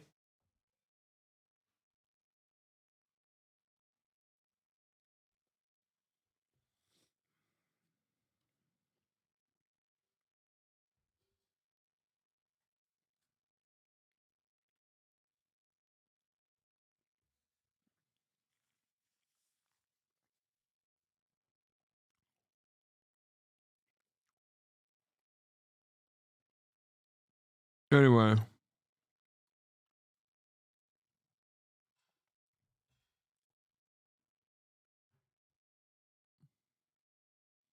China is going back to the moon. They have their own space station that is better. The human race is going to space, but they're planting a red flag. China's Heavenly Palace, the Tiangong, is the most advanced space station ever deployed by the human race. And wait, what? So they just said, like, we don't trust the Americans. We're going to make our own. Like, Americans cannot be trusted with the maintenance of the ISS. We're just going to go up there on our own. That's what they did. And that's a big deal, but it's not really something that the people in the Western world really understand very well or even know that much about. The Chinese have reinvented the space station for the 21st century. No, they tried to join the ISS, but we wouldn't let them. Dude, what? Dude, Russia's a part of it. That makes no sense. God, we're such salty little assholes, bro.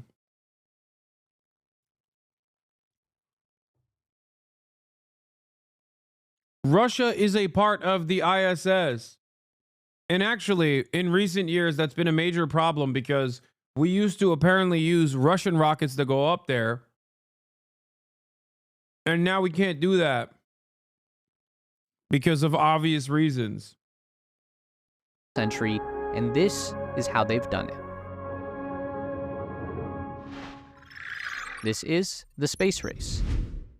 The thing is, we've been putting space stations into orbit since the early 1970s, but the Tiangong is the first one to stand out as something that looks more like science fiction than the status quo, which is essentially just a submarine in space.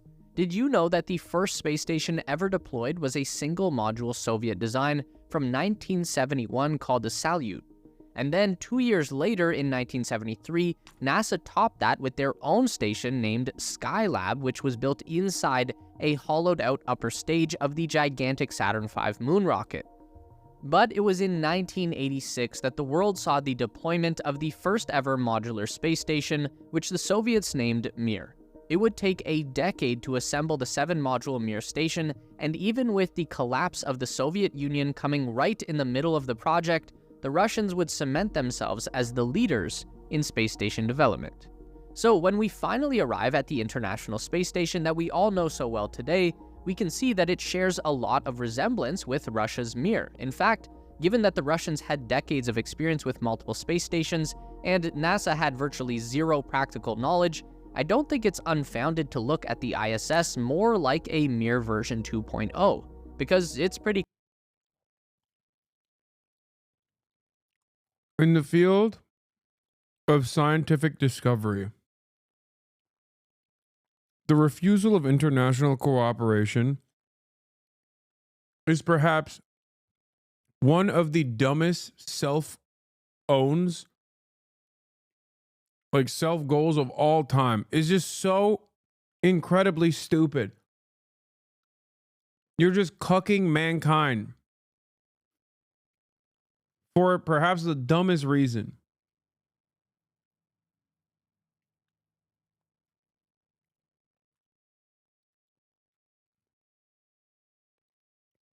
Incredibly frustrating predicament. Clear where this design approach came from. If we look back from Salyut to Skylab to Mir to ISS, we're not exactly seeing a massive amount of progress or evolution to the design.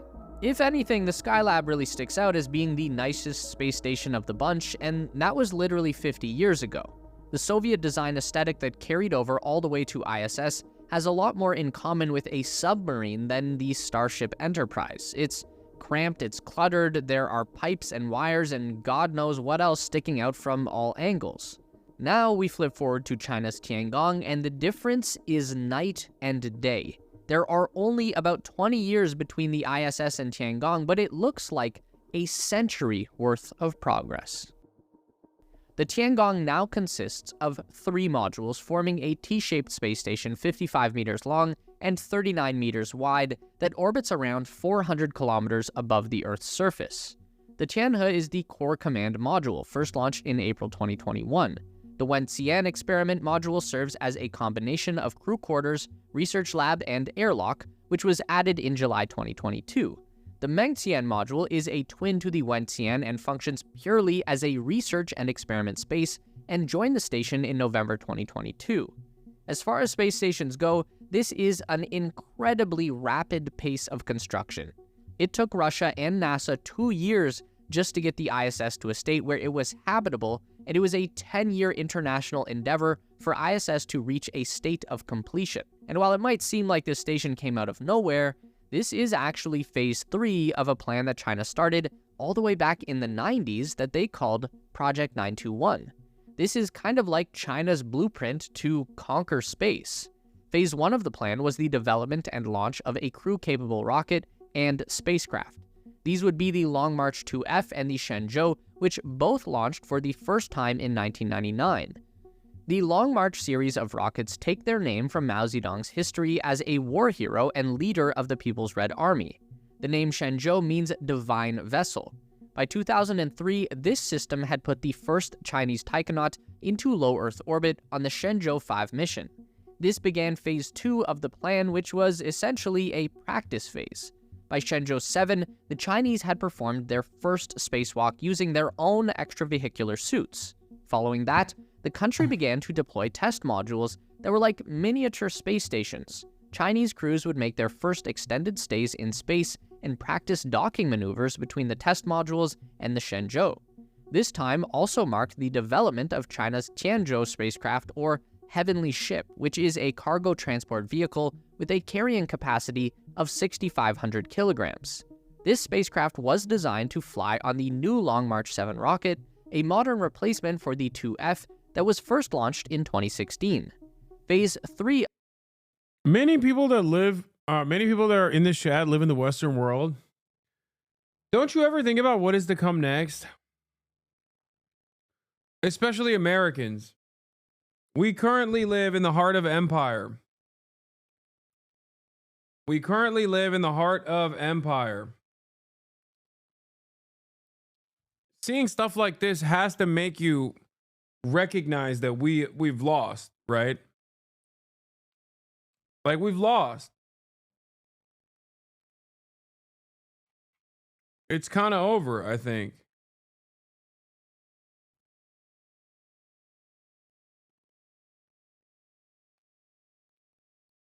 Of the plan is where we are at right now, the development and assembly of a new space station, the Tiangong, or Heavenly Palace. So why does China feel so strongly about creating their very own space station? Well, for one, because it's really cool. Who wouldn't want their own personal hangout in space? But for two, also it probably has to do with the Chinese being banned from the International Space Station, which is obviously... If you ask Americans, in this day and age, they'll still act like China is a peasant society.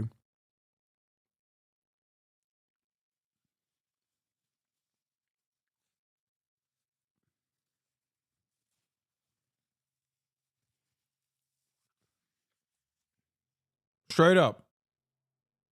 Like, the average American still thinks that, like, Chinese people live in, like, straw huts or ghost cities. And that it is this, like, very strange place that's backwards and scary. And they have a social credit system. Which is ironic because they don't. But we do.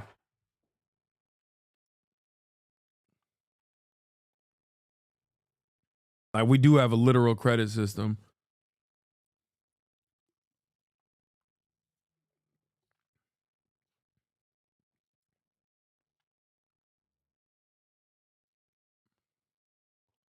And it's so funny because, like, you could just figure it out on your own. It's not like China is inaccessible.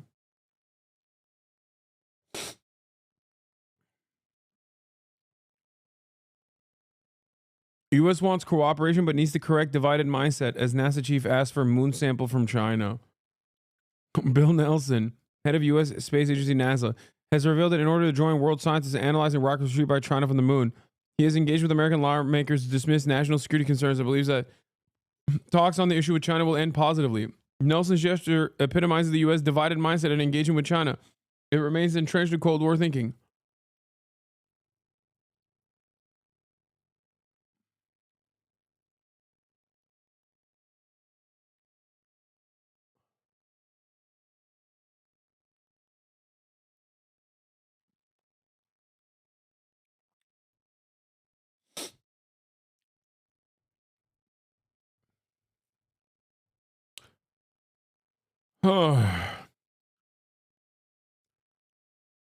Yet another glaring indication that nationalism is backwards thinking. This is barbarism. This is barbarism. This is barbarism. I repeat over and over again. Getting in the way of scientific discovery due to some weird underlying, completely made up concern of national security. We're cavemen, dude. We're regressing as a society. Counterintuitive to the literal name of the station, but in 2011, the United States decided that China was prohibited from visiting the station. The Chinese ban was specifically rolled out through a Department of Defense Act passed in the US Congress, which stipulated that NASA may not use their funding to collaborate in any way with China. The reasons given focused around human rights issues and national security. But more than anything, the US was afraid that China would steal their ideas or spy on them, or something to that effect, which is a reasonable concern given that both the US and China have been heavily involved in a ton of shady spy stuff for the better part of a century, and that's created a lot of paranoia. Anyway, the Chinese decided to hell with them, we'll build our own, and here we are. The first thing that you'll notice about the interior of the Tiangong is that it looks spacious and wide open, especially compared to the ISS. Tiangong has a very minimalist modern design. What's interesting is that the outer diameter of the Tiangong modules are nearly the exact same as the diameter of the ISS modules, about 4.2 meters or 14 feet across. So the difference is in the volume of internal space available.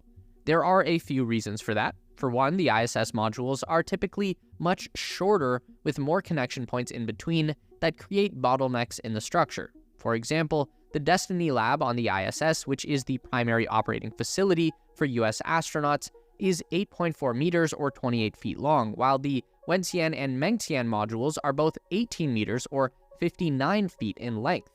And for two, the technology on Tiangong is just much more modern and therefore smaller and able to fit into a smaller space. For example, many of the systems on Tiangong will connect wirelessly instead of having to run a labyrinth of cables around like what we see on the ISS. Also, much of the technology on the Tiangong is hidden behind these plain white panels when not in use. I don't know if that's more functional or just aesthetic, or if they straight up... I don't think Murad is even allowed to watch this video. Chatters.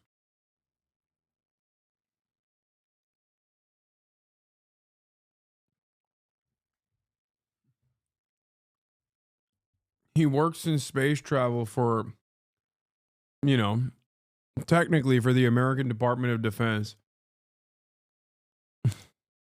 I feel like if he even watched this video and got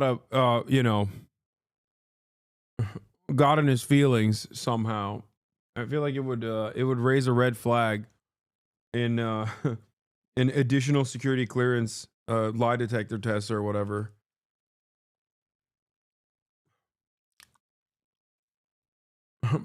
They'd be like, hey, have you ever watched a Chinese, have you ever watched a YouTube video about Chinese space travel that made you feel like they were awesome? Beep, beep, beep, beep, beep.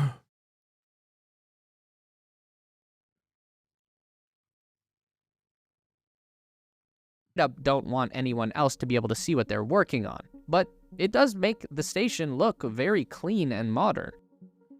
I love strategy games and history, which brings us to today's sponsor and a game that has genuinely impressed me, Conflict of Nations. Picture this, it's the late 20th and... How have you being his brother never harmed him? He doesn't tell me shit, brother. What do you mean? Because he's a smart and diligent worker who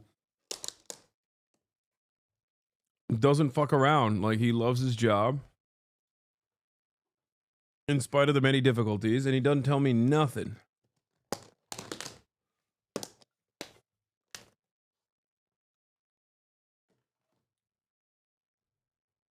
Early 21st century, a time of modern warfare where strategy isn't just about commanding units on the battlefield, but managing resources, alliances, and cutting-edge technology. This is where Conflict of Nations steps in.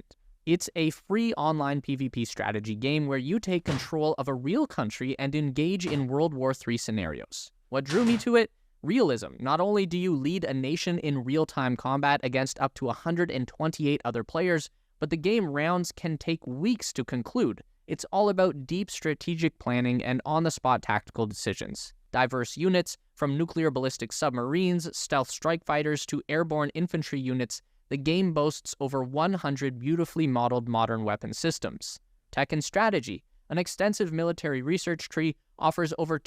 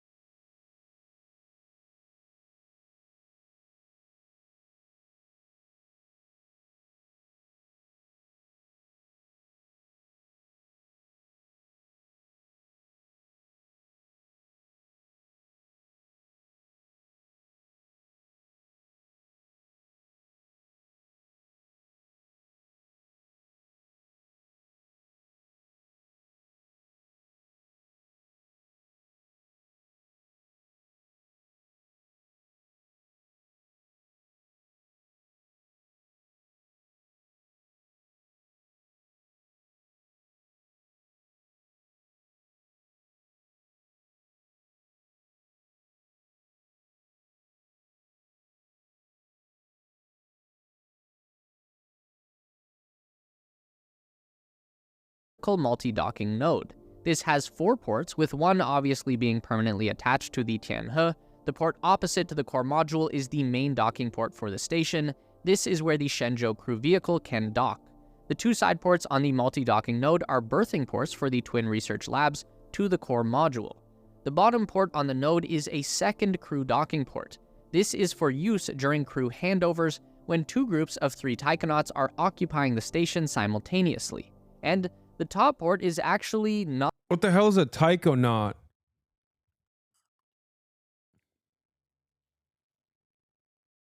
What? Is that different than an astronaut? Wait, the Chinese got a different name for it?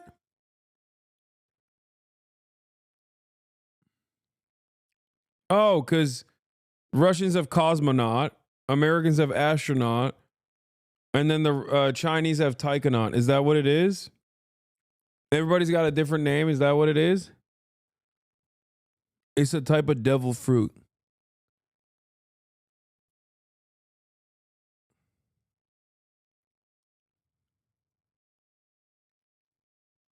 Okay, what about the European astronauts? What are they called?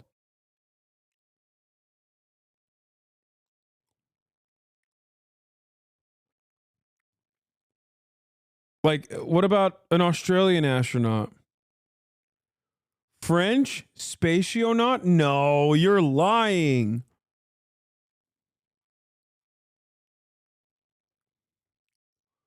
Stop. I gotta look this up now. God, get the frick out of here, dude. Stop. What are French astronauts called? Oh my God, you were right. You weren't lying. It's called spationauts. What are Italian astronauts called? Lame. Nothing. What are Malaysian astronauts? Wait, the Angkasa program was initiated by the Malaysian government to send a Malaysian to the International Space Station on board Soyuz. The program was named after the Malay word for astronaut, Angkasa.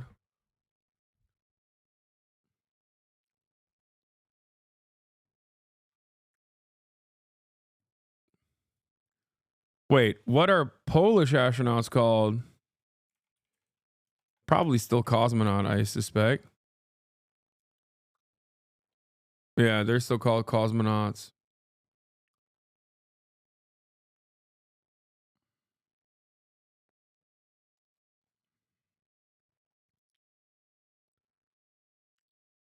Japanese astronauts are called astronauts. Yeah, that's a big mistake. They should have called them polka knots.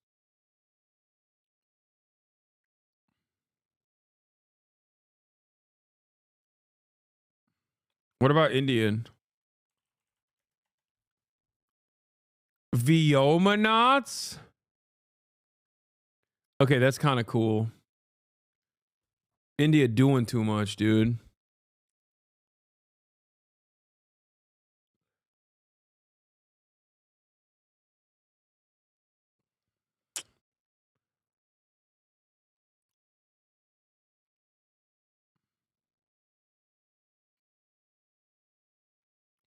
Vyomanauts sounds like an alien.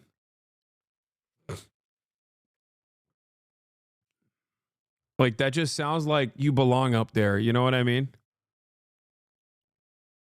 Not a docking port at all, it's a hatchway. This is for the crew to exit the station and perform spacewalks. Moving up... Pound for pound, India has done way more for NASA than most space programs, actually. No, I know Indians are going crazy on the space stuff, too. To the narrow cylindrical section of Tianhe, this is the crew quarters. There are individual bunks for 3 crew members and all of the necessary facilities like the space toilet. And then at the wider end of the core module is a working area with 3 experimental racks. This is also where the propulsion section for the station is located. This maintains orbital control. And lastly, there is another docking port at the end of the module that is specifically for the Tianzhou cargo craft. This is also a future docking port for the Chinese space telescope. The Tianhe is also the module that supports the station's main robotic arm, which is 10 meters in length.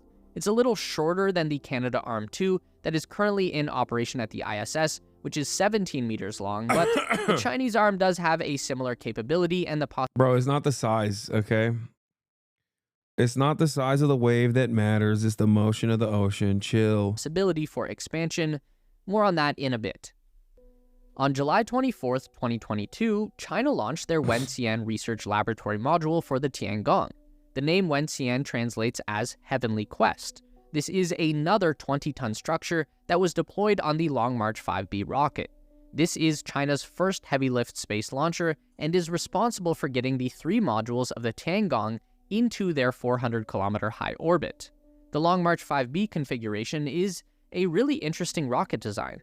It uses a hydrogen fuel-burning core stage and is strapped with 4 liquid-fueled side boosters that burn RP-1 kerosene. This combination makes the Long March 5B the 3rd most powerful rocket currently in service around the world, behind the Falcon Heavy at number. Can I do a I told you so? Joe Biden now says they won't enforce the TikTok ban on January 19th. They are leaving it up to Donald Trump to figure it out. Our position on this has been clear. TikTok should continue to operate under American ownership. It will be up to the next administration to implement. The law states that the president can grant a one-time extension delaying the ban for up to 90 days under 3 specific conditions. TikTok must show it's on a path of executing a divestiture from its Chinese owner ByteDance. There must be evidence of significant progress towards a sale, must be sealed with relevant legal binding agreements. Meanwhile, the Justice Department can impose fines up to $5,000 per user on companies like Google and Apple if they continue hosting the app after the ban takes effect.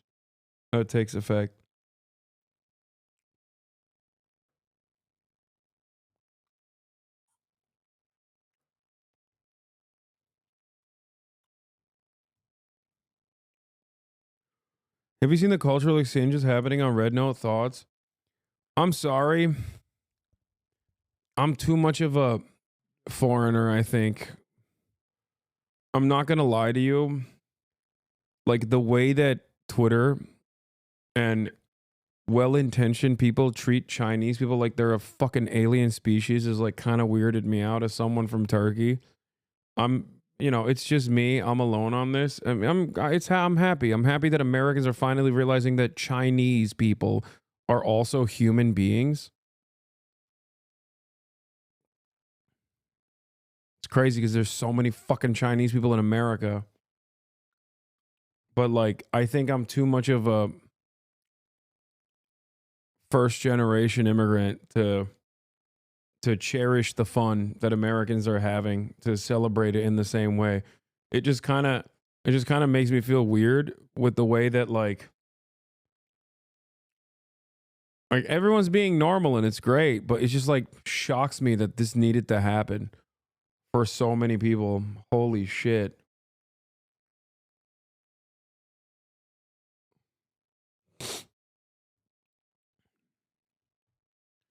You're so cringe, Hasan.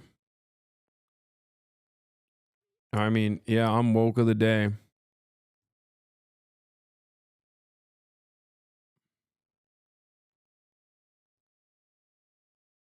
It's wild how brain broken Americans are that they had to like literally see Chinese people where they're at to be like, oh wow, they're humans.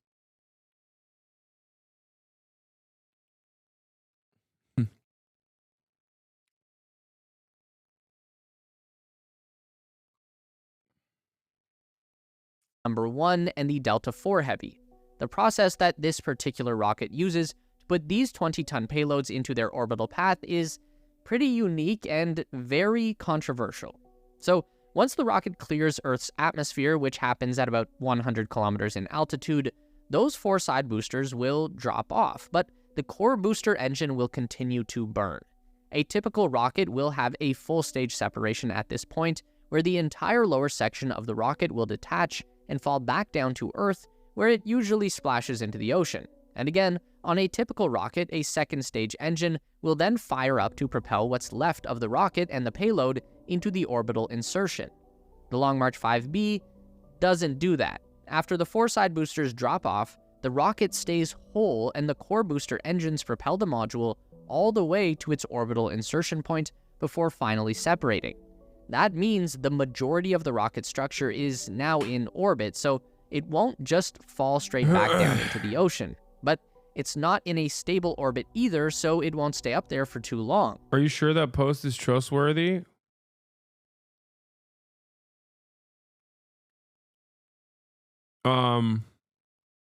Yeah. They delivered they talked about it earlier today. I don't know where it is. I'm sure we have it in our coverage. I know I clicked on a link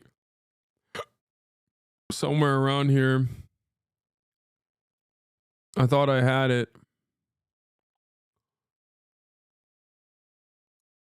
Yeah, the way the Chinese people don't believe that America is, and they're asking if it's propaganda.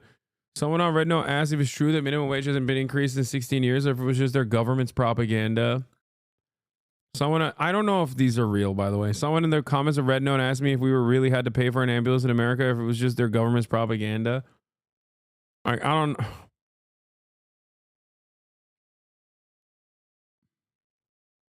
Maybe. American student talked to a Chinese student and started crying. In China, and their law schools are $798 per year, which just makes me feel so angry because I have like $450,000 in debt just to go to law school, and I'm explaining this extremely fucking bonkers system that we have, and I'm like, this is a slave contract because I'll never be able to pay back these loans. I mean, yeah, that's the whole point. I'm glad that people are recognizing this reality. I think it's hard for you guys to comprehend where I'm coming from with this if you've grown up in America your whole lives, okay?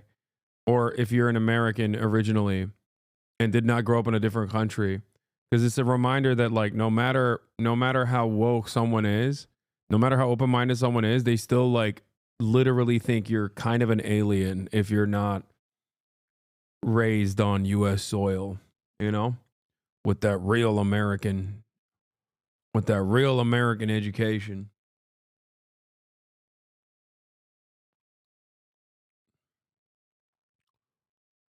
But yeah, I mean, this is like what I actively try to communicate to people that will listen here on a daily basis, which is that, yeah, these people are just like normal people. And also, they don't live in this like insane censorious shithole or something.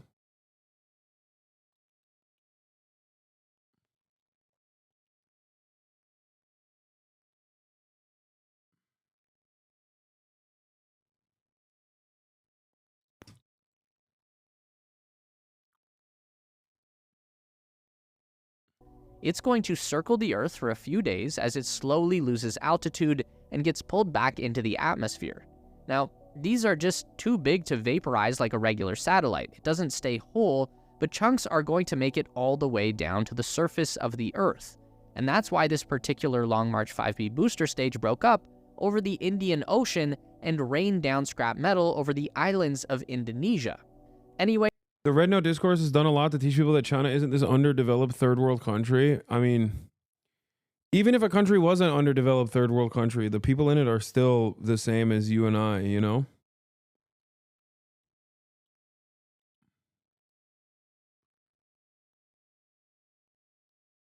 Found out where Joe Rogan gets his news from? Setting fires, and he had a UN debit card. What? And he had a bunch. I'll send it to Jamie. The guy that got arrested for. I'll tell you which fire it was. No. But he got arrested. He had a UN card. I'll tell you exactly. This kind of tragedy brings out the best in people and the worst in people. Why is this guy on Joe Rogan still? Like, even, oh my God. Oh my God. The one thing it does is in these communities, it brings all these people together. Mm-hmm. You know, my buddy started to cry because I was on the phone with him. He lost everything, right? And they're going to come stay with us. And he said, when I was on the phone, these people dropped by and dropped off clothes for them.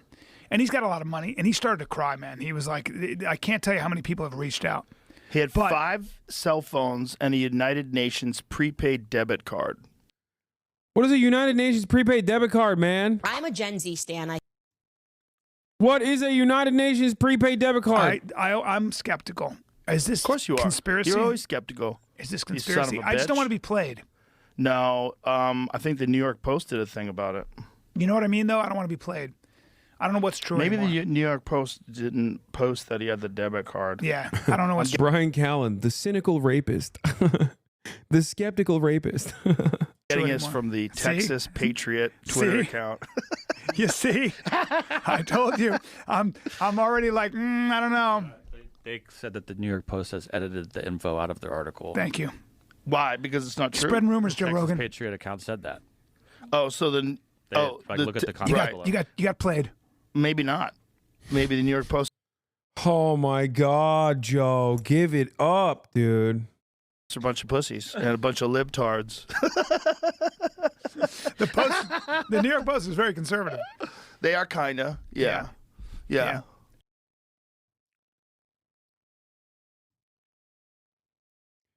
Rocking the Muhammad Ali shirt with the American flag, too. That's what makes it even funnier.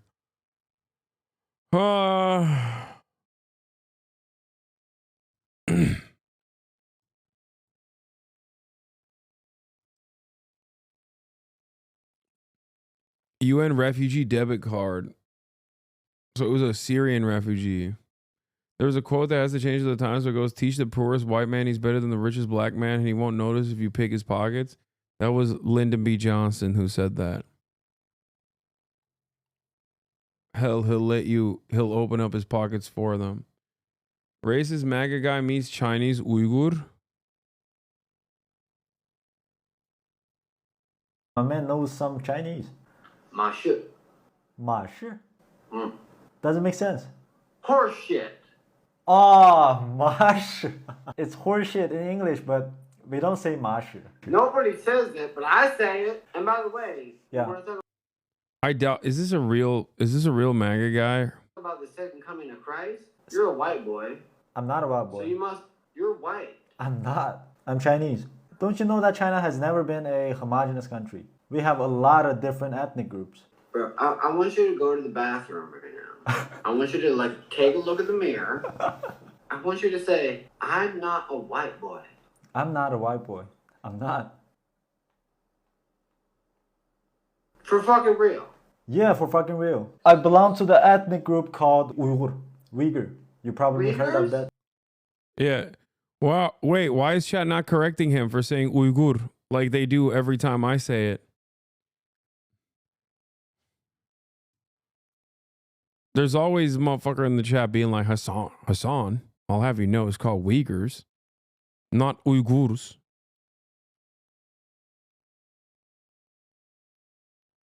Yeah. Oh yeah, he has a Kerry Lake plate behind him. He is a MAGA guy. Never mind. Oh, Xinjiang? Yeah, Xinjiang. It's funny because I heard about Xinjiang and the Uyghur concentration camps, but then I talked to a recent Chinese and they were like from Xinjiang. Yeah. And that Chinese person told me, no, that's bullshit. Because that is bullshit. I'm telling you that too. That's crazy. That is all fucking propaganda. I'm almost believing that, bro. You should believe it. You're from the north of Chinese and you're from South China. Yeah. They fucking racist against each other. It just few people does that shit. Because you know everywhere has some bad people. Mostly people are good. People are kind to each other. It's not as many racism as the America does. We have more minority. Well, we got every fucking ethnicity. We are the least racist.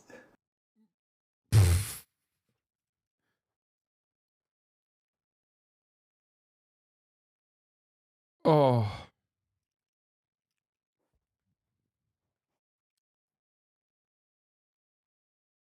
Country on the planet. You believe that?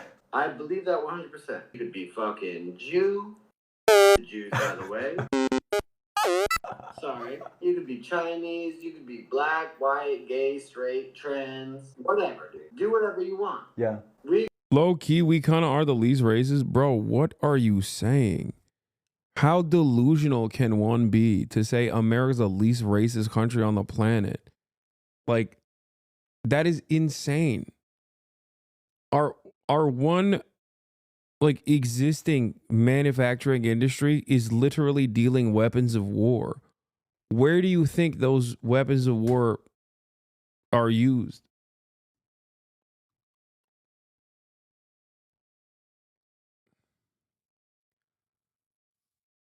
Like, I'm not even talking about chattel slavery and the continuation of the practice, and then basically legalizing a form of chattel slavery by utilizing the criminal justice system. I'm talking like also in terms of foreign policy.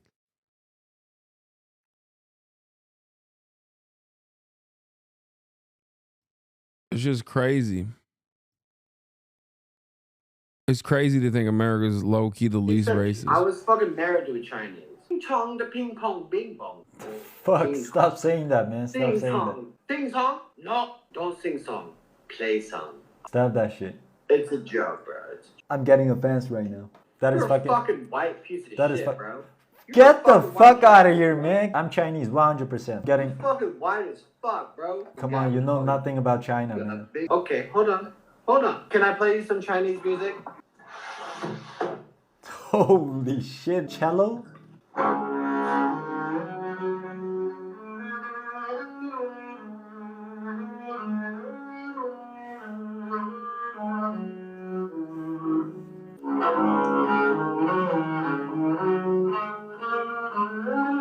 That was unexpected. I'm not gonna lie. That was unexpected. That's crazy. Oh my God, that's crazy. Dude, what is going on, man? We got cultured racists now? What's happening? Is this a bit? Like, what the hell?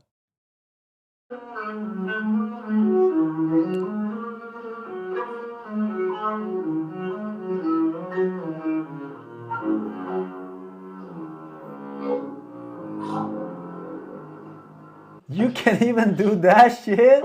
I didn't expect that at all. Oh, I know. That's why I always leave it towards like the end because people be like, "Oh my God, he's a racist. He got a fucking MAGA hat. Oh my God, he fucking must be anti-Chinese." Nah, dude. I fucking love Chinese culture. Most of my people. Yeah. My people, white people. Yeah, not yeah, yeah. you fucking niggas. Because you're fucking Chinese, right? Yeah, I'm Chinese. Most of my people.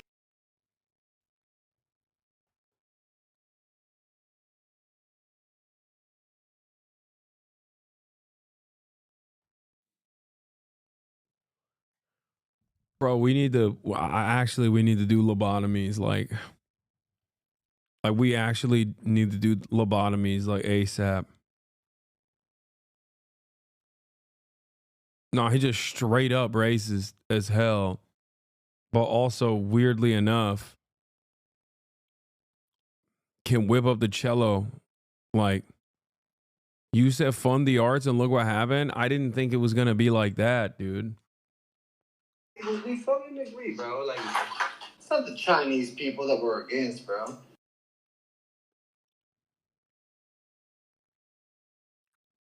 What the hell is going on, man?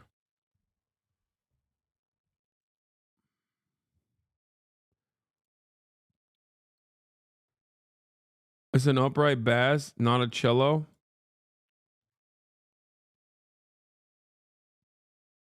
Double bass, not a cello. My bad, man. This doesn't seem like a bit, no. I think I got to say it. I love Gen Z right now. They're just feisty. They're very feisty right now. And to see the way they are reacting to people trying to censor their speech, this is incredible. This is amazing. And you're going to have to park aside your feelings about China. Obviously, I agree with the fact that China is a threat, but I also kind of think America and our deep state and the CIA is the bigger threat. The homeland threat seems a little bit bigger, the domestic threat, than the foreign threat at this moment. Okay, so what am I speaking about? So there is, let me just show you this headline. Dude, Candace Owens is such a farmer, dude. It's crazy. She's such a goddamn farmer, dude.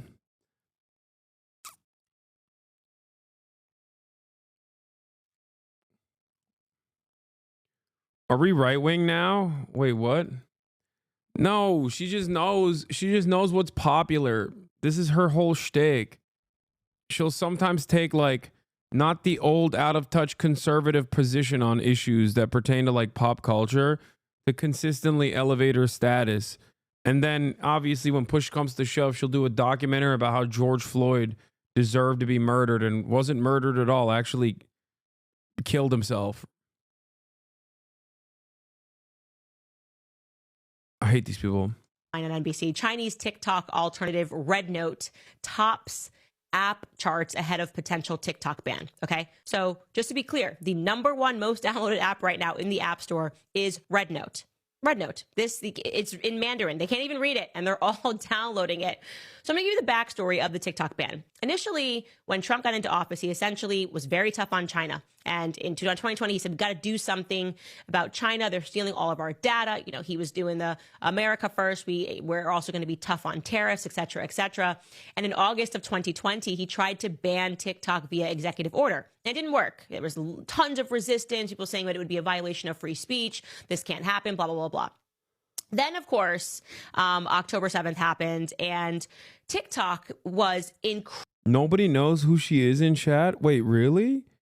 People in this community are not familiar with Candace Owens? Candace Owens? The Candace Owens?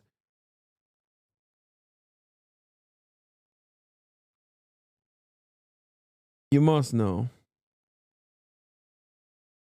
She's fallen off? No, she hasn't fallen off. She's fallen on, chat. Are you kidding me? Even after she left the Daily Wire, she's been popping off. You're wrong. Incredibly pro-Palestine, okay? To the point that they began censoring the word Palestine, and the ADL, the Anti-Defamation League, which is really just the Anti-Free Speech League, and the Smear and the Slander League, decided that they needed to now step in. Forget you thinking your president has power. We, the ADL, our lobby, AIPAC, we're going to get this done now because we don't like that Gen Z is anti-Israel.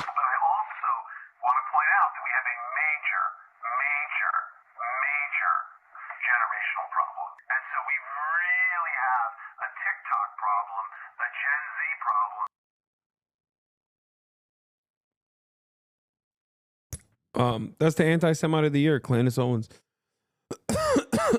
who unironically is anti-Semitic. Like, she actually is anti-Semitic. And then the kids got smart and started using she's anti-Israel too, but she's also anti-Semitic. Because they couldn't say Palestine or get any views and things were getting banned, started using watermelon signs, okay? But then very quickly, Congress passed an act. Forget the president in 2020. They were like, oh, yes, no, TikTok must immediately be banned. Now we got to get rid of this or it must sell. And that date is now coming up. And so the TikTokers are going, we are not with this. You are not going to censor our speech. We are not okay with you selling it to somebody that's going to censor our speech. And so what they have started doing. Is Candace pro-Palestine? Yes. I mean, she's more anti-Israel than she is, I would say, pro-Palestine.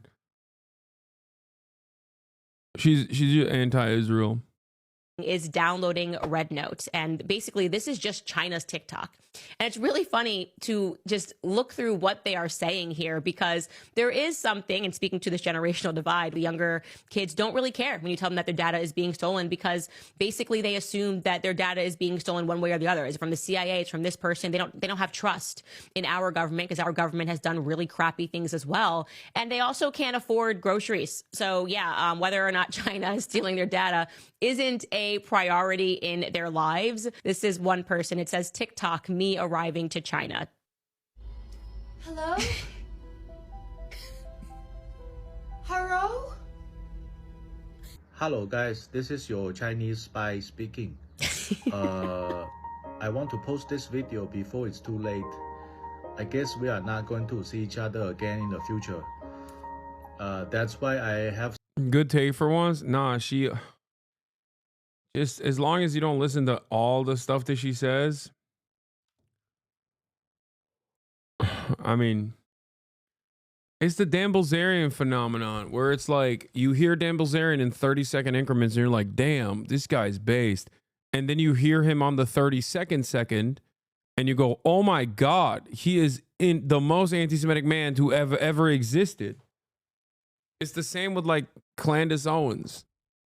This is a person who is literally, this is a person who straight up said Hitler was just trying to make make Germany great.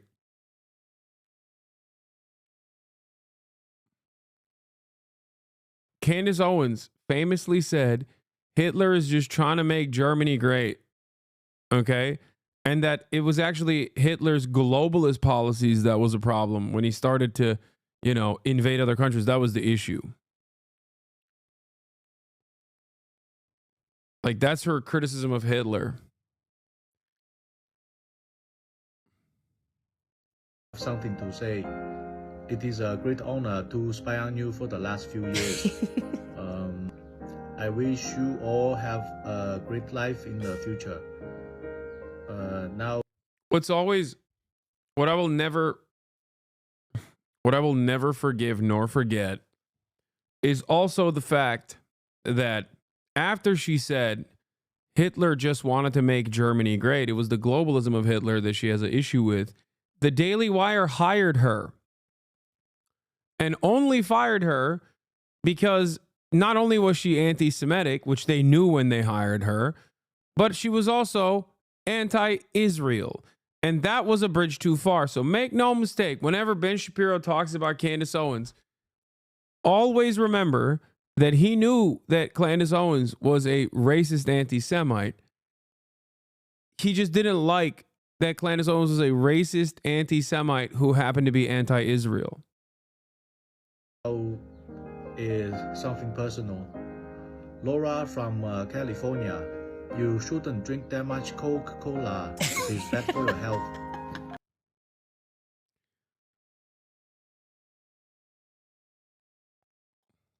Bye-bye, guys. Bye-bye. So it's just, people are just mocking this. Like, oh, I guess we're not going to inspire you here. I'm very sorry. Come on. Come on.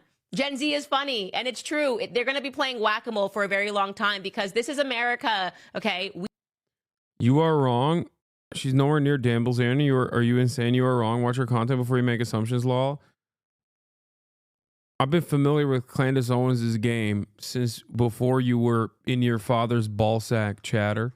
The fuck are you talking about? You are wrong.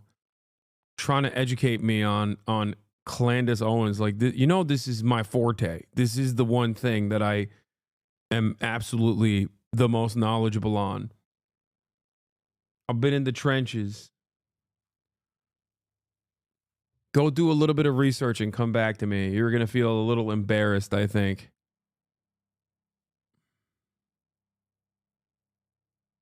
I can't believe Candace got some glazers in the chat. It makes sense, though. She is just as wrong as you are. Wait, what? Who is wrong?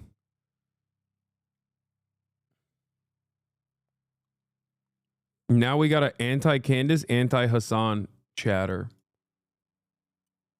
Yeah. Candace Owens, if Hitler just wanted to make Germany great and have things run well, okay, fine. And said it would have been okay if Adolf Hitler wanted to keep his activities to Germany while speaking. Candace Owens started off as a pro-Obama blogger and was deeply anti-Trump. Candace Owens in high school actually won a lawsuit against the Connecticut Board of Education because she was victim to anti-black racist hate crimes that caused her to develop an eating disorder. Candace Owens then, under the Trump administration, realized there was a lot more money to be made grifting to Trump rather than against Donald Trump. And she very quickly pivoted and basically put a black face on white supremacy. For the most part, her job was to say some of the most unhinged, anti-black things you've ever heard, while also being a black woman. Throughout that process, she also started grifting in like multiple different directions, sometimes portraying herself as a black separatist, not dissimilar to Clarence Thomas, okay? While in other instances, still maintaining a healthy dose of white supremacist sentiment, okay?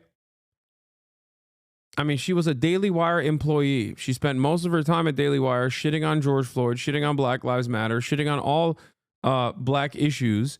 She also was one of the most formative, one of the most influential people that brainwashed Kanye West, by the way. Not to say that Kanye West is a child or anything, but it's obvious that he was incredibly mentally vulnerable. And Candace Owens played a formative role in Kanye West becoming an anti-Semitic psycho.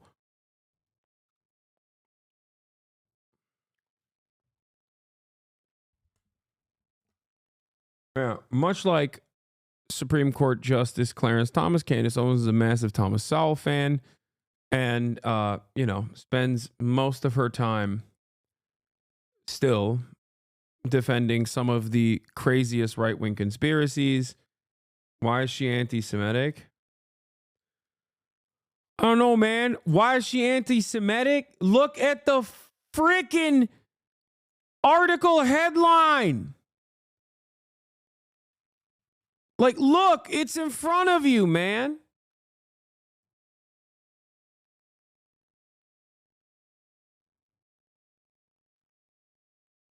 Words on screen. What do they mean? Here is Thank you. Candace Owens being asked by Representative Ted Lieu, playing a recording of Candace Owens saying these words. Mr. Chair, in congressional hearings, the minority party gets to select its own witnesses. And of all the people that Republicans could have selected, they picked Candace Owens. I don't know Miss Owens. I'm not going to characterize her. I'm going to let her own words do the talking. So I'm going to play for you the first 30 seconds of a statement she made about Adolf Hitler. I agree. I actually don't have any problems at all with the word nationalism. I think that it gets, the definition gets poisoned by elitists that actually want globalism. Globalism is what I don't want. So when you think about, whenever we say nationalism, the first thing people think about, at least in America, is Hitler. You know, he was a National Socialist, but if Hitler just wanted to make Germany great and have things run well, okay, fine. The problem is that he had dreams outside of Germany. He wanted to globalize. He wanted everybody to be German, everybody to be speaking German. All right, so my first question is to Ms. Hershinoff. Ms. Owens said, quote, if Hitler just wanted to make Germany great and have things run well, okay, fine. Chad about to be like, well, actually, was Hitler anti-Semitic? Like, what's next, Hasan? First you say Candace Owens is anti-Semitic. Now you're saying Hitler's anti-Semitic? Oh, okay. Like, what do you think making Germany great means in that situation? She was literally condemning Hitler in that quote. Oh my God, dude. Yeah, okay. How about if someone were to say, honestly, everything that Hitler did was fine, except for the fact that he was vegetarian. Would you consider that to be a sufficient condemnation of Adolf Hitler? Or do you think that that is actually a very silly way to approach the subject matter? Do you not think that right-wingers exist? All conservatives are just Russian trolls and all conservative personalities are just grifters? No, I do believe that right-wingers exist. Matt Walsh is a right-winger. Ben Shapiro is a real right-winger. Okay? Candace Owens, on the other hand, is someone who was trying to make money. I'm sure she's become more of a real right-winger in this process, in this time frame.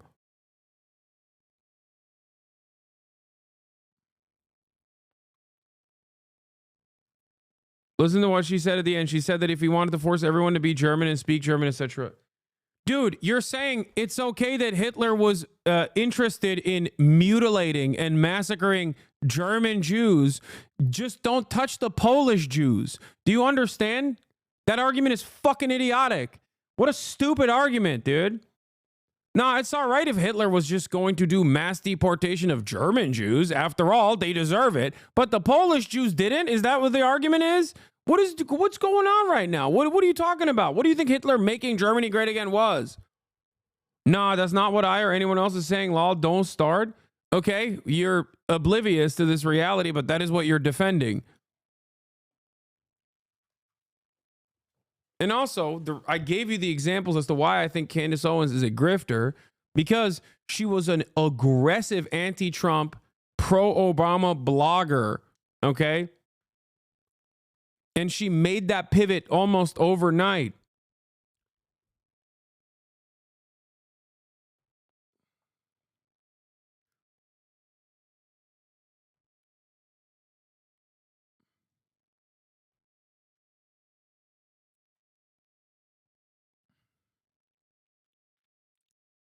So explain to me why you think it's okay for Hitler to do Hitler Nazi policies as long as he kept it into Nazi Germany, as long as he just like maintained the Hitler policies inside of Nazi Germany.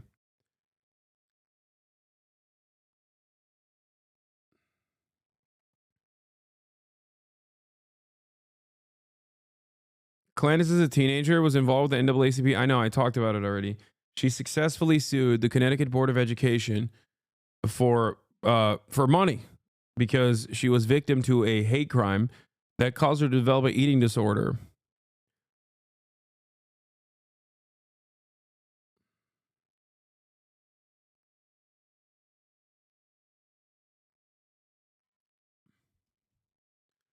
She literally said that DC Jews were a rot in the community. Yeah, I mean, she said many different things since then. She said many different things since then about Jews in particular. Okay? Like, I'm willing to entertain the ignorance that people have because there's so much anti-Semitic propaganda out there, especially given like how much power Israel seemingly has over America when it's not the case. So like, if someone comes in here, I'm not going to immediately assume that they're like a malicious anti-Semite. My starting point is always going to be that it's probably rooted within ignorance. Okay? Because my job is to try and, move people away from having these anti-Semitic positions. But when you come in here and you defend a person who very clearly, very deliberately, and very maliciously is trying to get people to become anti-Semitic by constantly saying it's actually Jews and Israel that controls the United States of America and not America that controls Israel, and that it doesn't matter and it has nothing to do with Judaism whatsoever and everything to do with America's material interest in the region, then yeah, I'm gonna have a more strong opinion on that. Okay? There's no reason to be charitable to Candace Owens. It's crazy how one person spamming out Elon's rocket exploding led to a 20-minute video on the Chinese space station, which then led to a chatter talking about RedNote, which then led to a Candace Owens TikTok about RedNote, which then led to Hitler. I mean, welcome to the HasanAbi broadcast.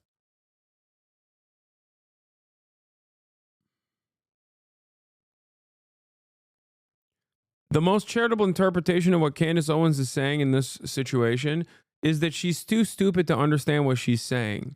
Okay? But ultimately, that doesn't change the reality that what she was trying to do in that regard was to defend nationalism on principle. Nationalism on principle is indefensible, but it's especially indefensible when you're trying to defend Hitler's nationalism. Okay?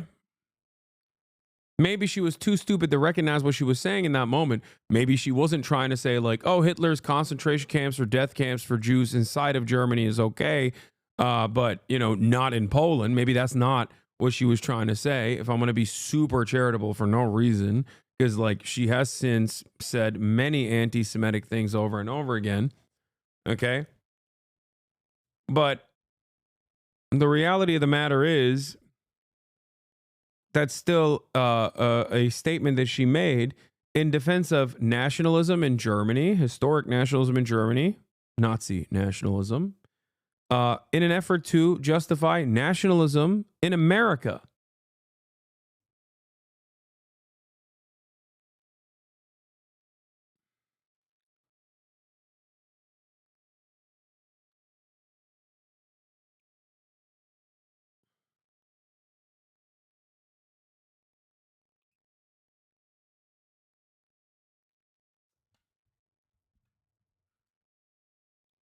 She's also the defending 2024 anti-Semite champion. Okay, stop. That doesn't really mean anything. Stop anti-Semitism is a ridiculous institution, and I will not give it credibility, even if they accidentally arrive at a anti-Semitic person for once. We do not like speech censorship, okay?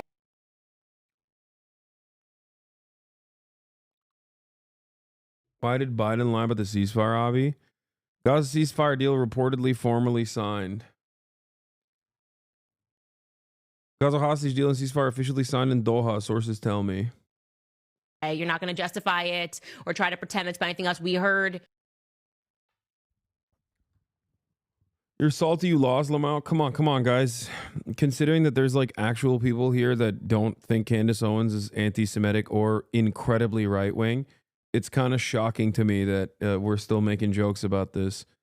Like, please stop. Stop. Don't even fuck around, dude. There are obviously... Candace Owens has developed a massive audience both off of TikTok and off of her incredibly successful podcast. Okay? You understand that, right? Which means there are a shit ton of people who are completely oblivious to what Candace Owens' actual politics look like, possibly because her and Brett Cooper, and she's worse than Brett Cooper, if we're being real, routinely talk about culture issues like this. Okay? Meghan Markle's show postponed. Shout out to Beyonce. Jimmy Carter's funeral, Mark Zuckerberg for free speech, Justin Bieber versus Hollywood. It's always stuff like this, right? What is this, debating destiny on Epstein? Oh, God.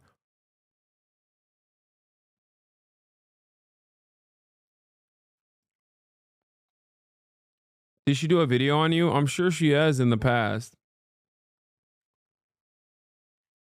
I think it's proof she fell off if people don't know her shit. No, dude, she fell on. Wake up. She fell on. She didn't fall off. She has a significantly larger audience than someone like myself. What are you talking about, dude? She has like the number 3 most subscribed to podcast. What the fuck are you guys talking about, dude? Wake up. Some of y'all are in such a vicious hug box that you are just oblivious to the reality. She has 3.4 million subscribers on YouTube. And since she left the Daily Wire because she got fired for anti-Semitism and, more importantly than anti-Semitism, anti-Israeli sentiment, because her anti-Semitism wasn't an issue for the Daily Wire, let's be real. Since then, she literally has launched or I think she still had a podcast at that point, an incredibly successful podcast. She quite literally is almost single-handedly responsible for Kanye West's like breakdown.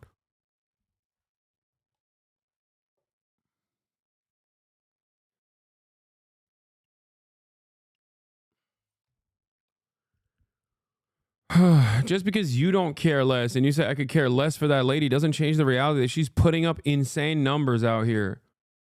Okay? That USS Liberty video popped off with 5.5 million views. Where is it?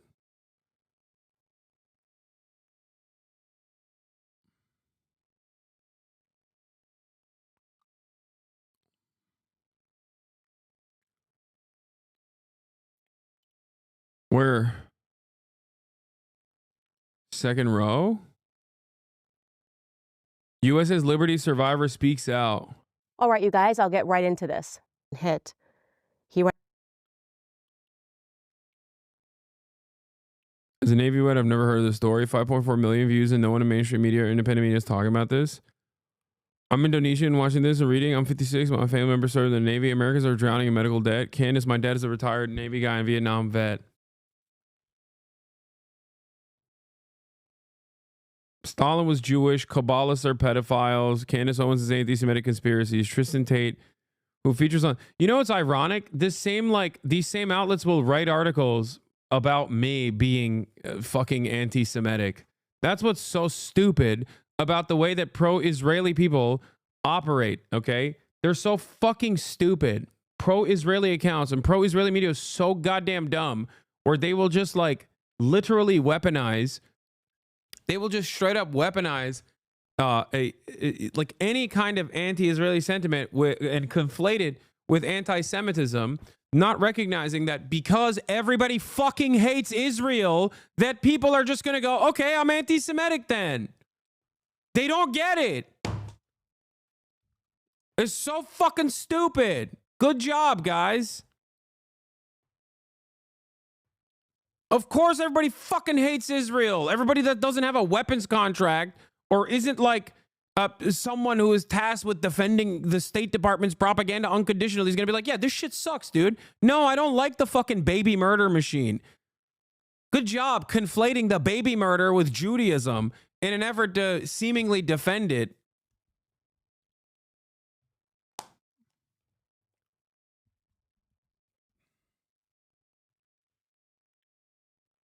American conservative commentator Candace Owens made a number of controversial and conspiratorial claims on Wednesday episode of her show, including Stalin was a Jew, Freud was a Kabbalistic pedophile, and the Germans were ethnically cleansed by the Jews after World War II.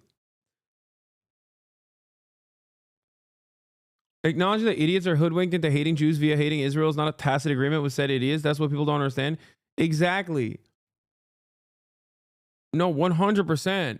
But it's also additionally frustrating that, you know, this is like such a classic and such a cynical fucking shield that people who are pro-Israel deploy so frequently that it ends up making people go, okay, well, I can see right from wrong. And if you keep telling me this is for Judaism and you keep calling out everybody who's against it anti-Semitic, then I guess I'm anti-Semitic. There's already a lot of like there's already a lot of like underlying anti-Semitic tendency that people have. So all you're doing is like solidifying their position and saying like, no, they're actually righteous for being this way and feeling this way. The episode featured the American-British influencer Tishran Tate to discuss several topics. Stalinists, according to the Owens, were part of the Jewish cabal. Dude, she's literally, this is like a Nazi line, by the way. Okay? Stalinists are a part of the Jewish cabal alongside, you know, initially the Jewish cabal was the socialists, right? Judeo-Bolshevism. The term cabal is often used as an anti-Semitic dog whistle, according to the American Jewish Committee and numerous other Jewish organizations. Jews have long been accused of being part of a secret group that controls the economic and political order. All right, whatever. This part is from the AJC.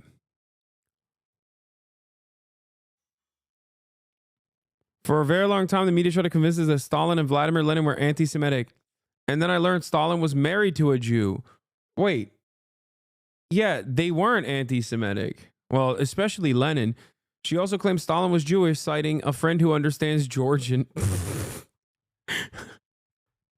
No, Stalin wasn't Jewish. What? Wait, this doesn't make sense. She's like, for a very long time, the media tried to convince us that Stalin and Vladimir Lenin were anti-Semitic. And I liked them for that reason. Is that what she's saying? It's like when the media kept telling me Stalin and Lenin were anti-Semitic, I developed a liking to them. She also was, Stalin was educated in an Orthodox Christian seminary, according to Simon Sebag Montefiore's biography on Stalin. Neither Stalin's two wives have any recorded Jewish ancestry. Stalin's daughter married a Jewish man. Svetlana, the daughter of Stalin, said the fact that Kapler was a Jew was what bothered her father most of all. Svetlana went on to marry another Jewish man, and her father did not attend the wedding. Stalin's son Yakov also married a Jewish woman named Yulia. In his memoirs, Nikita Khrushchev said Stalin had a hostile attitude towards the Jewish nation.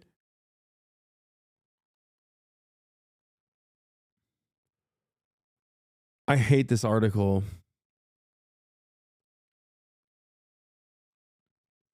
Germans. Owens, alongside Tate, also claims that the Germans were ethnically cleansed following World War II and that so many of the people who executed those crimes against Germans were then protected by the state of Israel.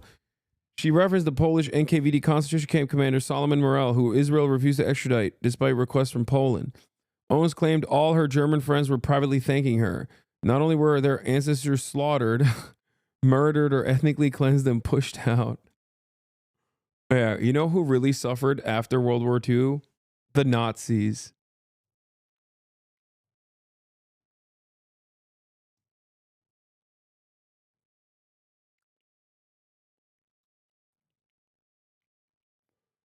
Israel and Jews. Candace Owens also argued that Jews defending Israel when they're killing children is tantamount to black people defending George Floyd because they're black. Oh my God. This is the guy, for the record, this is the lady that some of you were like, I don't understand. What's wrong with her attitude?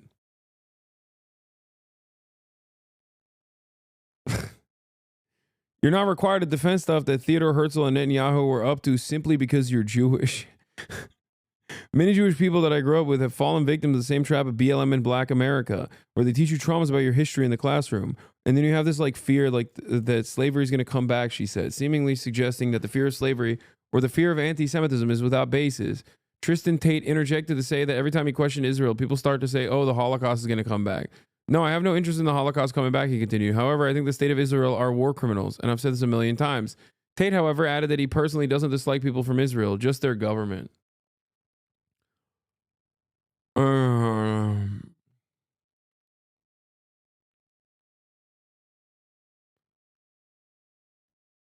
There's no evidence to suggest that Freud studied the Kabbalah. What? Do you think it's worse if she actually believes the vile pedals or just doing it for money? It doesn't matter. The output is still the same, so I don't care. And she's still bad.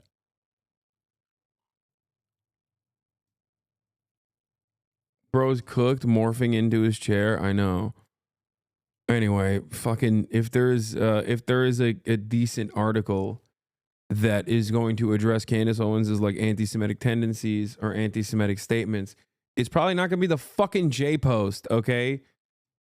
And that Jerusalem Post article kind of covers that. That proves that what I'm saying in a perfect way.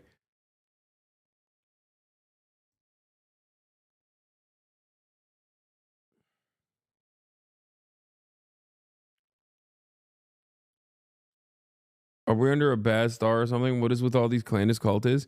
You don't understand. She popped off so big with like the anti-Israel stuff. So, of course, a lot of people only know her as like the anti-Israel person that got fired from the Daily Wire. Okay. That's it. So they don't actually know, like, they don't actually interviewing my husband. What is the most difficult part about being married to Candace Owens? How long have we got?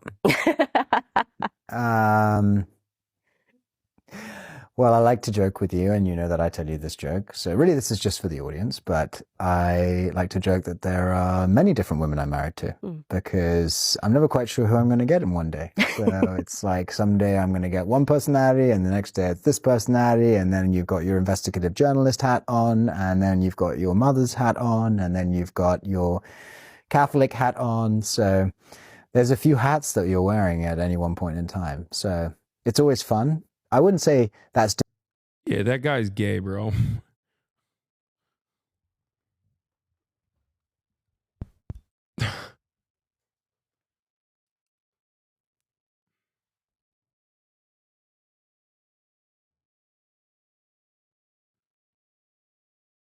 That's difficult. It's really just a joy of who you are as a person. You're being kind. It's also been a tremendous challenge. And I think personally to you, because you're so different from the environment that you're now stuck into, which is to say, yeah, that's true. You are an Englishman. You like to retreat, sort of read your texts, a quiet place with a cigar. Yep, this is all correct. This is all very correct. All British and then you things. marry this sort of loud American. You don't like taking pictures. You don't like being seen or photographed. And then you marry this loud American. And so you've really had to adjust, I think would be the correct word. Yeah, it is the meeting of the two cultures is perfected in our marriage, I would say. Yeah, the bombastic Americanism versus the retired English persona has definitely been like fine-tuned. What is the...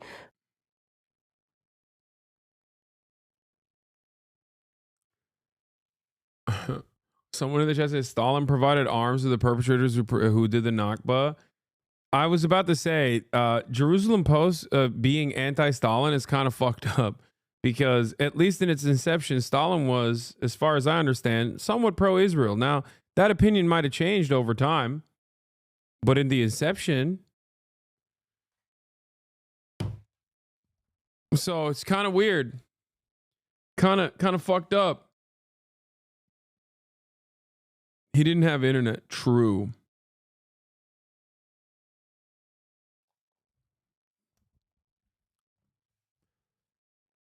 Yeah, lots of people were like, oh, the socialist kibbutz, that sounds like a great idea.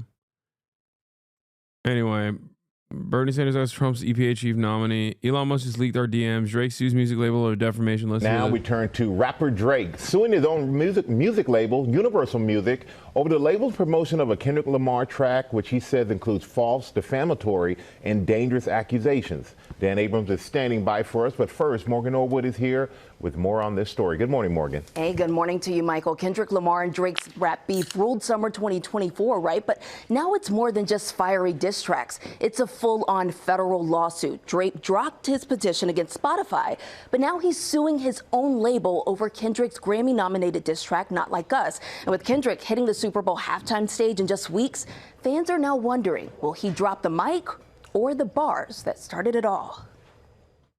They not like us. They not like us. It's the scathing diss track turned Grammy-nominated hit. Years all eyes on me and I'ma send it up the pot. Just weeks before he takes the main stage at the Super Bowl, Kendrick Lamar's 2020. Wait, there's a 2-bike crime situation? There's a double bike police chase right now as we are sitting here, and no one informed me on this. What are we doing, man? Ahead. This community is dropped off the map. I swear to God, we're done. We're working very closely. We got multiple officers in the area trying to get this completely closed down and see if we can bring this to an end pretty soon here. All right, we're in Linwood, west on the 105. What charges would these two motorcycle riders be facing at this point?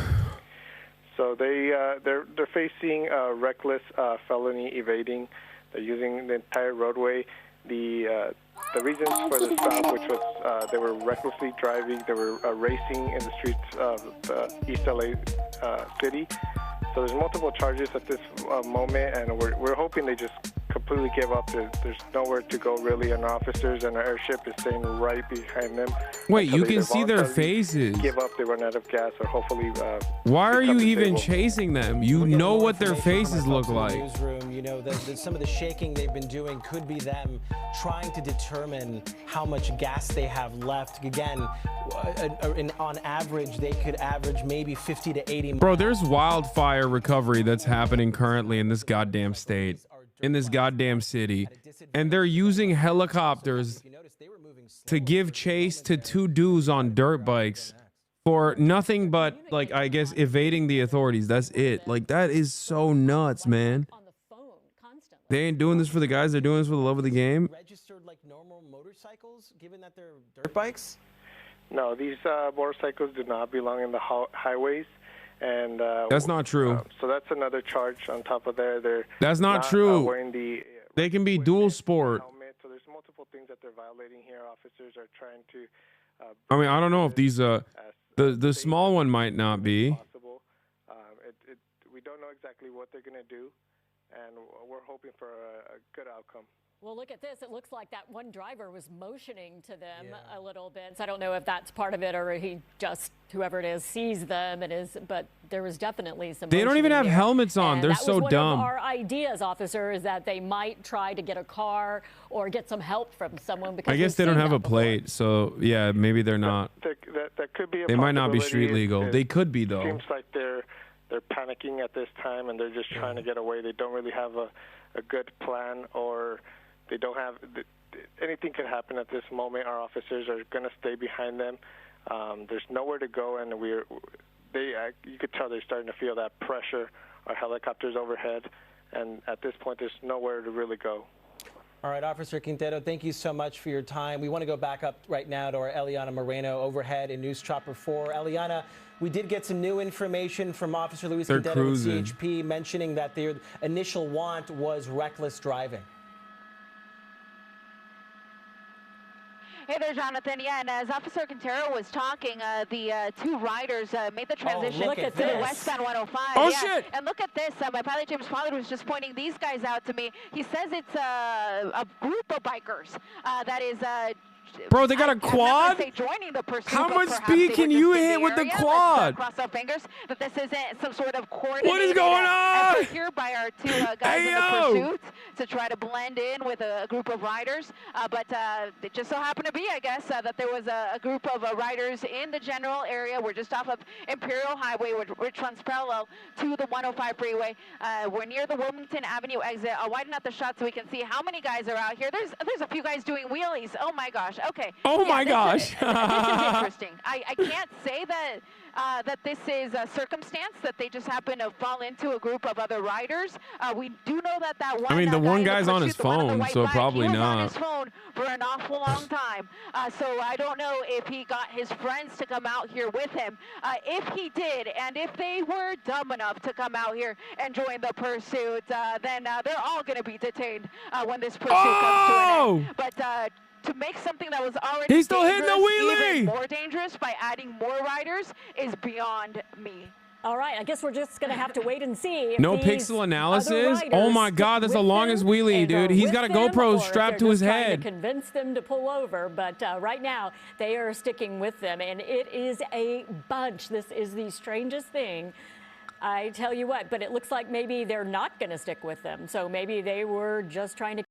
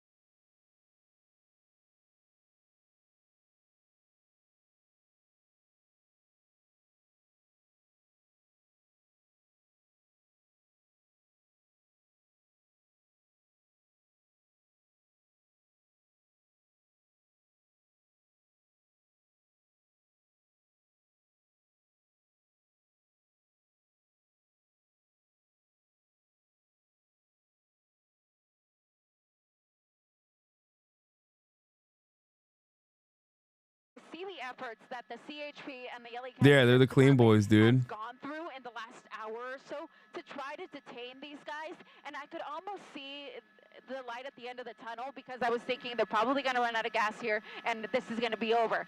The danger that they're posing to everyone on the roadway will have passed. But now that they've got full tanks and now they've got an army behind them, it really makes it more difficult for law enforcement.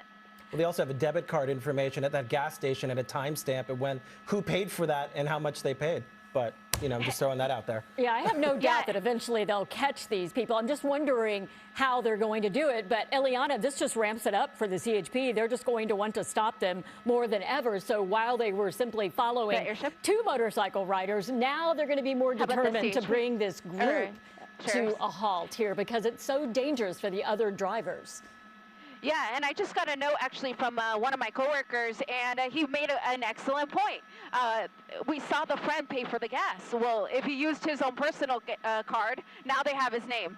So the officers are going to be able to Dude, media are such snitches, dude. Let the teenagers have fun. at least paid for the gas. So even if these guys are able to somehow avoid the authorities, They still have to pay rent and stuff, dude. It's difficult out here. Let them have a little bit of fun. get the credit card information for the person who paid. Of course, we're talking about people who clearly aren't thinking this through. They're just out for this joyride, having fun, thinking this is hilarious, and they're causing a great danger to the people out there in the community. They're showing off. They're showing off. And I really They're believe showing they know off. they're going to get caught eventually, and they're just having fun. Yeah, I just really think that. Or he wouldn't be doing this. They'd be trying to get away. They know. Get away from They know. what? It's The just cops really aren't even dangerous for chasing other them. people. And it's so frustrating, Eliana, using resources, using the officers to try to chase them, the airships overhead, our resources. It's just a waste of time. And I think Okay, you don't have to. Dog, why is the media acting like they have to follow these guys with the helicopter? You don't. You're just doing it because, you know, it's entertaining and it's interesting. Like, you could just as easily, if you probably stopped filming them, they probably would, you know, go home, most likely. Even the cops are not giving chase. This entire time, which means they don't get to go home to their families. They have to stay on shift for very long shifts, and when they do get to go home, it's very short periods of rest before they're back out on the front lines of the fires. So it's really upsetting. That's kind of dumb to just be like, I can't believe. Just waste valuable resources like that and Dude, waste they've their gotten time, more. Their knowing numbers have everything grown. that our community is going They're through. rolling But deep. again, until somebody falls off a bike and gets hurt, I don't think these guys are going to stop. I think they're just going to keep going for as long as they can. And now that the two guys that kicked this off have full tanks, who knows how long we might be following. All right, we're going to let you get some information. Stay with your picture right here. Incredible, but now it's all coming clear for me. I understand why they tried to pit a CHP officer because there's just no logical thought to this. This is insane. There is no thought as we approach here. They're on Imperial Highway. This is around the 110 and 105. The reason why cops usually don't chase these guys is twofold. One, because it's really difficult to actually catch motorcycles. Like, you need a bike. In most circumstances, you need another bike unit. CHP does have bike units specifically for this, but more importantly, it's incredibly dangerous. Like, it's way more dangerous when you don't let them go and you start chasing them, because they'll just die. Like, if any number of these guys actually end up, trying to evade the police and make like a wrong move, their brain is going to be splattered across this intersection. It's dangerous because they could very easily fall, and a fall even at these speeds is still going to be very painful. And I have a feeling that if one of their buddies were to fall, then hopefully that would bring things to an end and they try to render aid to their friend. But for now, they're still good to go. I think the craziest part of this is that some of them don't even have helmets on. Like the two original parties didn't have helmets on, and that's insane to me. Not even to like hide your identity or whatever, but just like straight up how unimaginably dangerous it is to ride a motorcycle, ride a dirt bike without a helmet. I guess if you die, controller, even though I guess if you fall, you're just dead. You're like, it's fine. sometimes they have too many planes landing or taking off, and it's just simply impossible. So that is a time when it might be possible for them to get out of the sight of the law enforcement airship and get away. We've seen a number of pursuits as of late where people will go to LAX, perhaps knowing Wait, that the airship can't is he follow joining them, them? and then they go into a parking This structure. guy's joining now, him too. There's a lot of cameras in those parking structures, and eventually they could figure out where the person went. Wait, but at least immediately, this car has been with them the entire time. Well, we asked what the plan is, and it looks like they're stopped here, and it looks like they were talking. They might be trying to come up with a plan of which direction to go. Who knows? And you mentioned something earlier. More people are just joining. About, they're just out having fun. Some of them were recording this. They got out off their bikes to record with their cell phones. Obviously, they're going to post this somewhere, and then now they're back out. We want to remind our viewers, you're watching the NBC4 News at 5 o'clock. We're following this chase, and it would initially involve 2 dirt bikes wanted for reckless driving that started in the East LA area just before 4 p.m. We've been on the chase since about 4:15, and within the last 20 minutes, we saw those 2 riders join up with about 16 other. Are these looters? No, man, they're not. There are some They're, ATVs out there. This is another part of big city life where, you know, people that have bikes get together and fuck around like this. And then sure enough, they drove into a gas station and filled up. We actually saw one of the new riders that joined them slide a card and get them gas. So they're off again. They're doing wheelies. They are circling in and out of traffic. So far, staying together. And Ileana, the problem is now you can't pit them, you can't spike strip them. That's the problem? You can't pit them? They're not on a freeway to shut down a freeway. Yeah, you can't murder these teenagers. A real problem here is that you just can't end up sniping them with a sniper rifle. Out that there was a police unit in the area where we just were a second ago, but again, there's very little that these ground units can do. They can't pit them. The real problem here is the bloodshed. Unnecessarily, we just can't execute these criminal teenagers. They're obviously not going to run out of gas now, so really all they can do is continue to follow them. And of course, the helicopter overhead can make announcements to them, so they could hear them. They could tell them to pull over, but are they going to listen? No. I mean, they've had plenty of opportunities to pull over this entire time. We've been on this for like just a little under an hour. And when you guys first tossed to me, I was saying, hey, it's incredible. We've got 2 motorcycles. Who would have thought it would have ended up being 18 motorcycles on this pursuit? But the 2 original guys, they're right there next to each other. You got to go across the flag zone. Nah, this is not real. Western at Imperial. It's interesting. I was just about to ask you, where were the initial 2? Oh my God, Chatter's found the guy. They're live streaming it. Oh my God, they are literally live streaming it. Oh my God, bro. Add Black Boy Max. What the fuck? Yo! Hold on. Let Dante join. That's crazy. This guy's their stuntman, Chatters. Left on Crenshaw. They're stuntmen, for the record. The people that are doing this. I mean, it kind of makes sense. Center of the screen was on the phone. Texting and calling the entire time, yes. Yeah, he was on the phone for a long time while he was on the freeway, and of course, it's impossible for us to know who he was in communication with, but somehow he was able to coordinate this response from his so-called friends to come out here to the South LA area with their off-road vehicles. As you said, none of them street legal, and as far as I can tell, most of them aren't wearing helmets. Some of them are, thank goodness, and so if they were to fall, it might help a little bit, but even with a helmet, a fall at these speeds would still seriously injure someone, if not kill someone, depending on the circumstances. But the 2 original guys, they're still there, buddies, right next to each other. Probably can't believe that they were able to get That's the guy. to That's the come out guy we were here, just watching. in such numbers. And now That's the literally police the aren't guy. anywhere to be seen because again, they're not trailing them That's from crazy. behind. It's Him on the really green bike is impossible at this dude. Yeah, and it's really just a spectacle here. at this point. We wanted to let our viewers know about it because it does pose a danger. They're being reckless, and other drivers are out on the road. But at this point, they're just showing off, and the CHP and we'll continue to follow them. So there will be an outcome here. We will let you know. But we have other important stories that we need to cover today. All right, our other top story here. Oh, boo! Boo! They stopped covering it. What are they saying?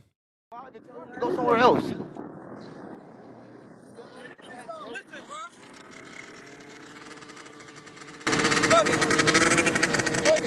I see him. What? They want to go to LAX, so fuck it. All right. I'm at LAX. I'm the last one I see y'all ride around here. Y'all get trapped, stupid. Wait, what? Don't tell them where you're going, man. What the hell? There's zero OPSEC here. They want to go to LAX, so fuck it. Fuck, that's on them. Did you end up going down, Crenshaw? Man, they want to go to LAX, so they can't want to go straight. Fuck it. Fuck it. Where your crutches at? I don't got them. I'm thugging. I don't got them. All right. No more of this. We don't want to know where they want to go. They want to go somewhere else, probably. So we'll see what they decide to do at that point. Yo, give me a different, account. This is restreaming like KTLA or whatever. This is lower quality. Give me the OG one.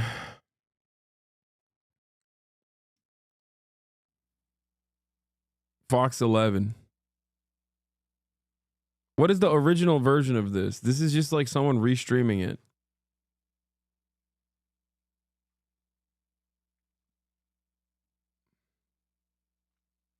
I guess they want to go. They probably want to go to LAX because this is a VOD live stream. A VOD. I can't even talk. No, this ended, man. This ended. You're sending me not a live chase. This, on the other hand, is a live chase, isn't it? And try to do something. There we go. Oh my God! Every fucking dumb. Bro, every dumb chatter is sending me the same freaking link. Every chatter, like, oh, click this.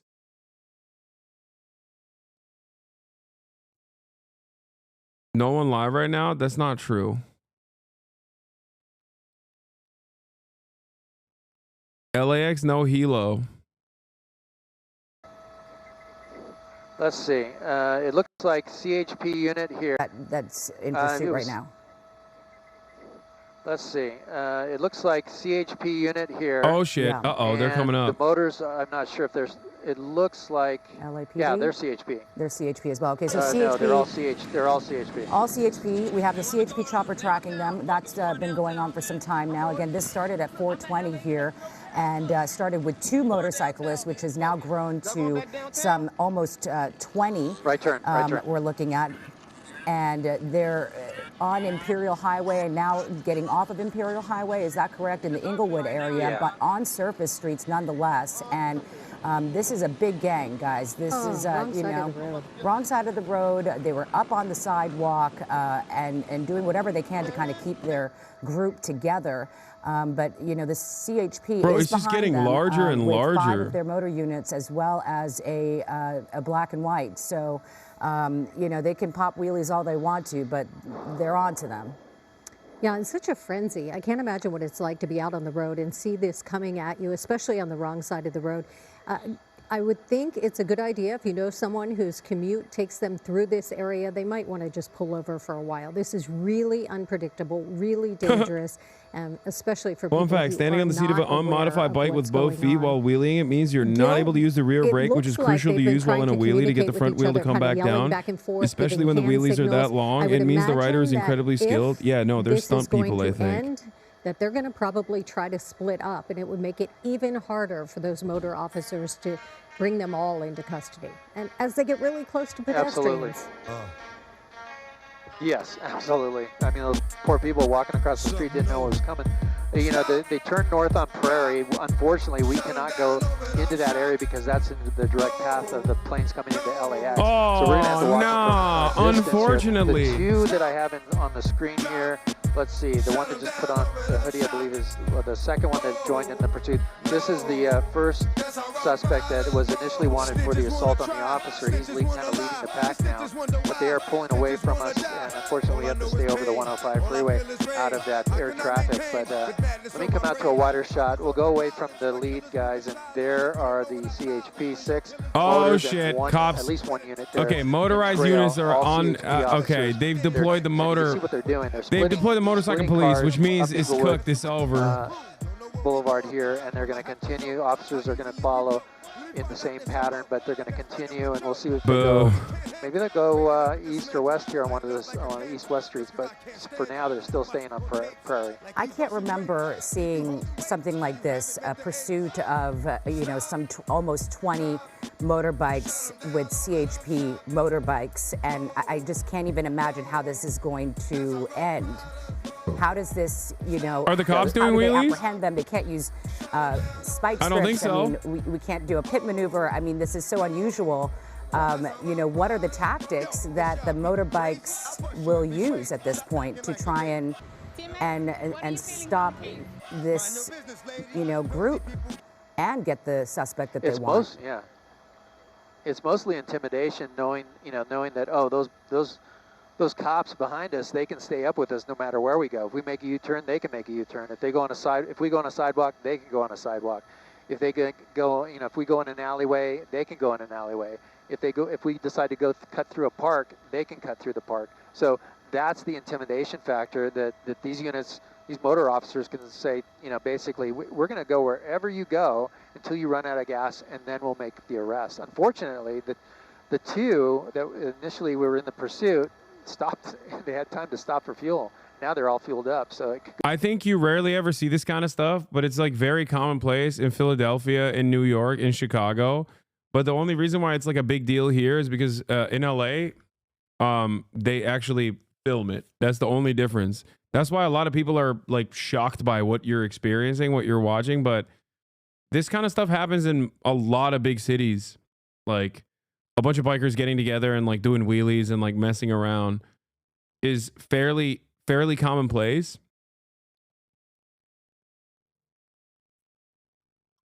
Yeah, motorcycle cops are not actually giving chase to them. Oh God, they're literally mobbing around the car. That's crazy. Dude, oh no, the quad. He's going to get him. The quad is cooked. Officers on their motorcycles can keep up with us.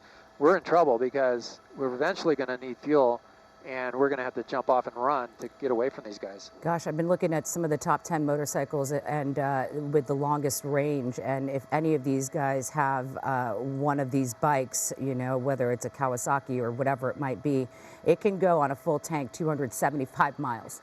So this can go on and on and on. But, that's not the case.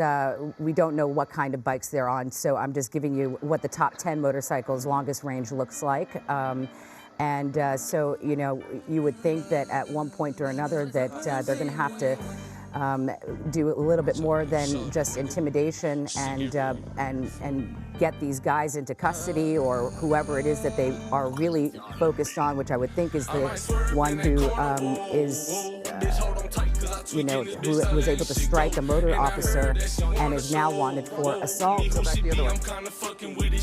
Yeah, so we are going into the LAX airspace right now, and so we are zooming into this CHP pursuit of multiple motorbikes. And, they're cooked. They can't actually film from here on out. Again, we are restricted from this airspace at LAX, and so that is where Sky 5 is right now, is outside of that airspace and trying to keep an eye on those motorbikes. Some 16, 17 of them, did we count? Yes, it started out with 2, right? And then all of a sudden we saw them on the phone. We don't know if they were calling their buddies, live streaming, texting people to come join in, but pretty soon we saw them pull into a gas station, and one by one, now a crowd of 16 or 17, kind of hard for us to keep track as well, have joined in this pursuit were following. I guess it's a pursuit now.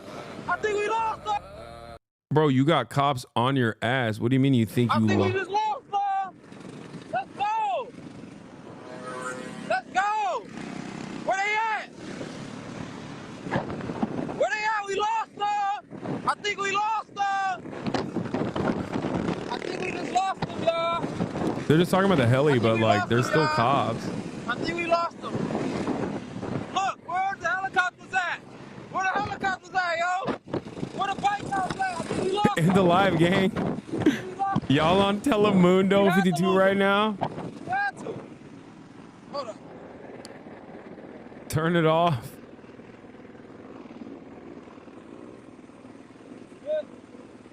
On Scanner, they're only going for the first two. Let's go. Yeah, we lost them. Get out of here, y'all. We lost them. Let's go. I called Lester, man. I have to make sure everybody good. I have to call Lester, make sure everybody good. Hey, let's go. Let's go. And the stream, the government watching this. They can't fuck with us, man. Hey, if y'all missed it, y'all missed it. They can't. Whoa. Whoa, did I? Whoa. Look at the left. They got your live on TV ended. Let's go. Wait, live video ended? Oh, he ended it. I'm about to right now. Hey, I'm getting off live now, though, Joey. So they can't find us. That's crazy. That's kind of sick. I mean,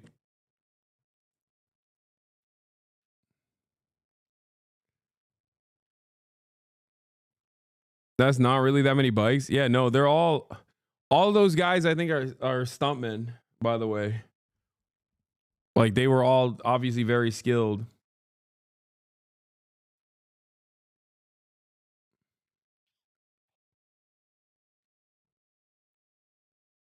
Is this some kind of weird PR thing for some movie? No. No, they're just having fun. Dude, people do this stuff all the time.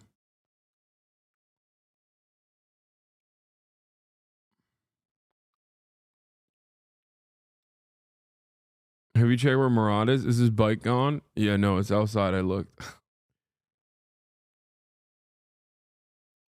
But yeah, I feel like this is a very commonplace thing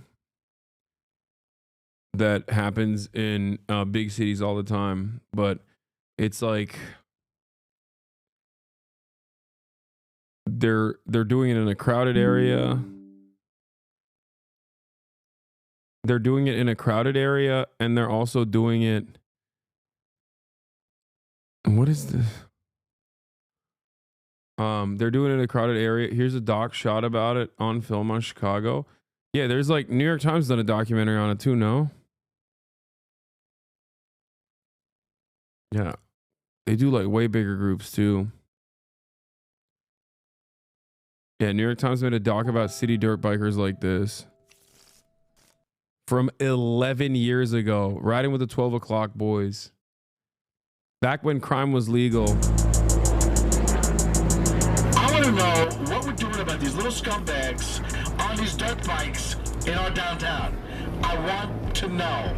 If anyone out there has seen this, please call.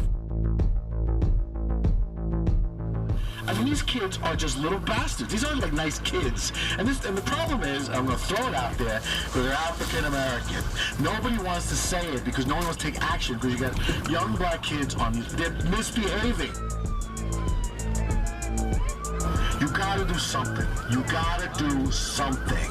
I don't care if they get hurt. Frankly, I don't care if one of them dies. Growing up in a city, you will see it all. You will learn the right way to do all the wrong in Baltimore City. Have a PhD in it.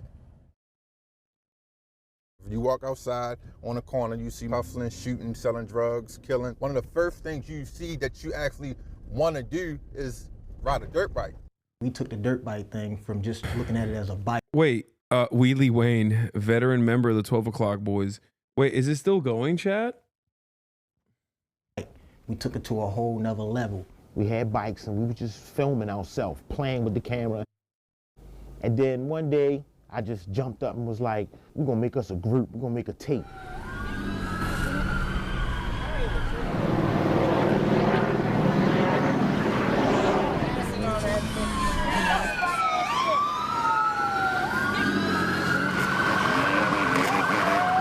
No, this is the old one, dude. I've run up since I was about 6. Wait, isn't this the old one? Is it the same guy?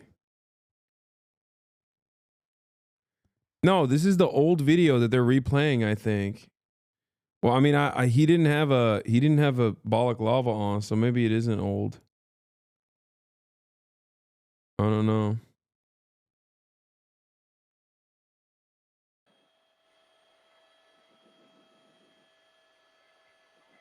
Oh, KTLA is showing is back with the bikers.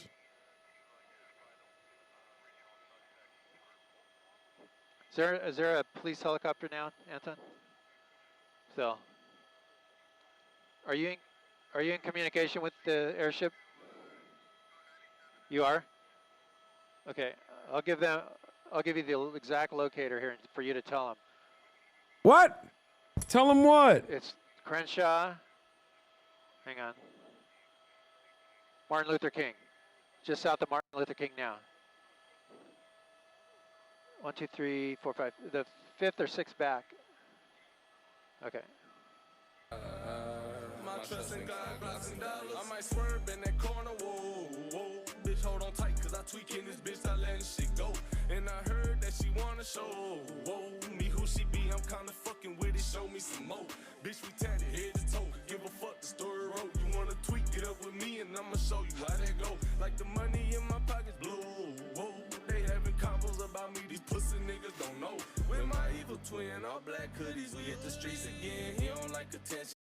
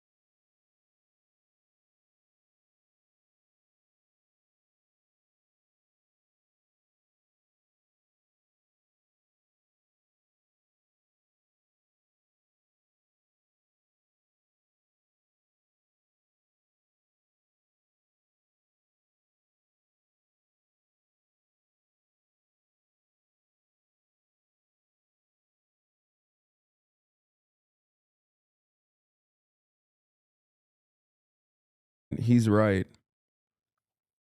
Here, I got another song for you.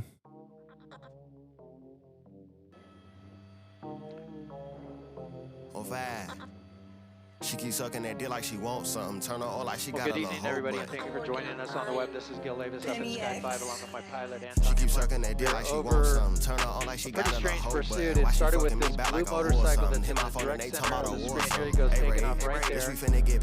Joined by the white motorcycle with the pink spokes. And we can go around that.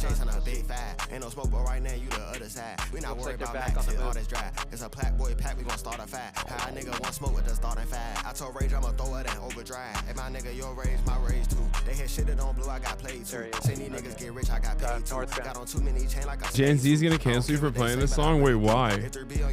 My friend is in it. I can make the bitch jump like a kangaroo. Pursuit started with the blue motorcycle here in the very center of your screen.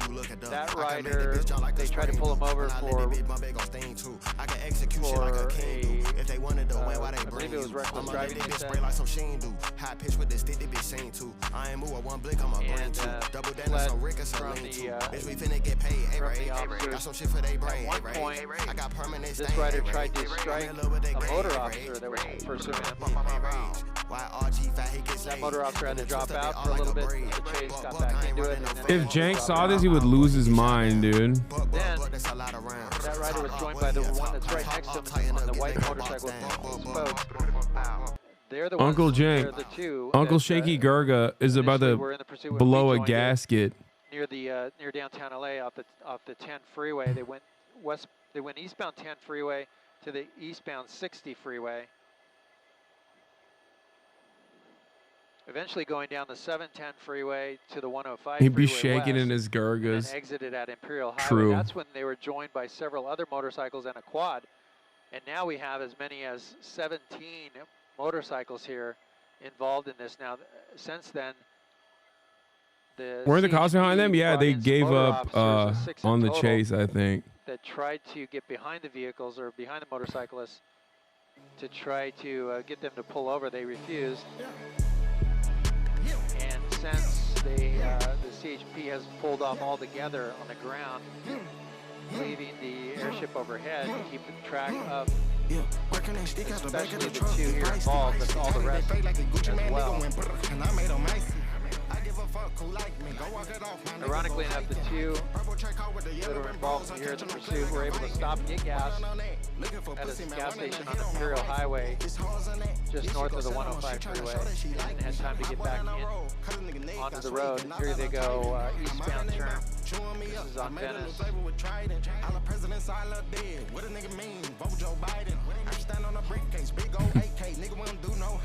It's political. So they have the fuel now to continue this for quite a while. We'll see what law enforcement decides to do other than just track it from the air and wait for them to finally give up, pull over, and maybe then they'll bring in units to make the arrest. But it is considered assault with a deadly weapon on a peace officer, the weapon being a motorcycle. The officer that was this guy attempted to strike. We don't know if there was contact made.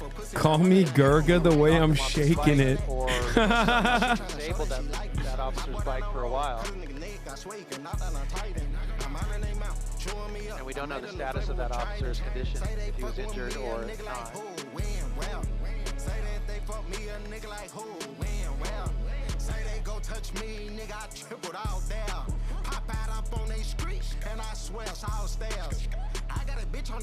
Are they doing anything besides reckless driving? No. I think originally it was the fact that the first two people like escaped the cops. The rider, I should say, on the white and pink bike here has been on a cell phone the entire time. And we believe he might be streaming online. So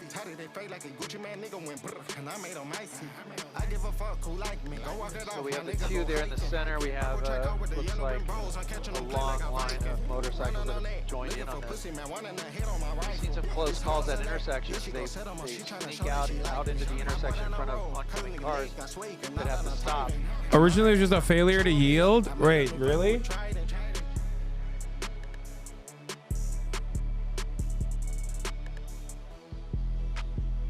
This isn't a new meta. Venice Boulevard and Arlington is the locator.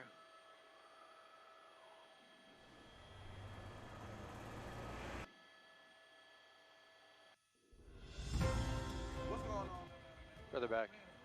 Yeah. You probably thought the buddy was a real slanger, huh?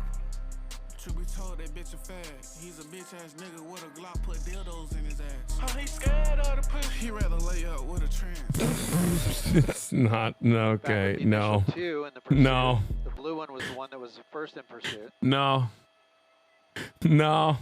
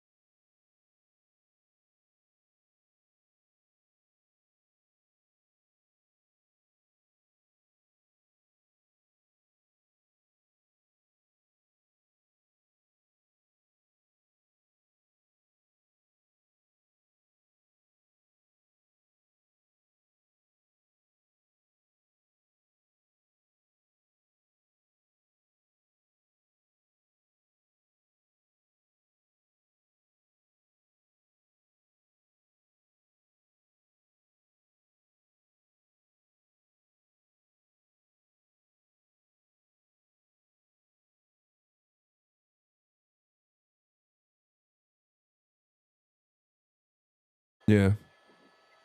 Austin over here is mad at me because he's like, "Oh, I'm going to go to Tokyo with a cold." That's what he said. Instead of saying, "Oh man, you have like a serious sinus infection going on. I feel bad for you." He said, "Oh, you're going to make me sick." That's the first thing he said. He walked in and that's the first thing he said. That's crazy.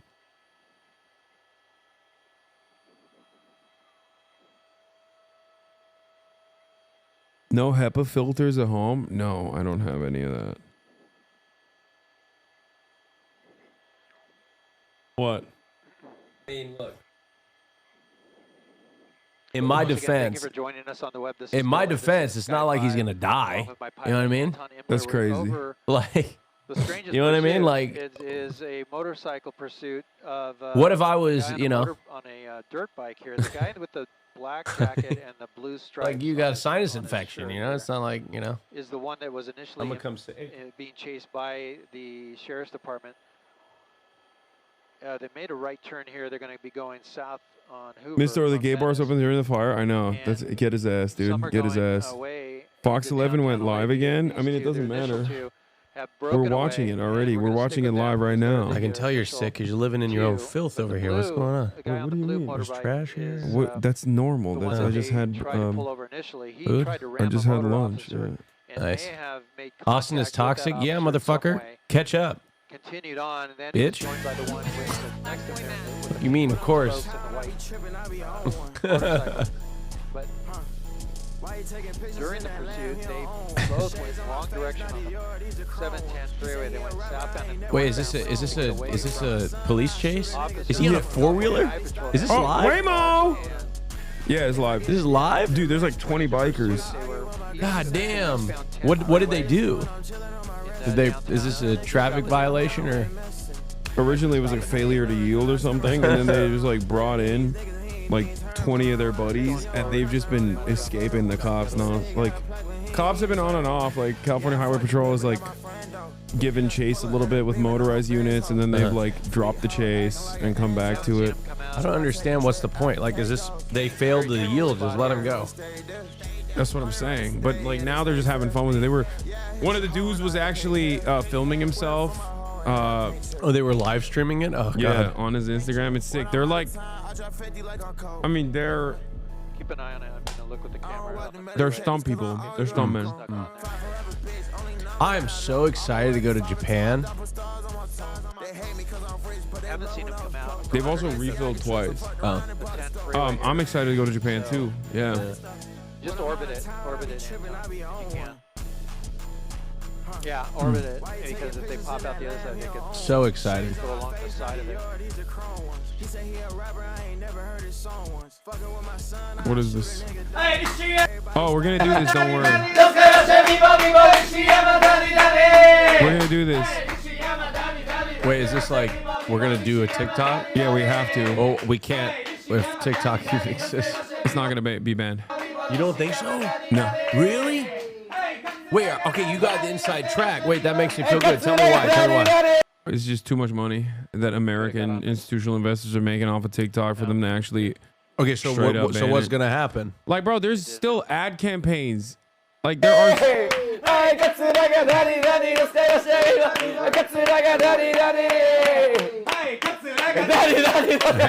Myth, what's up? Fellow Lebanese.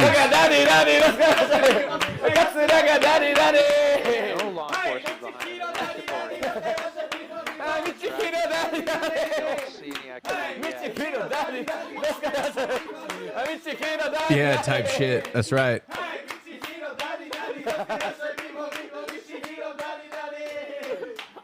Yeah, Biden administration officially said that they would not enforce a TikTok ban, and that they're extending it for 90 days. Yeah, but they're isn't leaving it up to the next? Oh, they are administration. extending it 90 days. Yes. So it's not and getting punted banned. to Trump. Yeah. Well, shocking. Well, not me, but many others. Mm-hmm. So nothing's going to. Bro, they saw people running to Xiaohongshu and learning Mandarin, and we're like, never mind, bro. TikTok is actually at least. I fired my whole staff because they didn't speak Chinese. Wait, really? Yeah. I said, I'm sorry. I'm outsourcing. Damn. All this work is getting outsourced to. All the work I make my editors do is nothing in comparison to me just being in bed and doing this. It's crazy. Getting banned. People are moving to the RedNote or the Red Book or Xiaohongshu. It's fine, whatever you want to call it. How the fuck did you guys learn how to speak Mandarin so goddamn fluent and so goddamn fast? I'm so fucking jealous. Stop it. Ever since people start. This has 500,000 views already. I posted this last night. Wait, like where did you post it on the new platform? No, I posted on TikTok. I'm saying that like. All right, that's it. All right, I need to pop off about this platform on the podcast tonight. I was trying to get somebody to teach me Mandarin yesterday so I could be prepared for today, but nobody. It just didn't work out. RedNote posting is popping off. Hi guys, it's Hui from China. I'm sure you're interested in how. my entire feed is just like my entire feed is people speaking Mandarin straight up. Remember how I used to say that you used to push like propaganda for China? TikTok. Yeah. I kind of get it now. I've been like doing some research and watching some documentaries.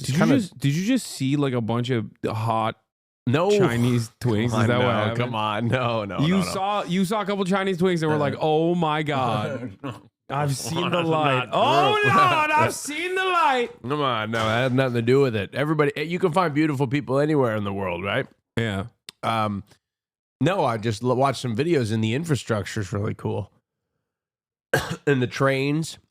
I don't know how they feel about gay people, but regardless, dude, they're gay as fuck out there. I read that you got to keep a low profile, but I don't know.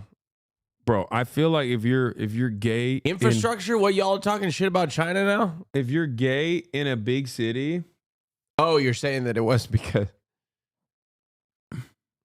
show Austin the space station he probably didn't know existed. Yeah, China has a fucking space castle in space. In space, no, not in space. Yeah, in space. They have an ISS. I don't know. It could be somewhere else. Go to Sichuan. It's a gay city in China. Yeah, don't they have like specifically like lesbian cities or whatever? I forget.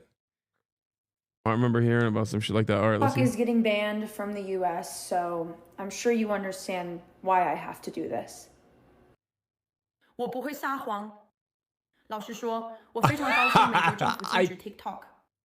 我讨厌这个应用上大多数人，但我知道你们中的很多人都喜欢我，所以请不要忘记在 Instagram 上关注我，用户名是 Peach Jars。现在你也可以在红色笔记上关注我，和我其他的中国朋友们一起，用户名是 Peach Jars。没错，无论如何我都不在乎，谢谢你。我根本不在乎，无论如何。This is AI, right? Yeah, it's AI. Sear does it too with like multiple different languages with Spanish and like he does. Yeah, it's brilliant. I need that. Maybe we could AI our. I'll be honest. I think we need to put all our fear and clips in Mandarin and put them on this and then app. put them on Xiaohongshu. I'm serious. I'm not even kidding. Oh my I'm God! not even kidding. I may need to hire people that are exclusively bilingual. Maybe a requirement, a job requirement. Check out the Chinese muscle man.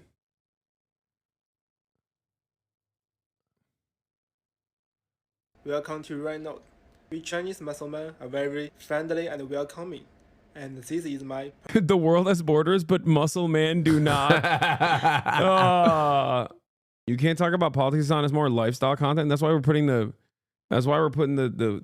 fear and stuff. The fear and stuff. Okay. I just need to learn. How do I learn Mandarin? Just use AI. You're never going to be able to do it. No, dude. No. You're never going to be able to do it. Just give up. I only know Red Sun in the Sky. You're 30. How old are you? 33? You're 33 years old. I'm 31. Our brains are not, they're past the point of learning new things. I only know Tian Shang Taiyang Hong Ya Hong Tong Tong E. You just sound racist.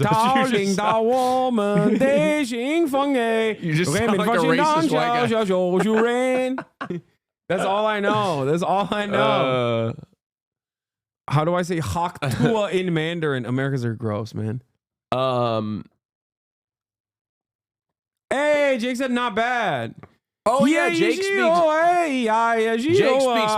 Jake, have you been on that platform before already? I don't want to butcher the name. Xiaohongshu says the monolingual can already speak two. Yeah, I'm fluent in 2 languages, but I don't know anything about I can't speak Mandarin. What is Jake saying? I can't see because all your chats are 3 minutes behind. How to learn Chinese faster and smarter. Picture this. You've just spent hours and hours learning hundreds of new Chinese words. British accent. And now you're sitting down to chat in Chinese with a native. I've seen some of these TikToks, by the way. Like, I know Chinese is a logical language. Like, the word for man and woman is in, like, literally you just add additional stuff to say, like, a man child or a woman child. Like, I know I've learned some of the, I'm already making moves. Big dog. I'm already making moves. I'm trying to learn. The word for giraffe is long neck deer. Yeah, see, that's what I mean. I just got a text from my gay friend saying, In the I'm going to space of steal about your 30 idea seconds, of interviewing in all of the new bathtub. vocab you thought you had just Nice. burned into your memory Fuck is that? seems to evaporate from your brain, and you're left tongue-tied and struggling to say anything beyond even a basic ni hao ma. If you've ever had a similar Ni hao ma. experience of struggling to memorize and then actually use new Chinese words, and you're looking for a complete system to supercharge your Like happy means open heart. See, I know that.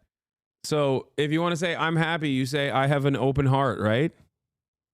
Shishu. vocab learning, Shishi. then this video was made for you. Today, I'll go over the best system I found so far for effectively prioritizing, memorizing, and then actually mobilizing new Chinese vocabulary that you've learned. This will be from a combination of my own personal experience self-studying Mandarin alongside my medical degree at Cambridge, tips from some guy from RedNote was also like welcoming people from TikTok, and he's like, I'm the largest English-speaking content creator, and I interview black people because blacks are really cool. And I was like, oh my God, Wait, who? bro.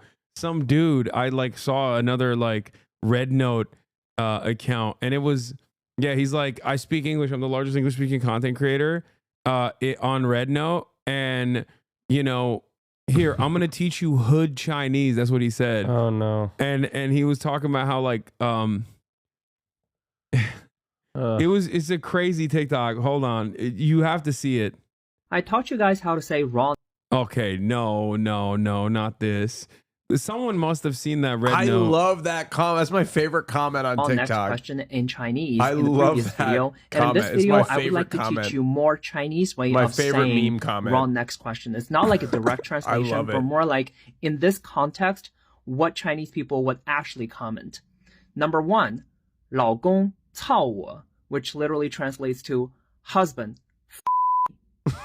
Number 2. What the fuck? Ah! 老公叫我. Here you go. 操我. No. 操我. 操我. 老公 Wait. There's a different sound. Go back. 老公操我. Number 1, 老公操我, which literally translates to Lo- husband. 老公操我. Bro, what the fuck was the first thing you said? You went la rong. Oh, excuse me, hold on. Go to La the rong. go to the hold on. Hey, hold on. People Go would back. actually comment. Number 1, 老公操我, which 老公 操我. I'm getting the better one. 操我. No, 老公操我. 操我. Am I not saying it right, chat? I'm saying it right. Laurent. Yeah, you went Laurent. Laurent, ça va? 老公操我. Laurent. Laurent. I'll be honest. If we had like if we had a Mandarin competition, I bet I beat you. If like You're for out of your pronunciation. First of all, bro, you literally have so much more free time than I do, and I would still cook Excuse you. you. I would still cook Excuse you. you. Mandarin competition would be First sick. of all, I would cook you so hard, you dude. are You are forget fully. You would forget English, dog. That's You how are- badly I destroy you. I forget you are bilingual already. Yeah. I forget. I'm already native. I'm a native speaker in 2 different languages. First of all, I'd be a lot more efficient with my time if I could schedule with you. It's like you're all over the place. Okay, 5 don't get me o'clock, started, like, 7 o'clock. 天上太阳红呀红彤彤哎，是兄弟太阳是马所动哎，他领导我们的兴奋哎，人民发现当小小小小人。That's the only thing I know. I got called out today. 呀是哟哎呀是哟啊，人民发现当小小小小人。 I got called out today. I went to a breakfast and the person that worked there was like, "Hey, Austin, show." It's like somebody that worked there, and they're like, "I'm Lebanese too, but more than you." Yeah, you deserve it. But they were just kidding. They were just fucking with me.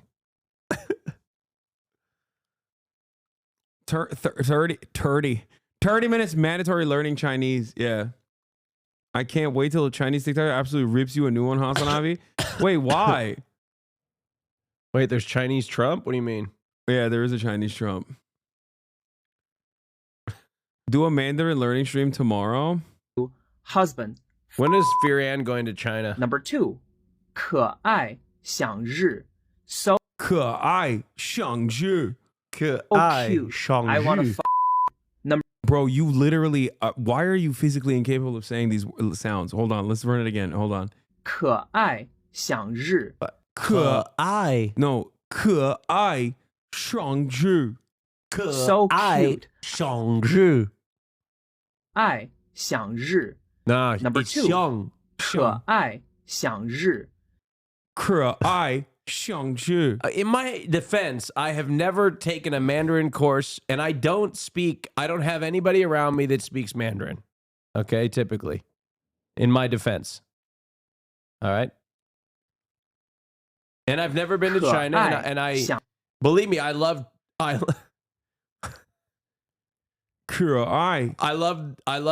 think it's a beautiful language. Also is tonal, right? Yeah. Someone in the chat said that too. Like, I think it's a gorgeous language. I just don't. Mandarin is also tonal, right? Like, so the same sound, if you say it with a different tone, it means a different thing, right? Believe me, I love China. I think the language is great. I just personally don't know it, and I don't want to be offensive. Everybody knows you don't know it. You didn't have to. Hold on. Experts who've written books and games, and secondly, memorization. A few different techniques. Thirdly, mobilization. In each of these sections, how it all three language is learning random bits of vocab. So for example, in English, used several times in the making of this video. This is the same across all languages, Chinese included. So what we really want to do is, in order to be able to speak quickly and to actually be able to communicate with people, we want to focus on that core center of words that are really frequently used in everyday life. So to be strategic and smart with choosing what vocab to learn, we can use something called vocab frequency lists. So vocabulary frequency lists are just an incredible tool that's actually really used in that frequency Bro, list give us some related. words. Come on, man. Talking about myself, vocab frequency related to you. For example, for me personally, I really frequently use the words 医生、医学、剑桥、瑜伽. Oh my God. We She's get like, it. I usually use the words doctor And Cambridge. Rolls Royce. Yeah, we get it. First we get class. It. We get it. You have a doctorate Luxurious in lounge. March, leave her alone. March, why the fuck are you in the chat? We're supposed to be filming in 6 minutes. Use words like Rolex and wealthy, big and penis, yacht. and I have. Oh, here, this is the guy. Yeah. This is Alan, one of the biggest English content creators in China. Like literally, like my ego barely fits in this frame, right? As you can see. I usually make videos of me having friendly cultural conversations with foreigners, especially the African American folks, because they're the coolest and Alan. Come on, big dog. You don't need to do it like that. Alan. Oh, no. You don't got internet. Nah.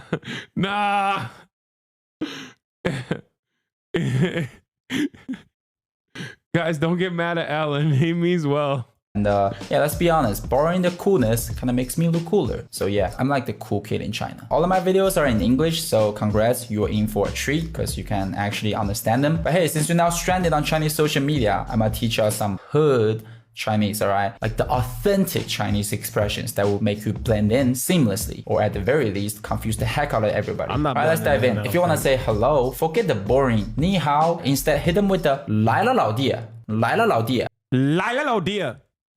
Laila Laudia. Laila Laudia. No. I lost them immediately. It means, what's good, bro? What's up? Laila Laudia. He's spin right now. Those is like Zoomer talk in China. Was that good though?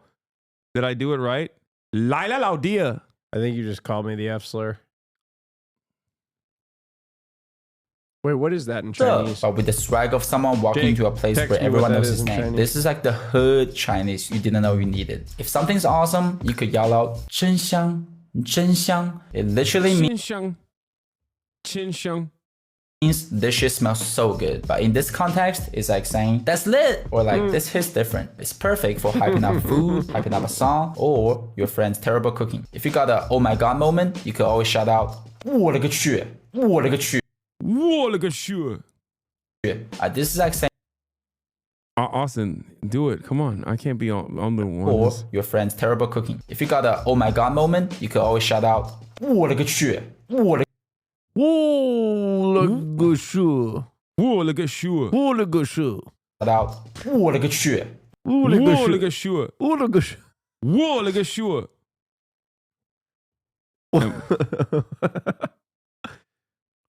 我勒个去。I just, What a I good feel shit. like I just like I'm gonna fuck something up. I'm gonna say something that I shouldn't say. Hey, oh snap! And they're Or gonna like, what the fuck? clip it But out with of the actual context. dramatic flair. Perfect And when I'm you gonna do end those up fall on off the your RedNote. chopsticks. Pro tip: the more dramatic your tone, the more legit you sound. So like, 我勒个去，我勒个去. When Wawa gets here, we can have a Mandarin class stream for you. Yeah, I'm 我勒个 down. 去，我勒个去。我勒个去. Now everybody, 我勒个去 is better than yours. Come on. 我勒个去. Are you kidding me? This guy with this Trump accent is gonna kind of criticize my Mandarin Chinese. Oh my god. Are you kidding me? 我我勒个去.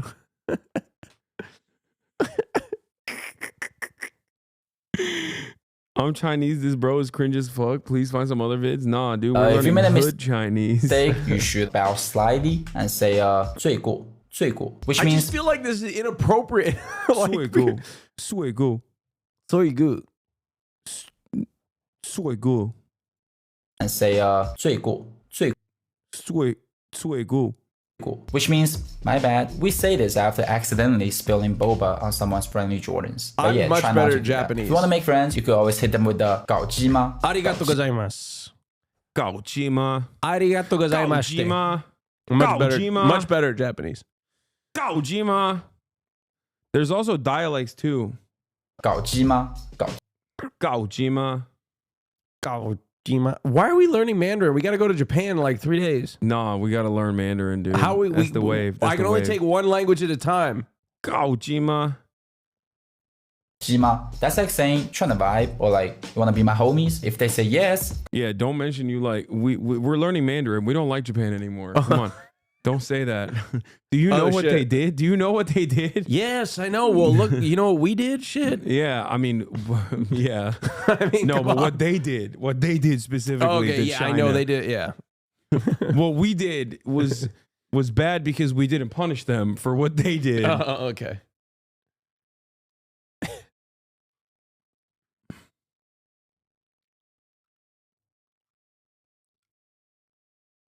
Bro, sounds like the second gen Mexican trying to teach American slang to me when I came fresh from Mexico. congrats, you unlocked the Chinese soulmate. But if they look confused, wrong. If you love something, you could say 太酷啦, 太酷啦. That's like 太酷啦!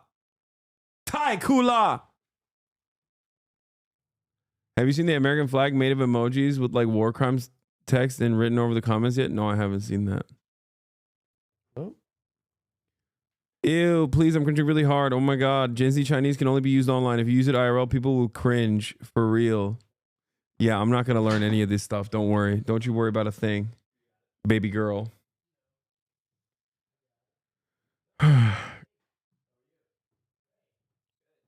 Looked up Gao Jima, and it literally translates to, are you gay? How do you say yes in Japanese? Hi. Hi. But we're not learning Japanese, bro. We're going to Japan, dude. And also, you can say no, it's ie, but you never have to say it. In Japanese, people don't say no. Hi. But no one says it. That's what we learn. How do you say no politely? It's contextual. You just never say no, but you just like contextually speak around why it's not possible. Even a hot girl saying baby girl gives me the ick. Okay, well.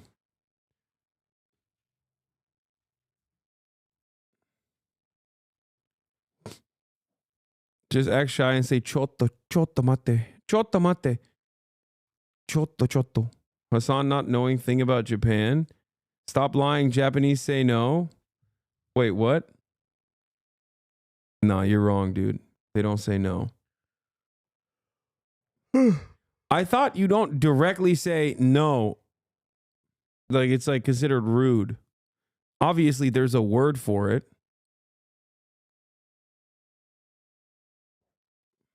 I live in Japan and I speak Japan. Be my Pookie. I live in Japan and I speak Japan.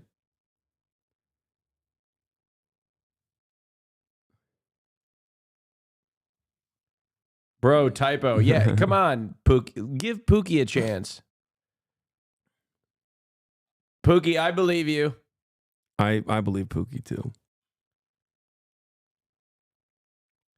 I'm not. Yes, I know. We know. I'm sorry for my friend Hasan. He's very inconsiderate. And sorry for my friend here. Will this tweet be addressed on the pod? What is this? Will Neff check, Cutie Cinderella check, HasanAbi. Oh, thank you for the free promo. Yeah, I'm doing it in the tub with Cutie tomorrow. That's crazy. That's great promo. Thank you so much. Tomorrow, right after Hasan streams.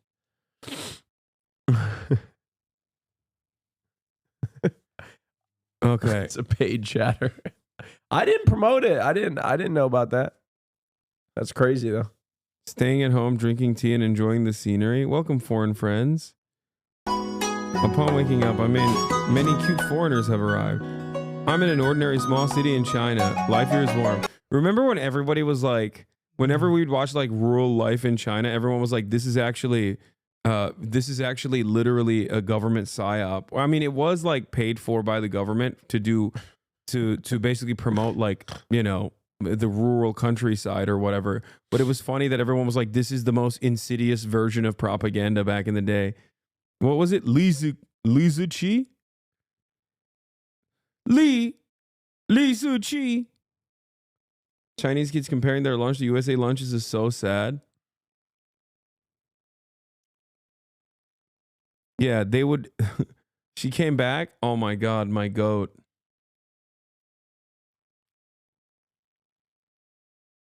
Li Zuchi is back. She was scammed by her agency. Hasan mad. Everyone's jumping on the bandwagon. No, I don't care. I love that. I also want to make sure. I don't care. I just don't want people to be hateful and bigoted. That's it.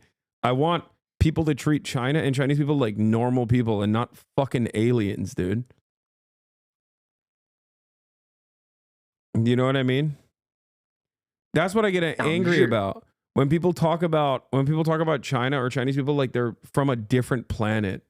Like they're aliens that need to be studied and dissected or some shit.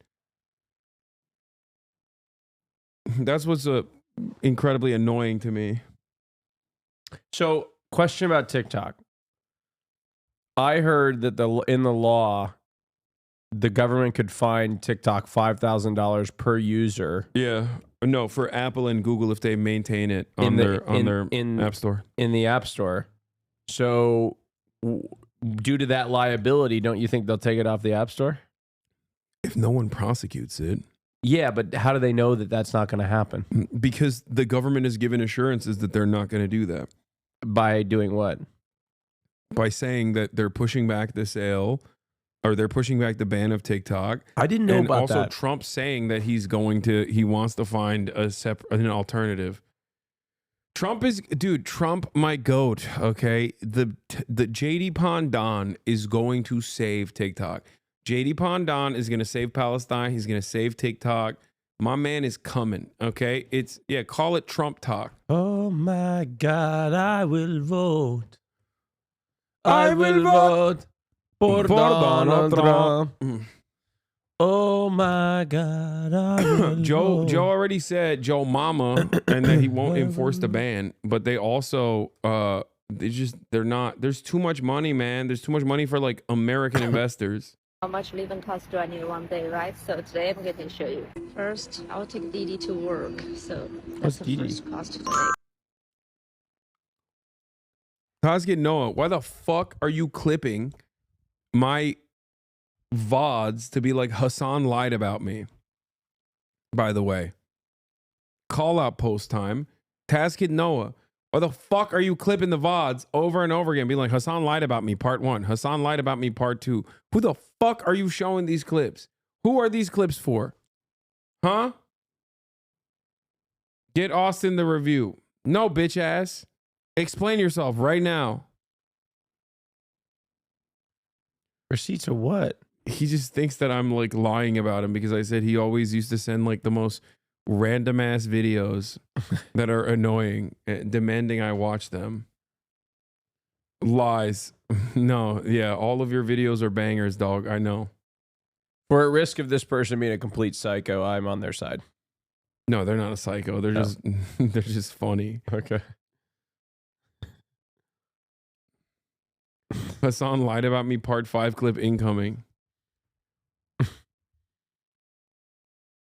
Austin, we talked before. What? Okay, maybe he is a little weird. I mean, come on. He's been following us since 2019. 25-month subscriber. Did I shout you out in the chat?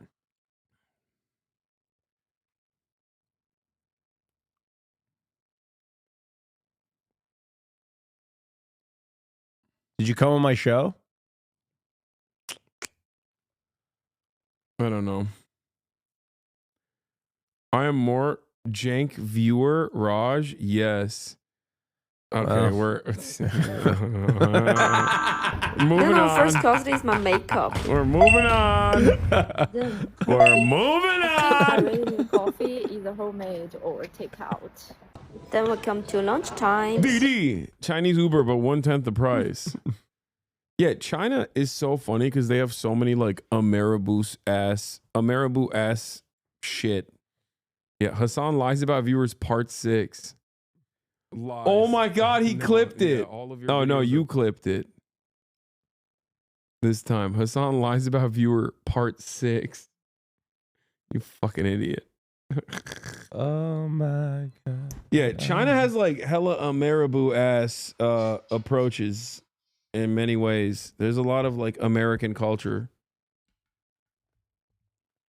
Oh my God. Sorry, but I just can't understand why you're struggling with Mandarin. It's actually very easy if you try.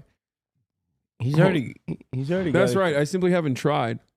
Hey, Will, would it shock you to find out that Cutie Cinderella's late?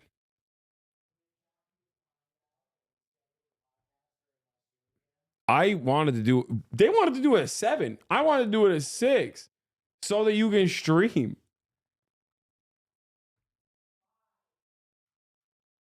All right. Anyway, that'll be all for us today, chat. Sorry for not watching the Union doc again because we have guests and I have to do the podcast. So, but fear not, banger episode incoming.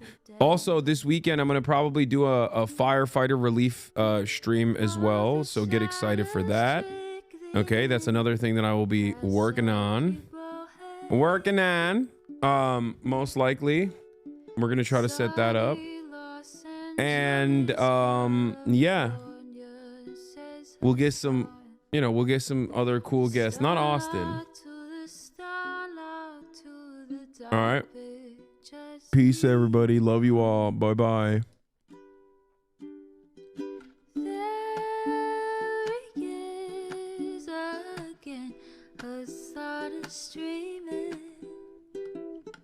Hasan is streaming.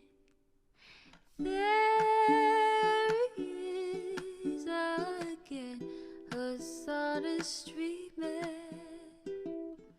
Hasan is streaming. Reviewing the P.O. box. Uncle Uyghur's face. Sudden Discord agitprop. Great names take embrace. Tiny Bernie Sanders, LGBTQ Air Force. The whole left at your fingertips, Ane at your door. H3 crowded debate, the Young Turks online show. 3 full fucking years of this, plenty more to go. 90-day fiance, talks of champagne bourgeoisie. A Trump rally live reaction on mass riot at DC.